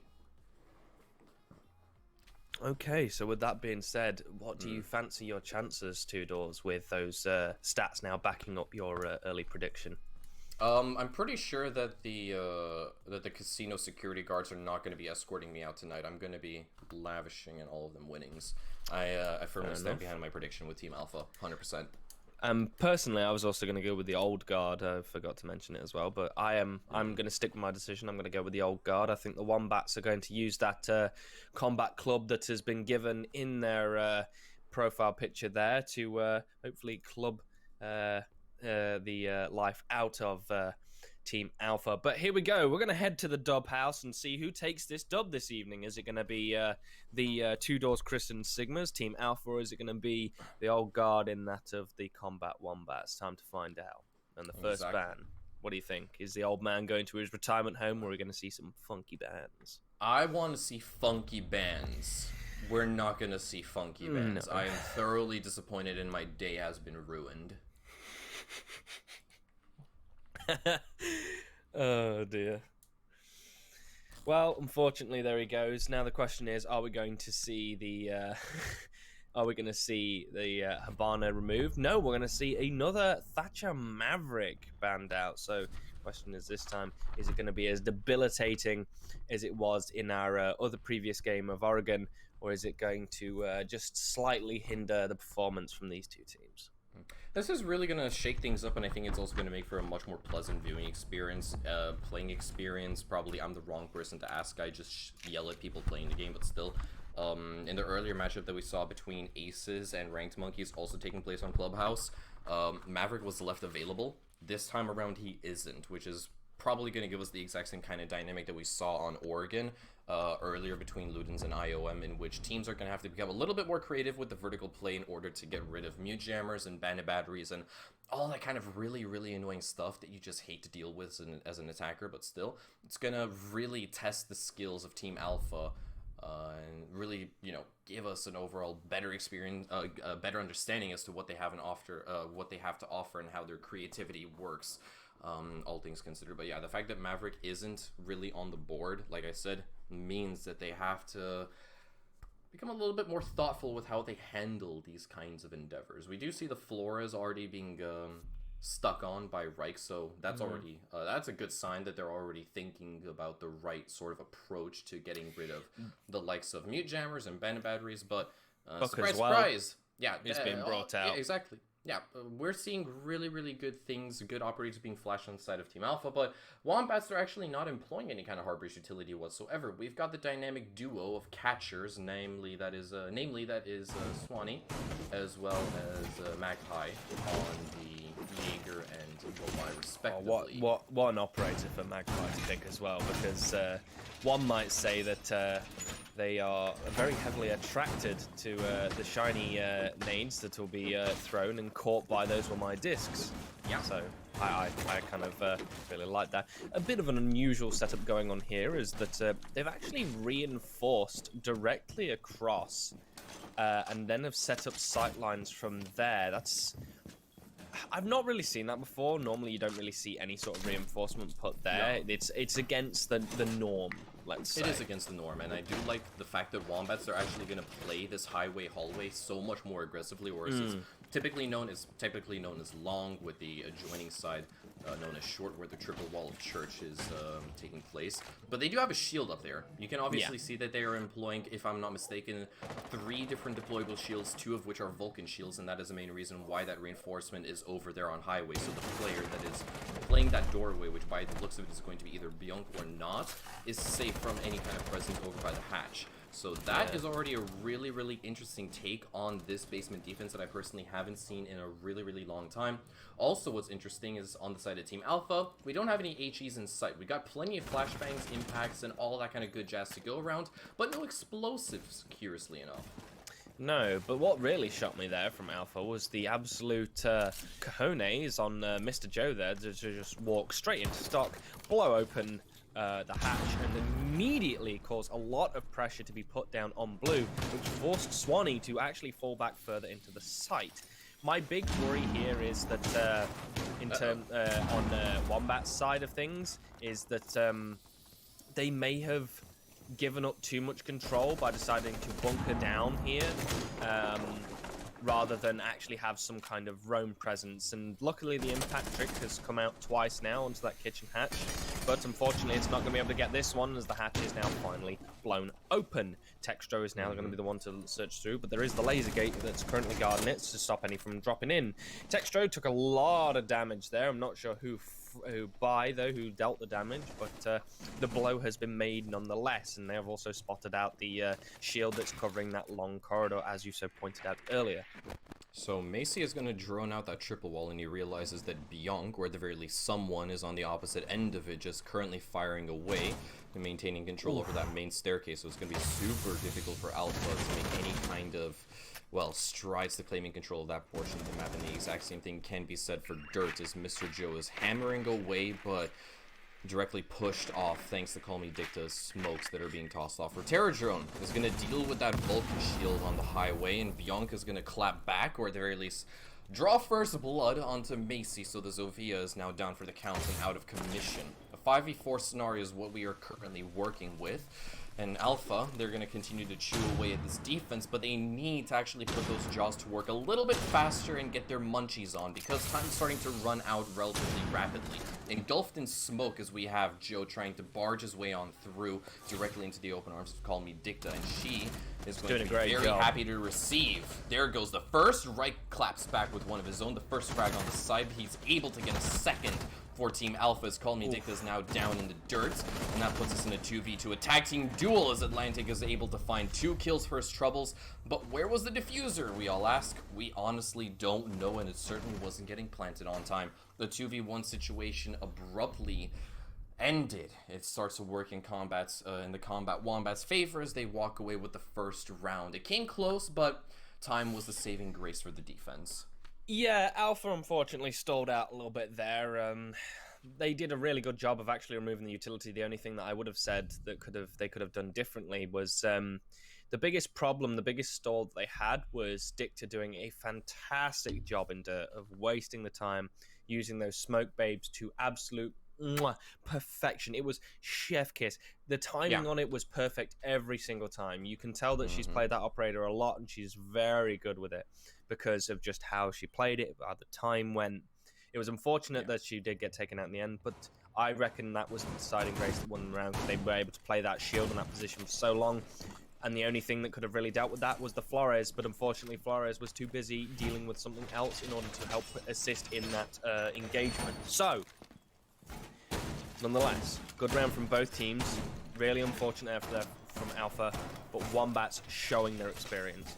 Exactly, and I really do have to commend the likes of Atlantic, and I believe it was either Mr. Joe or Reich that were able to effectively grab themselves, what was it, not 2 kills, I think it was definitely 2 kills apiece, because they were sat in a 5v2 scenario that then got converted into a 2v1 in basically like the blink of an eye.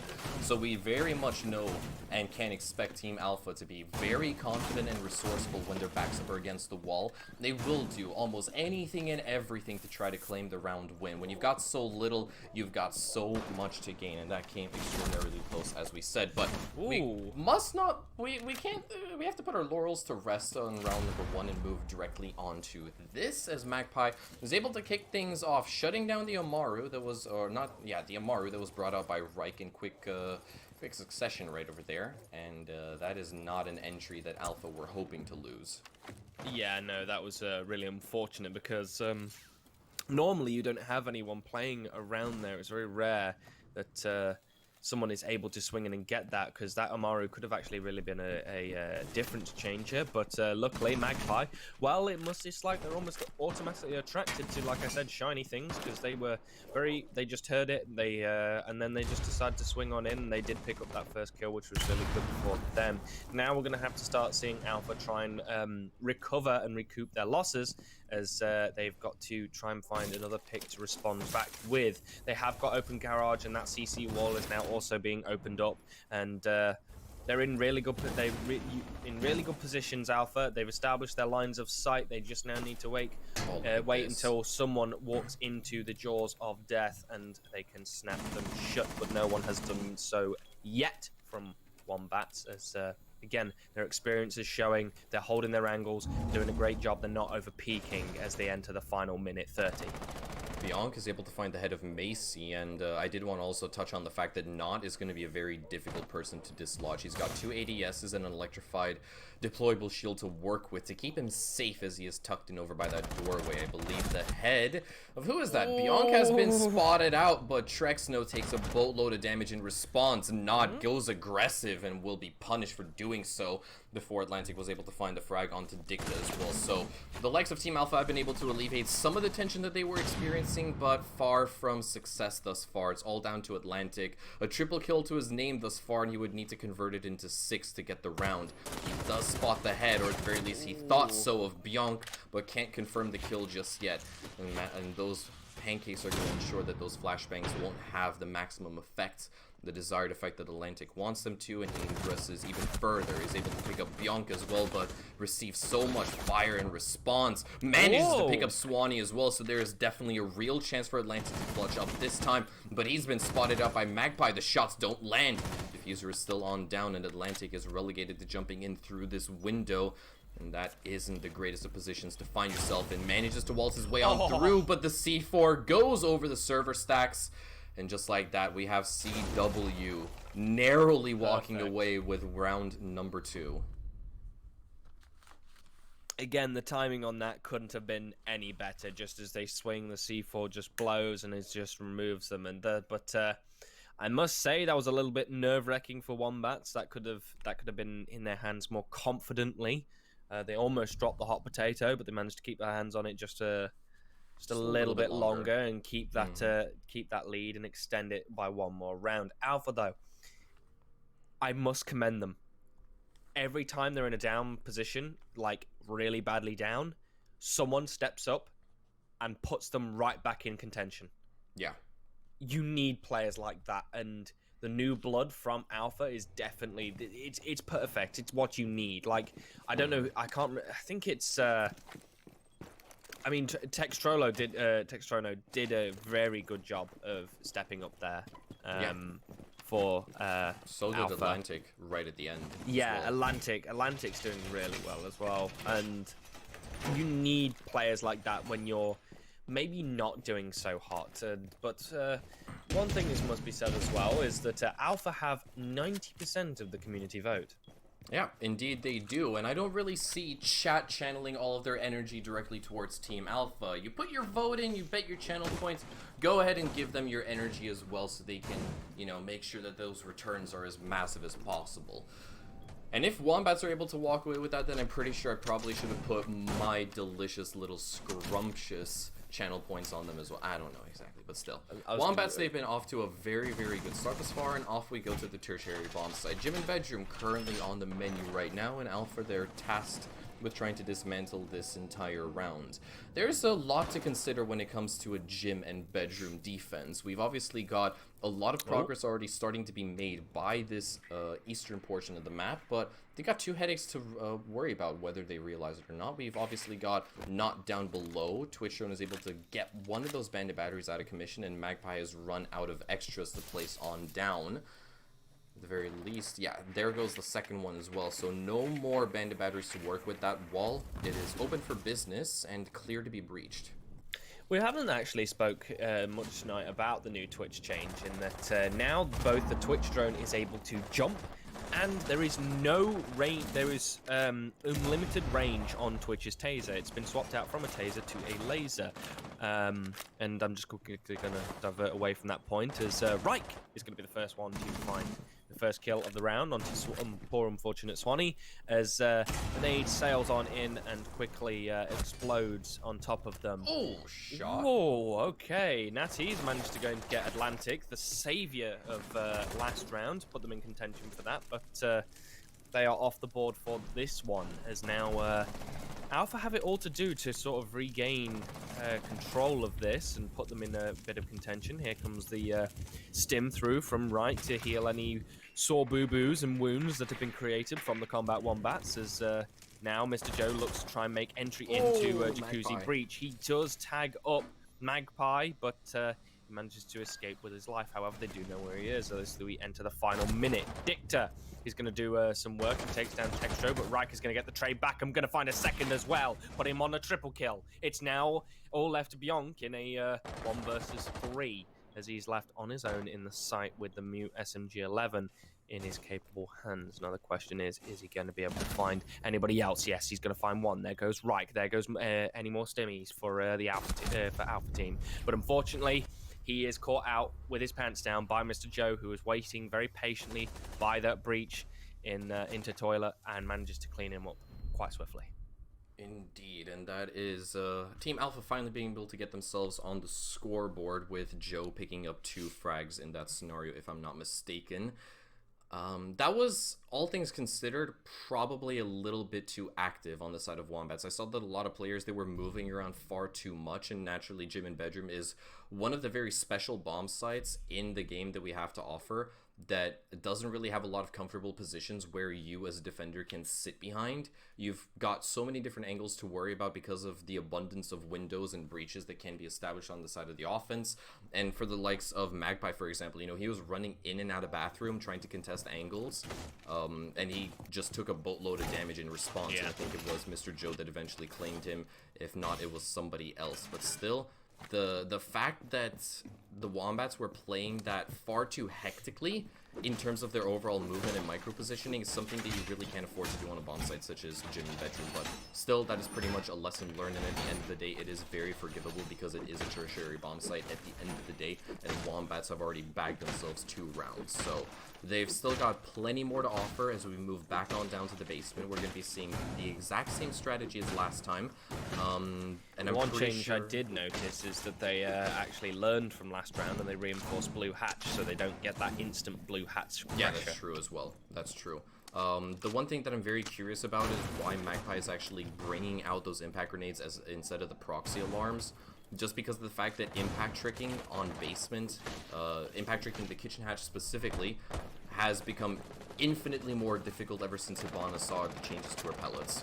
It feels like a small little waste of utility. It's just time delay. That's all it is. You can't fully close people out now from getting that kitchen hatch, whereas you could before. But it's just more time delay, and it's honestly when you're playing defense, when you're playing on the defense, any time delay that you can provide is worthwhile in my opinion, because the more pressure the attackers feel under, the more chances they have of making mistakes. And the easier it will be to force those mistakes, which is why you've done it. I did notice that Texno had walked all the way down main stairs and got that for free. He's right at the very bottom there, as you can see, just watching an angle all the way through. Oh, He's that's a freebie. almost Oh, no. finds Bionk, who was very lucky that they didn't accidentally walk further into his line of sight, with Dicta again delaying in dirt. However, the boosters can come back out to heal up any damage that was done. Dicta has not lost her shield just yet. She's going to hold on to it even longer as we enter the final minute 30. Both sides have not lost either a man, and there is still Natty all the way on the top floor. With Atlantic, the roam he's game. gonna suffocate. Oh, and a beautiful smoke as well. Again, from Dicta. She is doing awesome work. I cannot stress how good this smoke play is from them. Yeah, it is really, really great, the showing that Dicta has been able to put up for us, but there's still plenty of more action taking place elsewhere on the map as Team Alpha have got so much stuff going on right here, but Dicta once again just delivering, collects another frag, and could have actually gotten the confirmation if that smoke grenade would have gone off sooner, but Macy was right there for the trade, and Reich is able to, well, will be picked up back to 20 HP. I do believe that we still have a lurker on the loose that is not currently inside a garage, and control of blue has been established by Team Alpha as Mr. Joe is able to shut down Magpie. Diffuser now recovered as well. You got to get a move on, son, because if you don't, all of the action is going to take place before you even join in on the fun. Trexno is able to find an extra frag for his troubles as Not is inching his way even further towards the main staircase and finds the likes of Trexno. Macy is getting that diffuser down ever so rapidly, and no one on the side of Wombats is in a position to contest whatsoever. Top floor control re-established as it's all down to Not. His fallen comrade Swanee burned himself to a crisp, and the Yana perfectly knew exactly where the pressure would be mounting from. Team Alpha 2 for 2 in the last 2 rounds, and once again they're able to tie up the scoreline in a neat little bow. I'm sorry, but the fault of that round, in my opinion, goes towards Natty there, because they were in a perfect position to really create and cause some havoc on Team Alpha, because they were in a good position. No one knew they were upstairs. No one was coming to shut them down. No one was coming to close them out. And they were all the way over in blue. And it's like, they've got kitchen hatch. They've got main stairs. You know this. They're also pushing down dirt. Why have you not rotated through to try and at least cause some damage on the flanks of where you know they are? I understand why they were sort of roaming around blue, just to see if there's a stray member who just decides to casually walk down. But in that situation, you're better off going to where the contact is biggest, because there you can reap the most damage. And I reckon that they could have put themselves into a position that could have caused a substantial amount of damage and would have actually meant that the Alpha were not able to confirm that round because it was going really well for them. Shoulda, woulda, coulda. Yep. Shoulda, woulda, coulda. It's really unfortunate for now because, as you said, the idea was good. The execution, not so much. Hopefully the next time that they decide to go on such an extensive lurk or even a roam altogether, it'll just be that much more fruitful. Well, perfect square. Yeah, exactly. It's really, really satisfying to watch. You could almost play tic-tac-toe on it, just a couple more punches. That is something that was introduced, if I'm not mistaken, like pretty early into year 4, probably even actually earlier, when people just decided, hey, what, you can play tic-tac-toe? No, not that you can play tic-tac-toe, but yes, that that's included. But that you could just make like really, really annoying punch holds and basically play whack-a-mole with the offense. Yeah, it's a shame that the the bullet holes were removed as well, because that was fun to play with, wasn't it? That was fun, but really obnoxious. Annoying, yeah. Yeah. Well, now we get to see who's going to be really annoying and obnoxious on the side of either of these teams. Who is going to be the first one to find that first pick? As full minute is now gone, and no team has decided to really strike out or establish that foothold. As I say that, first contact comes out as Macy is going to be the first one, and they're going to get rid of Natty. There they go, off into the Shadow Realm. They're really struggling to, have the impact that maybe you want from the player. Macy doing really well though. That Yana, perfect swing in there. As Bianca is going to be the one that's playing the rafters and going to be holding it as long as they can with those Y discs as they charge very slowly over time. Bit of a risk him deciding to run on over and sprint out, but maybe that's not the best call, as now they have rafters control essentially for free. As we enter this final minute and a half, and this could be a grave error on the side of Combat Wombats. It's very questionable to simply offer control. Oh, call me Dicta, pouncing on Mr. Joe, who unfortunately enough was a little bit clueless in that scenario. Obviously no information or sound cues to go off of, but that is a free trade now backed by the Wombats. Puts us back into a 4v4 scenario with, if I'm not mistaken, Trexno trying to make his entry on towards platform. Magpie has fallen, can be recovered back to 20 HP, and Call Me Dicta is still reaping some chaos down below, at least for the time being. Alpha have already basically got all of the pieces to the puzzle that they need to ensure a successful execution. They're just waiting for the right moment to do so. Ideally, they would try to get themselves an extra frag before they can set their plan into motion, but nothing is being offered up just yet as we progress into the final 30 seconds. Alpha, they gotta make their move, and they gotta make it happen relatively soon, as Bianca is still trying to duel things out. Call Me Dicta on construction, no one to meet them there. And this is a good old-fashioned Mexican standoff by the look of it. Trexno is able to find Swanee, and that breach is gonna give them a crouch hold footwork to a default plant spot. And there he goes. Reich is going to double down, shuts down Magpie, ascending the red staircase, is able to find Bianca with relative ease, and now it's down to Call Me Dicta. Information is solid, though! Just in the nick of time, hit the 11th hour, the C4 goes bang! And the defuse was simply shut down. A round win for the defense in the most unexpected fashion as well. I honestly thought for a minute there that Wombats had thrown that, because I saw a C4 get burned halfway through, and I thought, no, that is not the time. That is not the place or the time to burn that C4 when you're downstairs like that. But Dicta comes in clutch again. I cannot tell you how much that Dicta has now become my MVP for this this match so far, because they're not out there fragging. They're not out there doing, these massive, really flashy plays. They're doing the work that needs to be done, and they're delaying time, and it's these small, subtle little plays that they're being able to pull off that just turns it in the favor of Combat Wombats every single time. Every single time. And it's just, for me, that's the way I like to watch Siege. I love that style of play. It's not the big flashiness, it is the cool, calm, collected usage of utility and just overall brains and smartness of what the opposing team need to do and how they do it. impact frags. That's what it's all about. Yeah. That is basically, as long as you get yourself one impact frag, you are 100% a good step closer to winning out the round. And right there in a 1v1 scenario, yeah, it seemed near impossible, but at the end of the day, it is just the improbable waiting to pounce, just like that C4. Basically the perfect embodiment for that analogy, and I absolutely loved it. Their Now- timing has just been so incredible. Like, Yeah, it has. they've got it perfect every time. I mean, not nearly every time. If they had gotten it perfect every time, it would have been a 5-0 scenario. Yeah. But still, it's as good as it could be going right now for Wombats, but there is still the potential for a slip-up, just like that round there was. If Call Me Dicta didn't have a C4, well, it could have been a very easy 3-2 scoreline in the favor of Team Alpha. And now with one round left over in the first half, it can still end off as a 3-3 split. If Wombats make a slip-up, unfortunately enough, they don't want to rely on heroics the same way they did last time. They need to do it a little bit more by the book with a little bit more security if they want to back their fourth round.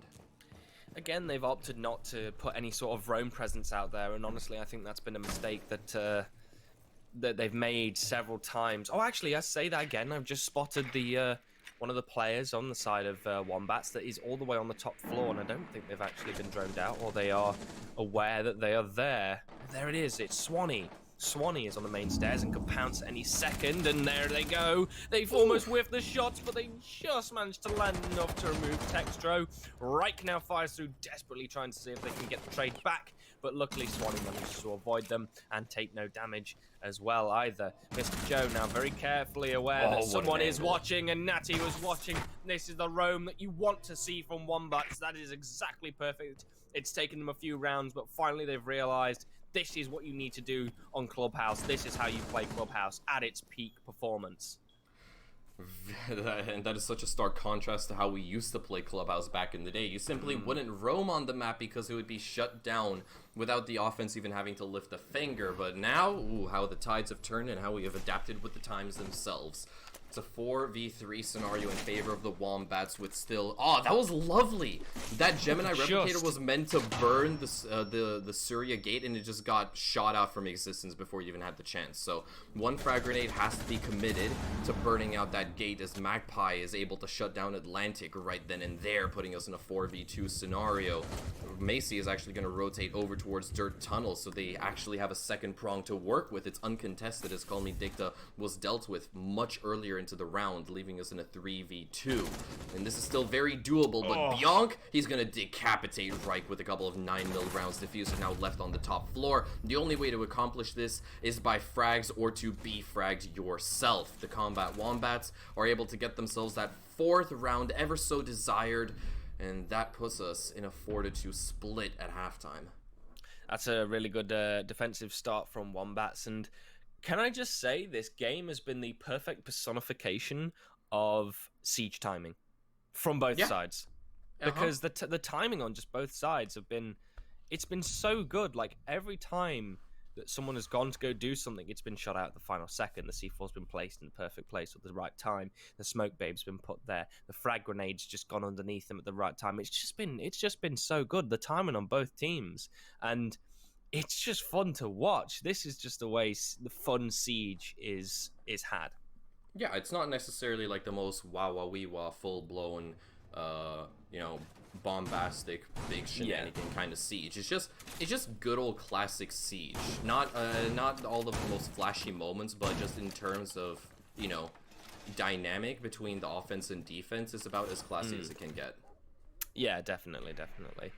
But now we're going to see if the Wombats can live up to their attacks now, and see if they can carry this home and for their win in regulation, or are Alpha going to be able to turn this completely on its head and see if the Alphas are going to finally establish their dominance in this matchup. They have opted to go for Gym Bedroom first, which is the tertiary site, but it's a bit of an oddity. It is a bit of an oddity, but in some cases not so, as I have seen Gym Bedroom be played a bit more, I think, since the small little changes have come through onto the new Clubhouse. Yeah, it definitely has seen its fair share of success. It just seems really ballsy that Alpha would start off with Gym and Bedroom, given the fact that Mira is not on the table, and Mira is obviously an operator that can just really aid this hold in becoming so much more successful, but why use gadgets when you can use your guns? Not was already the first to fall, and that does mean that Wombats are stranded in a 4v5 situation, but not quite so. The main platform breach has already been opened up, so they can start claiming control of that eastern portion of the map before moving and weaving their way towards the bomb site itself. We've got Magpie down below, clearing out angles, as I do believe there was a silhouette of somebody down below inside of the garage. That is Atlantic over by the motorbikes, decapitated by Swanee right there with the ARX. So, tied things up, back to a 4v4 scenario, or so I thought. Macy is going to strike, he pounces and finds Magpie, and that once again ensures the defensive Team Alpha maintains the man advantage, but not only that, they still maintain firm control of this eastern portion. CCTV and Cash has yet to fall as the Wombats are struggling very greatly to gain this territory. I think they're struggling a lot because if you have a look at their drone economy, it's not great. They've only got 4 drones left, and not only that, did you notice that the 2 people that decided to actually enter into the building itself were caught out because they were face-checking everything. They didn't really have any droning going on to guide them in. There's no beacon, and speaking of the beacon, Textro is going to be the one to shine the light and just light up the Dicta there, but the trade does come out, and we're now in a 2 versus 3 with Swanee and Bjonk with the ones to do it for Wombats, as now they haven't really managed to even make it out of CC without unscathed, and it's really showing because they just can't gain access to the site itself, and as Bjonk decides to cross, he's going to get lit up, and Macy's going to find Bjonk, and now just has to find Swanee left with the diffuser, also down with the final 30 seconds left to go. Who's going to win it out? Is it going to be the Nomad with those 20-round ARX, or is it going to be Macy with the 25 416C? 20 seconds now with the few pop shots coming back, trading back between these 2 players, each just trying to see if they're going to be the one to win it out. In the end, it's going to be Macy, who just keeps popping up over that shield and firing those few shots as needed and using the slits in that shield to their advantage, and they clutch it out.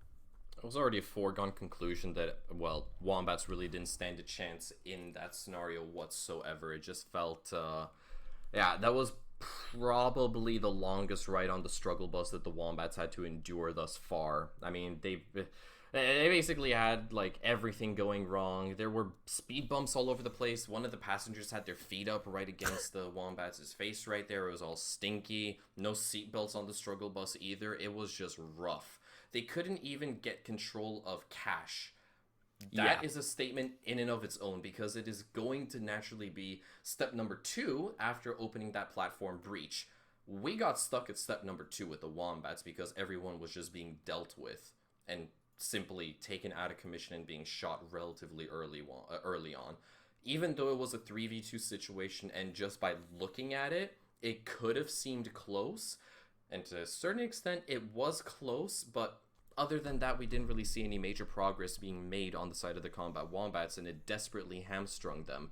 They need to do a little bit better, and if we are to expect this exact level of performance for the remainder of their attacking rounds, then I am certainly worried, very, very worried for Combat Wombats in their overall ability to close off Clubhouse in their favor, because we cannot see such slow, messy, and overall, unconnected and unconvincing attacks. I mean, the thing that created it was, like I said, the drone economy and the drone usage. We had 2 people walk in, face checking, not knowing where the members of Team Alpha were when they should. If you're entering a building, you should know it's clear, and you should know, that entrance that you're walking into, so you don't have to face check everything. There are times when someone is unfortunately going to walk in just after you've droned something, but those chances are, low if you do your job properly and you have the support calling it like they should be doing.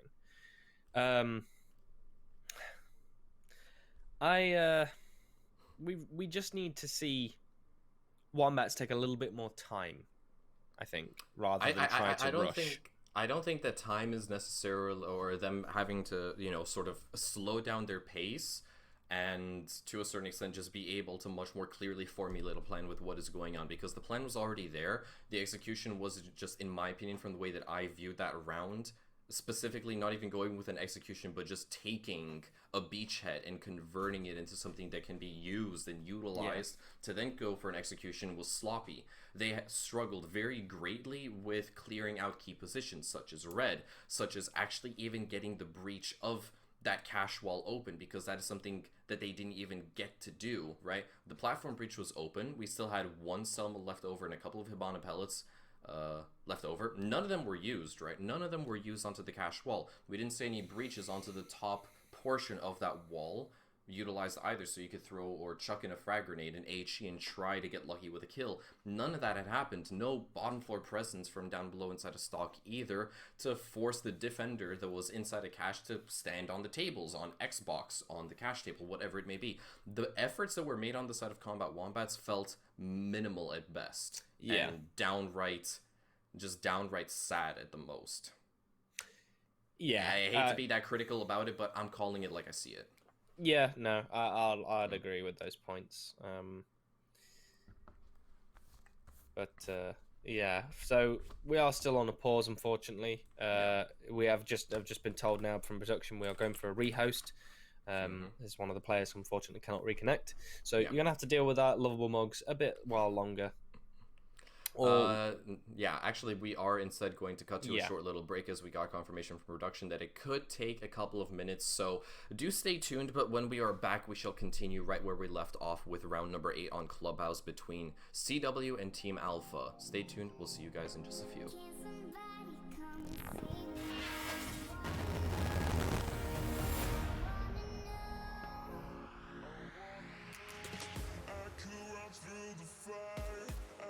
Conquer the night, if I can make it, if I try to draw the red light. I could run through the fire, I could conquer the night, if I can make it, if I try to draw the red.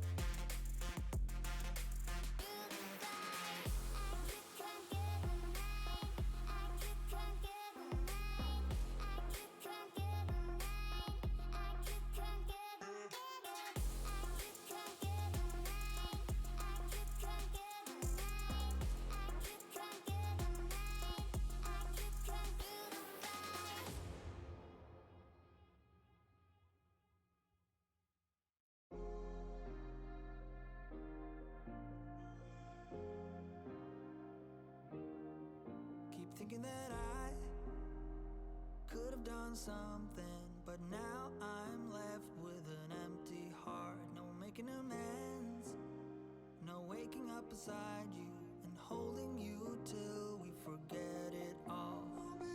How could I know there was no second chances? Like dominoes, my life got really scattered. You couldn't keep the door shut, and now the frostbite's creeping in. 'Cause I've been stone cold since you left me here. So come home, why won't you reappear? Things that I said came out totally wrong.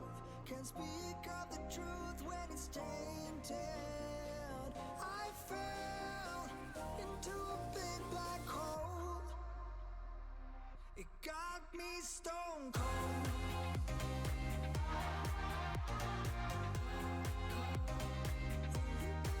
You got me stone cold.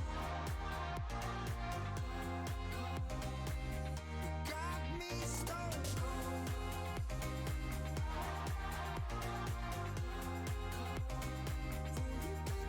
You got me stone cold. Got me stone cold. No Wizard of Oz can undo what I've done. Completely out of luck this time. I'm stuck in reverse. I gotta get away now, but I can't seem to take the lead. Oh baby, how could I know there was no second chances? Like dominoes, my life got really scattered. Still, I find myself hoping that you'll find your way back to me. 'Cause I've been stone cold since you left me here. So come home, why won't you reappear? Things that I said came out totally wrong. Can't speak of the truth when it's tainted. I fell into a big black hole. It got me stone cold.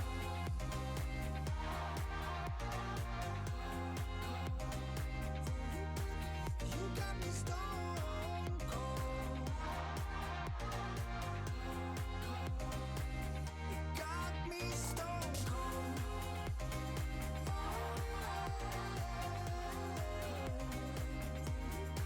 You got me stone cold. Got me stone cold.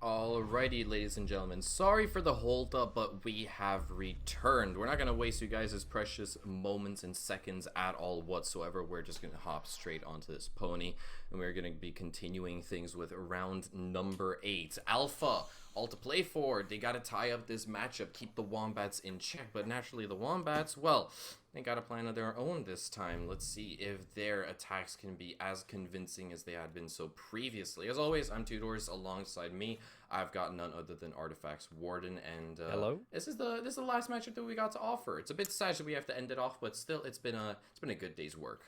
Yeah, it's been really good. I've really enjoyed watching the games and casting with you as always, Tudors. It's been a pleasure to actually get that first cast on, and I think it's gone really well. I'm really glad to have casted with you tonight, mate.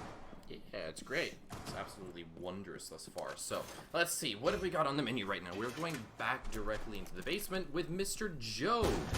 He's got the Evo, or no, that's not the Evo. That's Ella the Shoddy. FO12. That's the FO12. The Evo is something else. That is the Scorpion Evo. We got the FO12.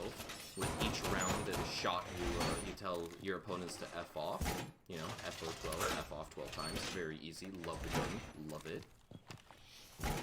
Yeah, it has a really quite nasty reputation of being able to cause damage at range, which shotguns normally can't, and especially with it being a semi-automatic, you don't have to deal with that extra additional pump animation that can really save your bacon sometimes as well. We're going to see Reich decided to stick a bulletproof on, well, a grinding tool, which I've not actually seen that placement of a bulletproof there before, but, well, that's a new one for you in your ranked games, if you ever want to use some of these placements for yourself. We're just going to see, as well, Call Me Dick to get straight on in and look to open up into kitchen, and as they take that control, here's the hot droning. This is what we've missed.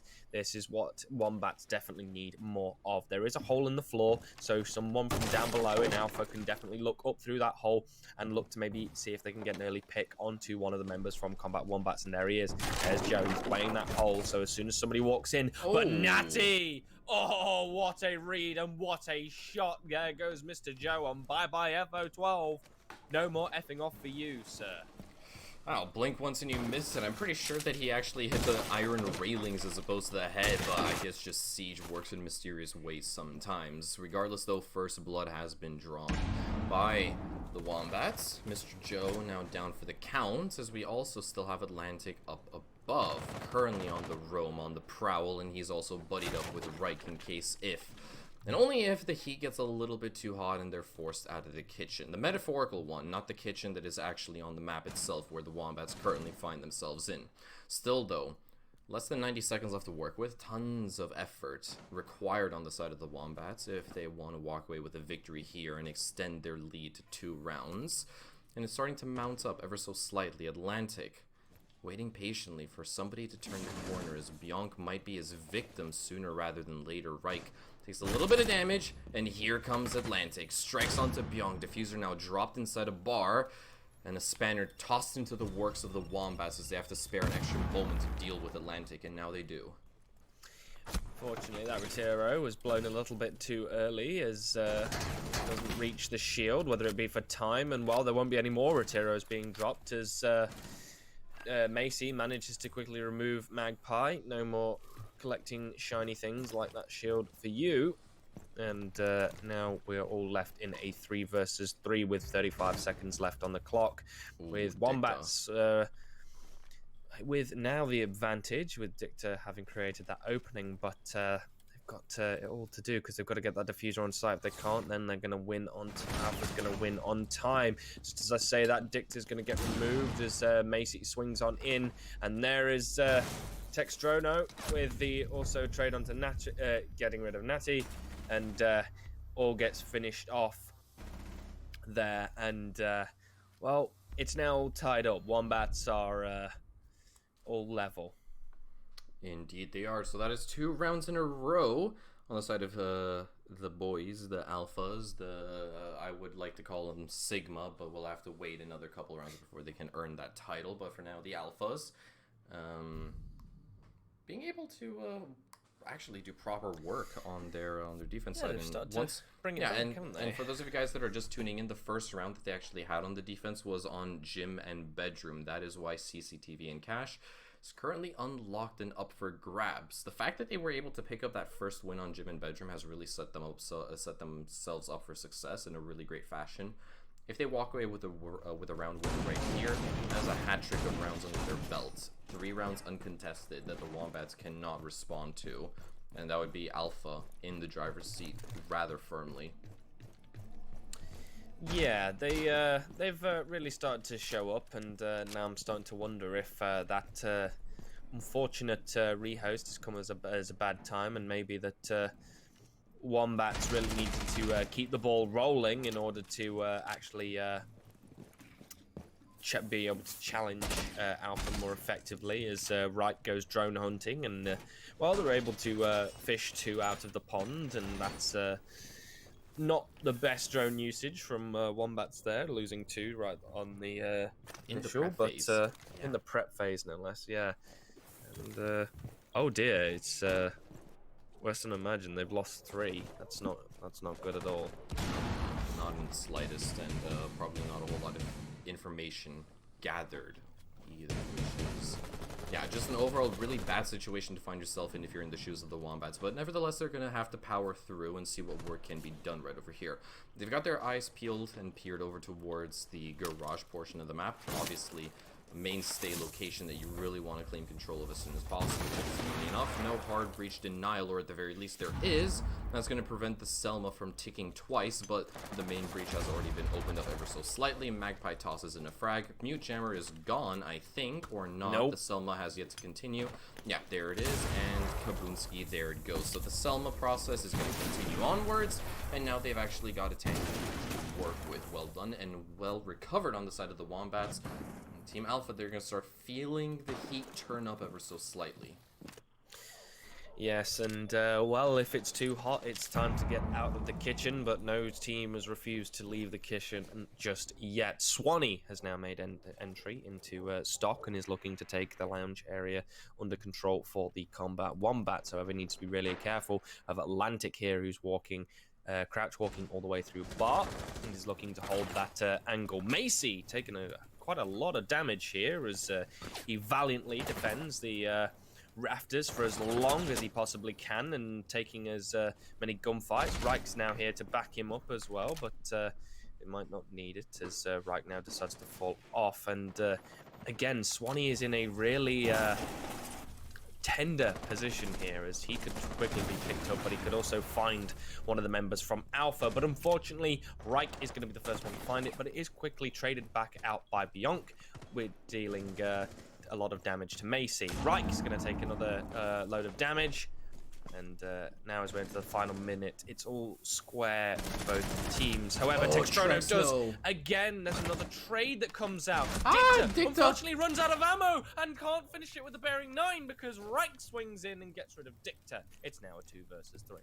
Ooh, that was super duper rough, but Magpie is able to salvage it ever so slightly, so that's going to tip the scales back into the favor of Wombats just a tad bit, as we are now left in a 2v2 scenario with Bionk able to grasp control of this cash room very firmly as he deals with Mr. Joe, entirely unaware and unbeknownst to the fact that Bionk was directly behind him. Atlantic, as you said, expended his very last C4 and is now relegated to using his weaponry to force his agenda. Finds Magpie, beautiful headshot to relegate Wombats to just one sole survivor. Bionk places down that C4, essentially cutting off one avenue that Atlantic could have utilized, but live information, it is bang on the money for both squads.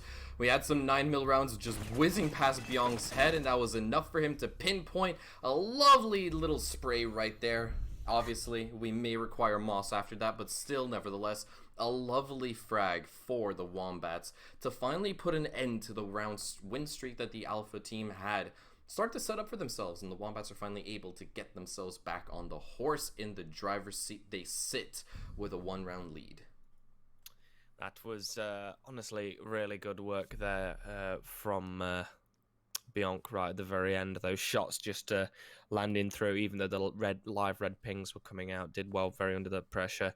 And I really liked Claymore idea as well, just to cause that, and just to create more additional, I want to say, frustration and another step that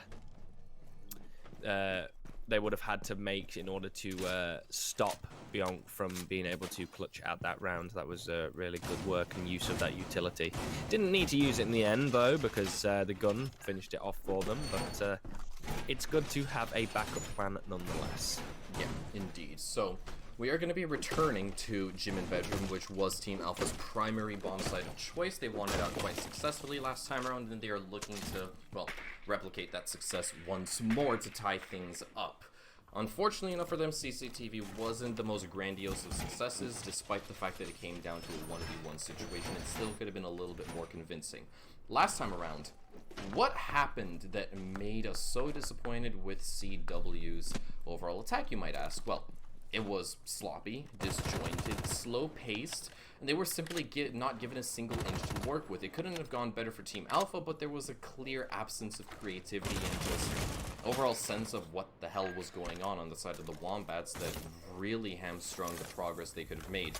You see those Selmas going off? That is about as far as they actually came in their first endeavor, just getting the platform breach open, and then bodies started falling left, right, and center within the first 30 seconds. Now that we've already gone past that point, we've already got a little bit more progress being done, so Wombats can already give themselves a pat on the back, but not just yet, because there is still plenty of more work that needs to be done here. Damn, Tudor's really using having a scathing review of Wombat's first crack at this site, and it looks like he might need to provide another scathing review afterwards as well, because I don't want to. I really want Wombats to force me not to do that. Well, fortunately, the lead-off kill has not given you much confidence there, as Dicta is unfortunately the first one to fall victim to Alpha's first engagement, and as well, Natty's going to go down, as well as they have still... Oh, don't make me do it, Wombats. Oh, no. It's gonna all happen. gone wrong. It's all left to Bionk now in a 1 versus 4 with no ground being contained or made. However, he does find a bit of a last-minute It's frag just to stat pad his KT. Yeah, it's literally just a kill for dignity at this certain point. That's how bad it's gotten for Wombats. I must admit, Wombats, these attacks are not working out for you guys. On any other bomb site, they've got no problem with it. Any other bomb site, no problem with attacking. Gym and bedroom, it goes south right from the get-go. Was a ballsy move, and almost one that panned out, I guess, but the hip fire from the SMG-11 was unfortunately superior in that regard, as that hot drop fails to really get anywhere.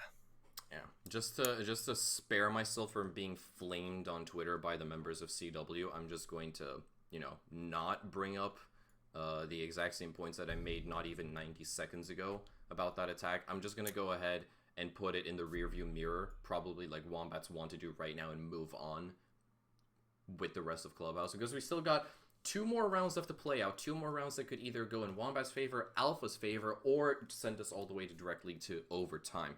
That is a fuse. That is a fuse. Literal fuse right there. He's got the trampoline. I'm really glad that they've brought it, because I'd just like to point out, the new fuse meta is upon us, ladies and gentlemen, and it is a glorious one to behold in the first place. Because now, Fuse has finally got the buff that we have been calling for a very long time, in that those Fuse charges can now breach through reinforced walls by themselves. Yes, you heard that right.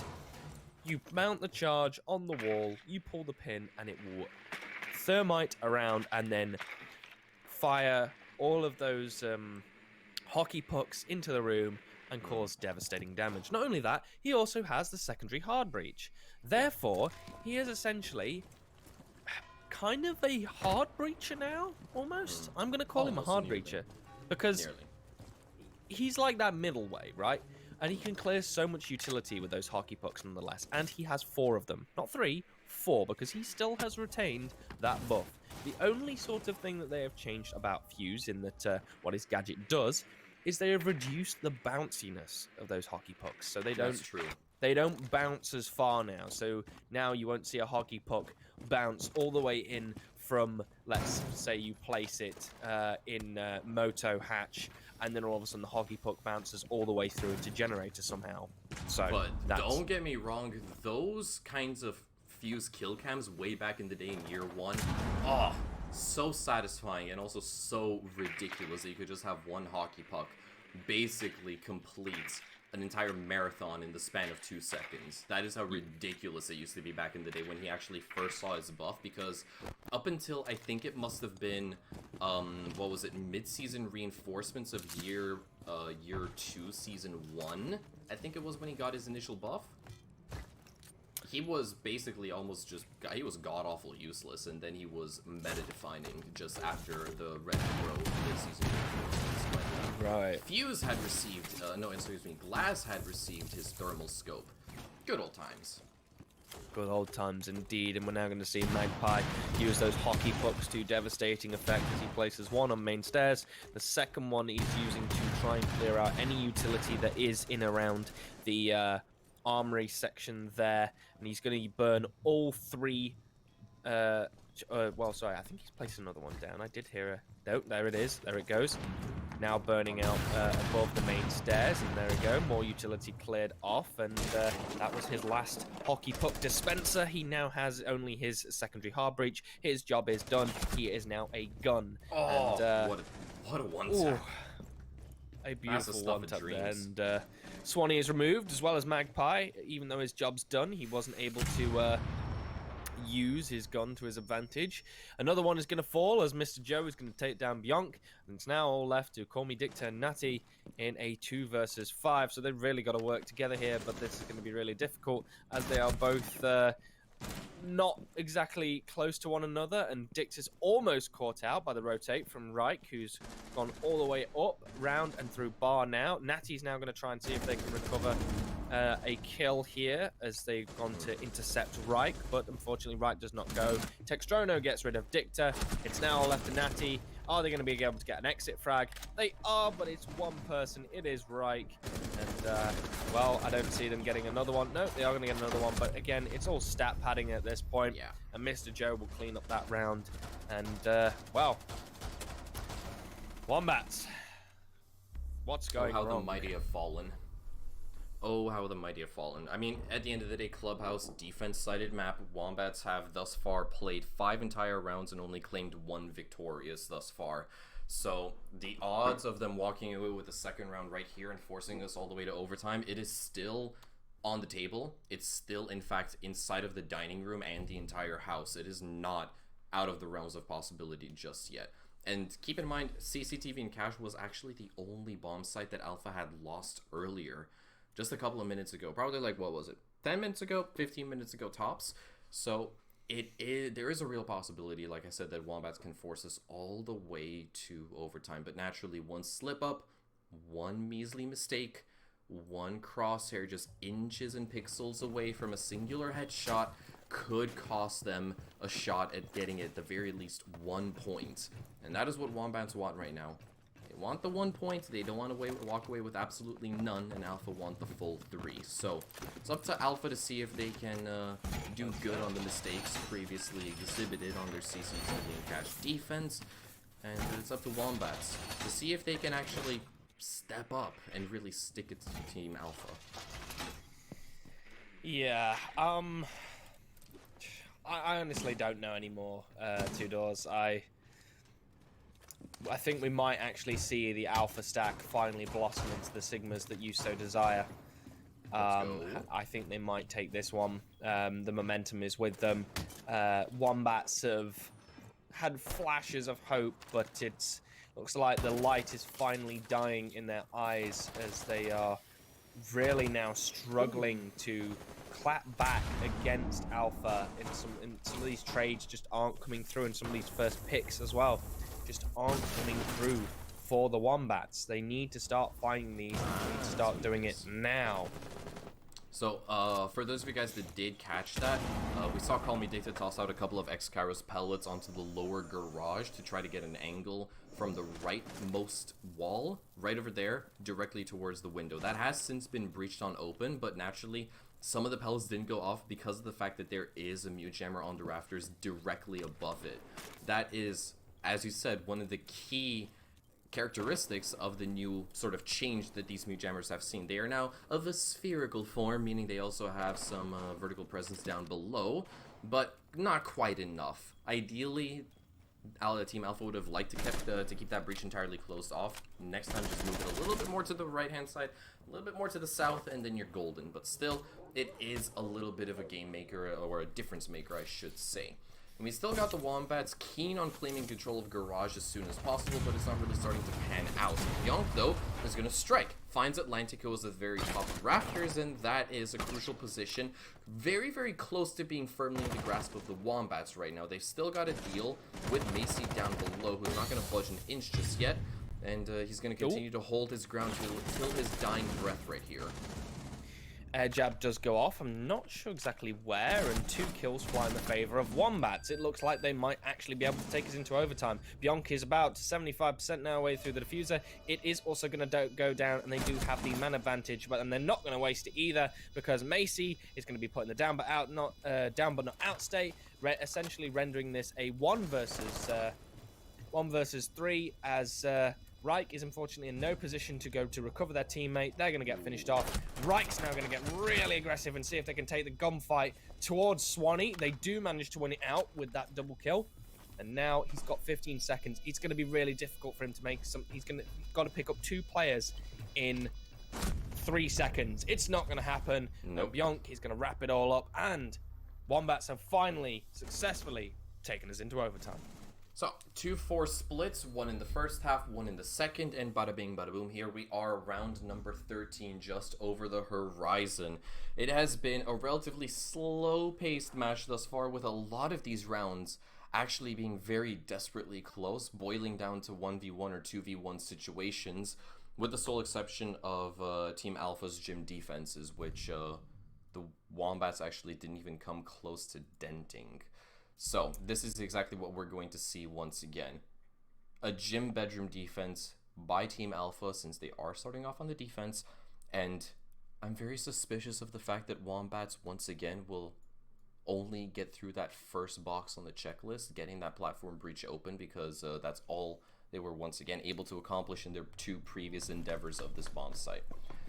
Wombats have got to do something drastically different, because if they go for the exact same east to west take, they will meet the exact same kind of resistance and lose out on 4, if not all 5 players within the first 90 seconds without even so much as lifting a finger.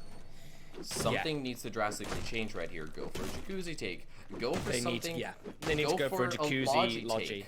Yeah, jacuzzi Do logi. something really basic. Even if it seems just downright dumb to try, it's still got to be better than bonking your head into the exact same concrete wall that is Alpha's very, very stern hold of that cache and CCTV portion of the map. I mean, if we always used to say in the rugby club, there's no point doing anything advanced if you can't get the basics right.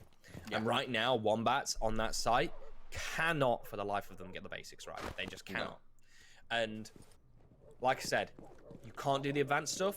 You go for Billy Bob Basic. You go back to your roots, and you do it right. You do it without mistakes, because if you can't do those basics without mistakes, you can't pull off the advanced stuff that you want to do. And it looks like they're finally going to stop headbutting the wall, the brick wall, and they are going to, in fact, go for a jacuzzi logi. Okay, this is good. This shows improvement. This shows that they aren't as stubborn as we thought. And actually, only took there's 2 a attempts. Jumper.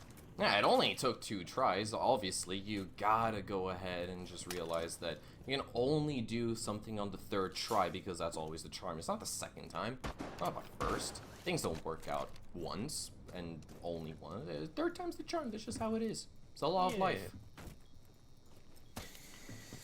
Well, now we're going to have to see if the Wombats have what it takes to actually perform the basics and perform them well. Mr. Joe is holding in the toilets, just waiting for the call to maybe swing on round. And they still actually have, Alpha have a really large presence over on CC side. It does look like they are expecting them to go for a CC take, but Wombats have got their full strength around the other side of the map. And if they're not careful, then Alpha is going to get locked out the site, and that is exactly what I'm afraid of.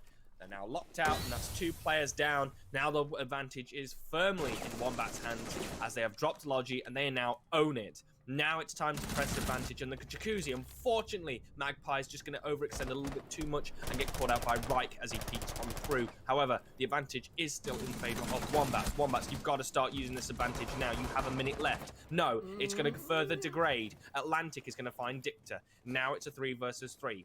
With Swanee, Bianca, and Natty. Natty's also going to go down because Reich goes big. Mr. Joe also finding another one as well. And now it's left to Swanee. It doesn't look like Wombats are going to be able to correct their mistakes on this site, and they're going to lose it again.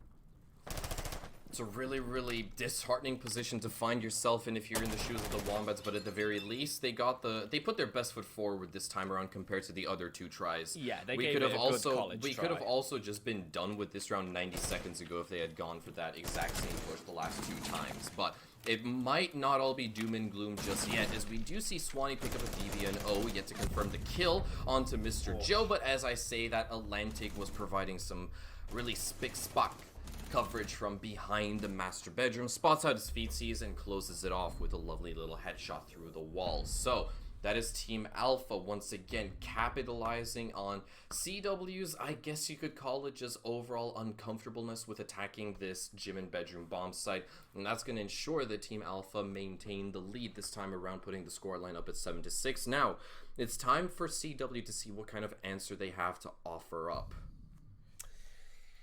Yes, Wombats now have to go on the defense and win comfortably, and the site they've chosen is going to be the basement site. So it is one they've won a few times now, and now they've got to win it out confidently, and I hope that they don't make the mistakes they did right at the very first time they tried to play this site that almost cost them it, but they won it through anyway.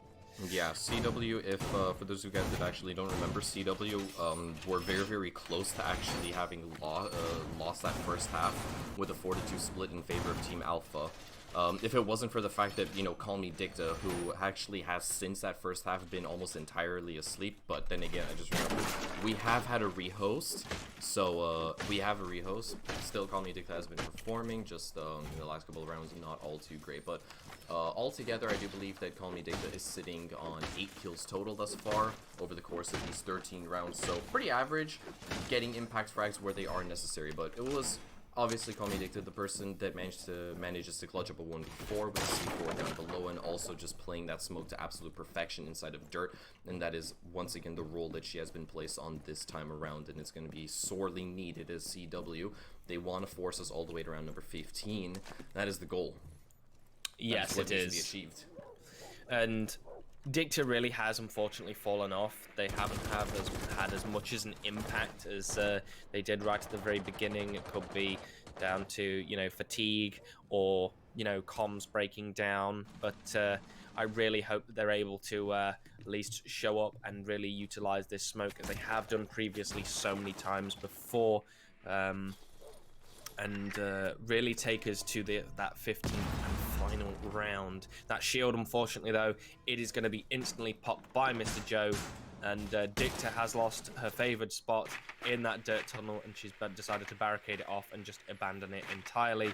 Now, Mr. Joe is able to just send one Flores drone all the way down the tunnel, and, well, look to open up. Unfortunately, that wooden barricade didn't actually get opened, but they have now got dirt for free, and this could really be the death blow to the Combat Wombats. Probably starts to look like it at the very least, as Macy is Alpha have providing a lot overwatch. of momentum. They really, really do, and it's going to be difficult to put a stop to that, regardless as to how hard CW may eventually try. That is a lovely skin that I personally haven't seen on the 416C that Magpie is rocking, and speaking of really impressive stuff, there is a lovely little entry on the side of Not, but it's going to be immediately exchanged out. Okay, Magpie, I see you, I see you. He sprays down Joe. I believe that was through the barricade. If not, he had a very tiny pixel to work with. And that guarantees that Wombats will maintain the man advantage at the very least for the time being. Feetsies have been spot on out, but Atlantic's fetish, unfortunately, won't come to fruition right there. And so, we will have that particular player walking away entirely unscathed. Less than a minute to go right here in Team Alpha. Low on resources, low on man counts. They gotta scramble for just a small little taste of victory right here if they want to close it off. If not, they'll have to wait until next round. Next round, they will have to wait out to close it off, but it looks like it might go that way, as now they've only got 30 seconds left to look to make a push onto site.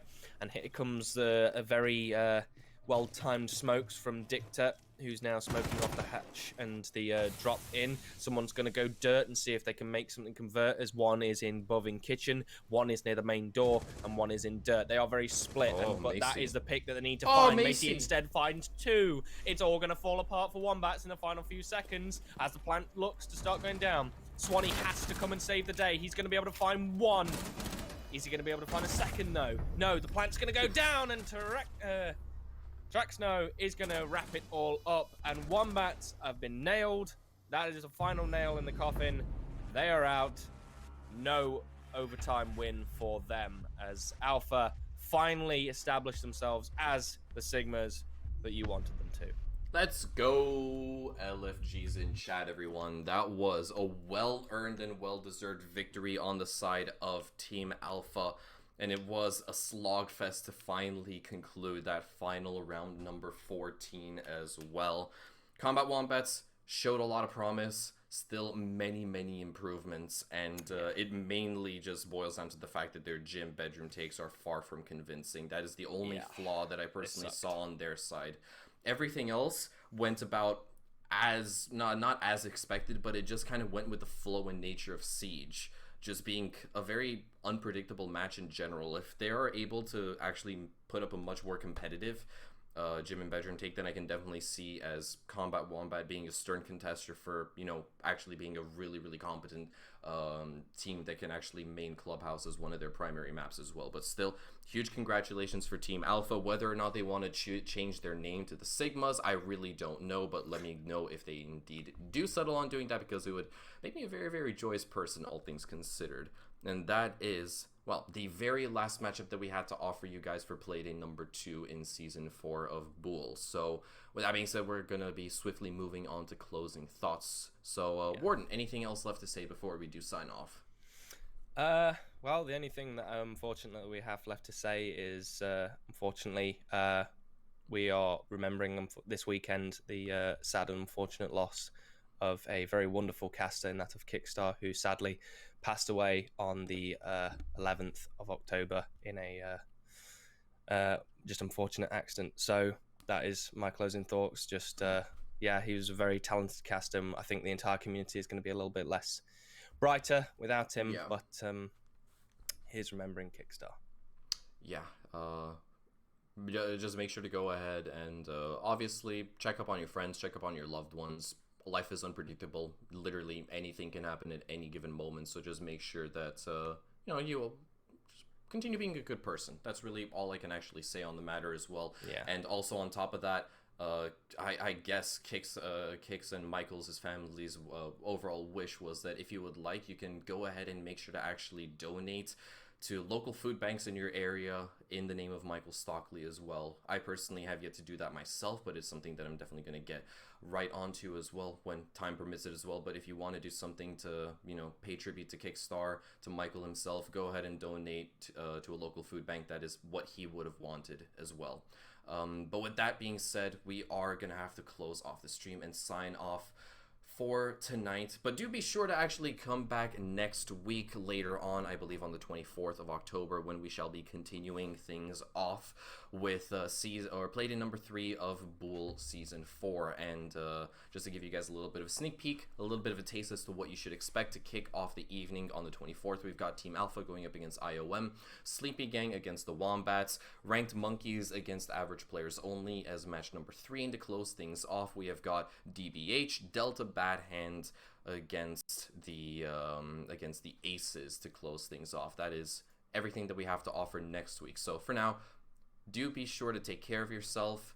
Have a good evening, and then we will see you guys back here in about a week's time. So yeah, until then, take care. Good night, and we'll see you back here soon. Bye bye.